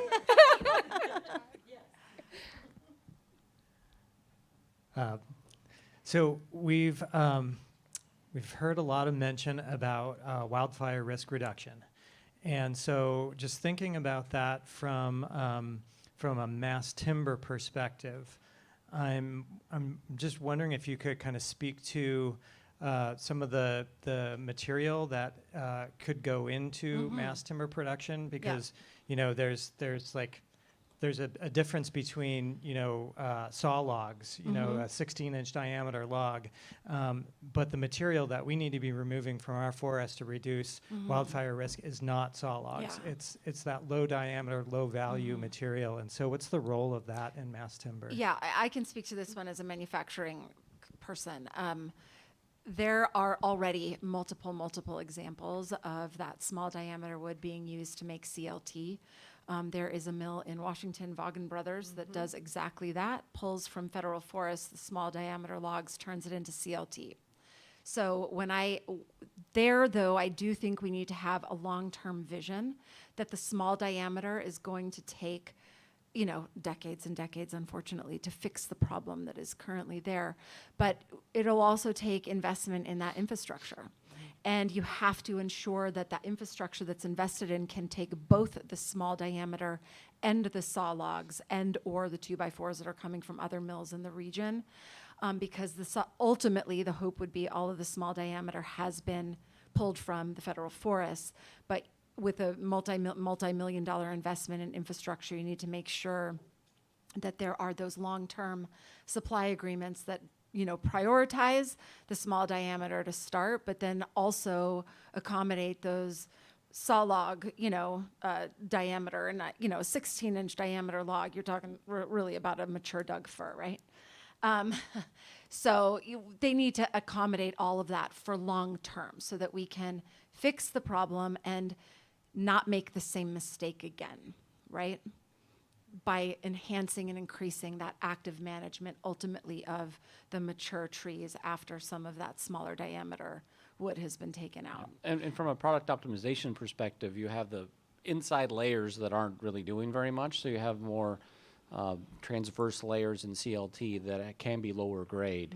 And so that kind of is another use of that. So not only are they smaller, but they're normally a little weaker, so they can go the other direction. And there's also veneer-based products you can put the lower grade veneers in the middle as well. Great question.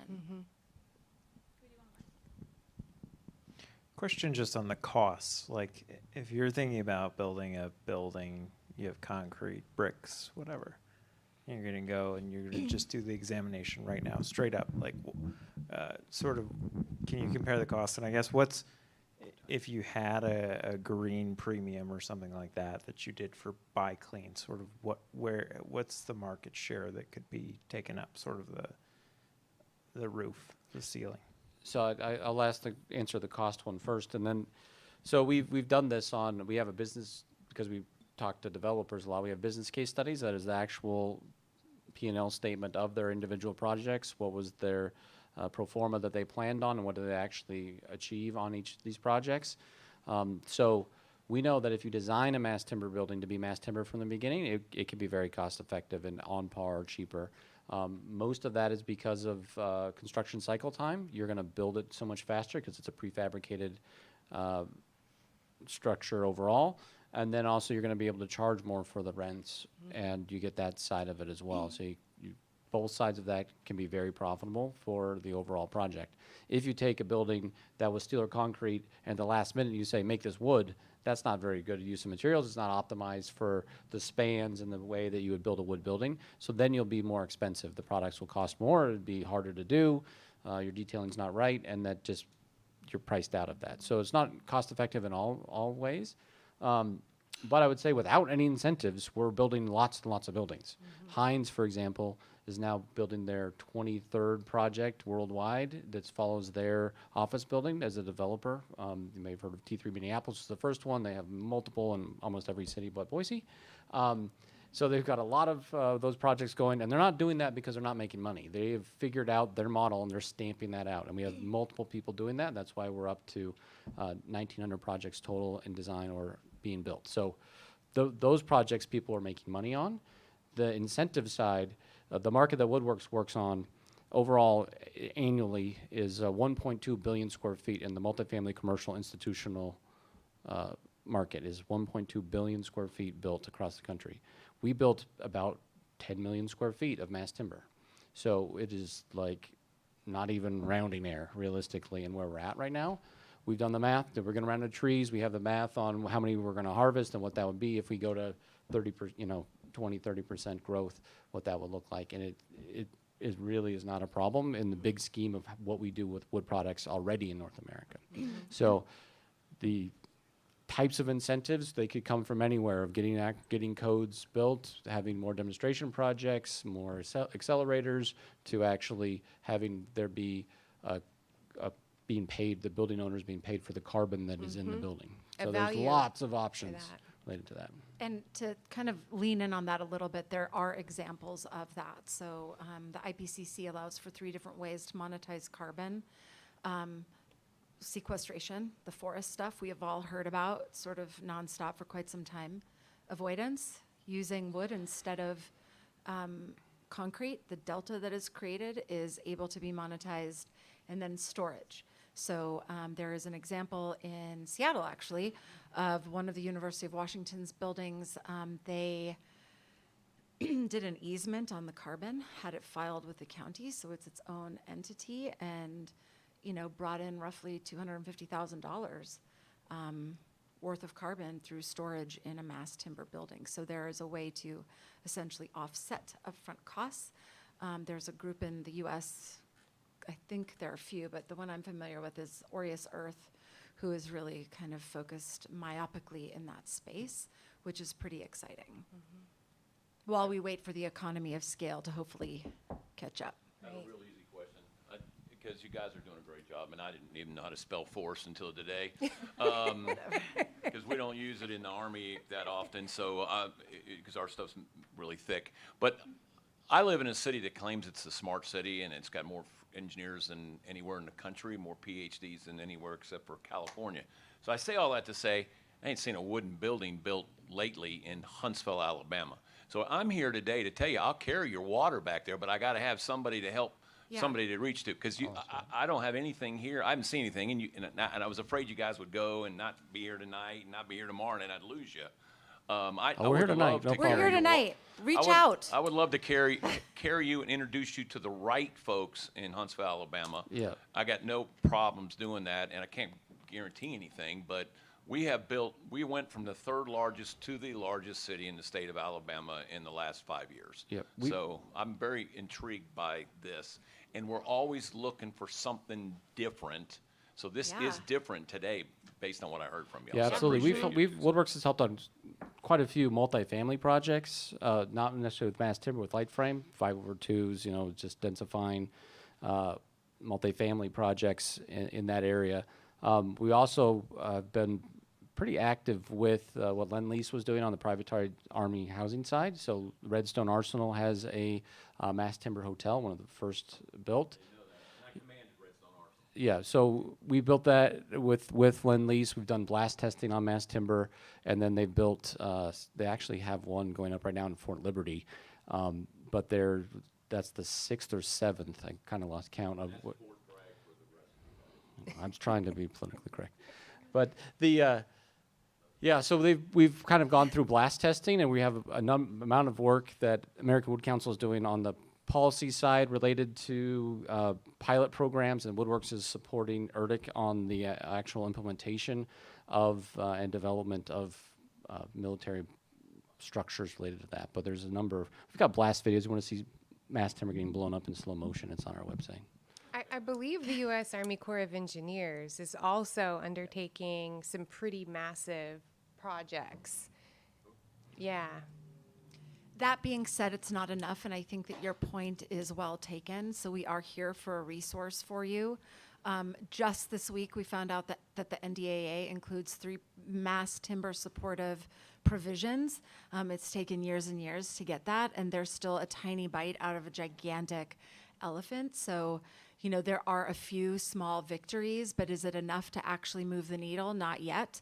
And so to the extent that all of us can provide you with whatever it is that you're needing, we have regional staff as well at AWC that are more than happy to help. Yeah, and maybe add before we wrap up that on the Woodworks Innovation Network, we have a map of all the projects built, and you can zoom in and see what projects have been built in your area, who built them, whose product it was, who's architect, engineer, contractor. It's crowdsourced information because there's so many of them out there. There's really one nearby you, and you don't realize it overall. So it's woodworksinnovationnetwork.org. And all of our emails should be on the list. I'm trying to find Jenna. All of our emails should be on the list that was provided to participants. So I hope you will use those emails and, you know, reach out. Oh, there are no emails? Okay, we'll get them to you. Yeah, happy Thank to talk to you. anybody. Are there any other questions? Just very quickly, and I realize we're out of time. I need the mic. I appreciated the reference to the role of education in sort of building the workforce necessary for this. Didn't hear and wonder if it's an opportunity in front of us, the positive momentum around career technical education, trades education in middle and high school. And I know that in a number of the communities where we work, rural communities, you know, are surrounded by potentially rich environments for wood product development. And constantly I'm hearing from superintendents around what are the opportunities to help kids see a path to an economic future in their hometown. And I think wood offers a path, and wondered if that had sort of surfaced for you all. It has absolutely surfaced in the state of Idaho, and we're working with the Department of Education, the University of Idaho, and all of these rural schools who are passionate about this idea to supply them with the curriculum they need and the materials on the ground to get them going. And in Idaho, there was actually a grant. It's called Career Ready Grant. It was $45 million, I believe, and educators could request funds specifically for capital projects. And by that I mean, and I'll use an example, we had an educator in a small community in North Idaho who was so impassioned and wanted to purchase a sawmill so that their students could really have this experience, and this grant funded that for them. And they're gonna share it with other schools in their area. And so we're seeing that across our state. And our forest products industry has been really involved just as a support mechanism in that, helping connect people, educators, with the folks that they need to get the supplies and materials. So really cool things are happening on the education front. You know, we're still getting Project Learning Tree into elementary schools, working with those teachers to encourage the use of environmental literacy lessons. And so we really are trying to organize ourselves so that there's education components from kindergarten all the way through 12th grade, where then those students have exposure, can maybe take advantage of the CTE program while in high school, and create a pathway to, in Idaho, the University of Idaho, where they have 2-year degree options, one in forest management, one in nursery management, and one in logging. All to stimulate this awareness and interest, because we know that growing the workforce is going to be hugely important. But the other aspects that are so important, as I mentioned earlier, are the folks that are getting these projects on the ground now. You know, the folks that are investing in them, important education. They need to know about all of these things. Secondarily are, the architects and engineers that are dreaming up these locations and designing. But then lastly, the contractors that are putting these pieces on the ground. They need to know what these things are, how to use them. Plumbing, our plumbers and electricians need to be comfortable utilizing these types of things. It's a little bit different in some cases with mass timber than with steel, concrete, or stick belt. But that doesn't mean they shouldn't learn, right? The value's there for them to learn it. And over time, they learn to build with steel and concrete, and we just need to learn how to build with mass timber. Yeah, and I know we're going to be at time, but I'll add that, so one of our sister organizations, Think Wood, is tackling the architect engineer inside of academia. So inside of universities, they have curriculum available if anybody wants to start up. We're doing this at Boise State at engineering program. They have the curriculum available for an adjunct professor to take it over. And then once they enter the workforce, that's when Woodworks will help train them as a practicing architect engineer. And then we also have contractor training. So we have a whole contractor management program that we have. And that includes slides that anybody can download on the installer side. So if you want to train your installers on how to build this, train them at a community college. We have the entire curriculum ready to go and downloadable. We're just not offering it. We're not the ones who go out and train. We're not big enough. And so we can do all of that side, and then we have bunches of training on the contractor management side of how to actually bid these jobs and get them priced correctly. I'm going to finish with a 30,000-foot comment. Our sector took so many hard blows in the name of environmentalism. And this is our opportunity. It's called poetic justice. To emerge as the leading voice in the solution. Based on the condition of forest health in the US, and again, I'm not talking about what's happening in Brazil or other parts of the world, the environmentalist of the 21st century is a logger. So with that, I hope you will specify mass timber.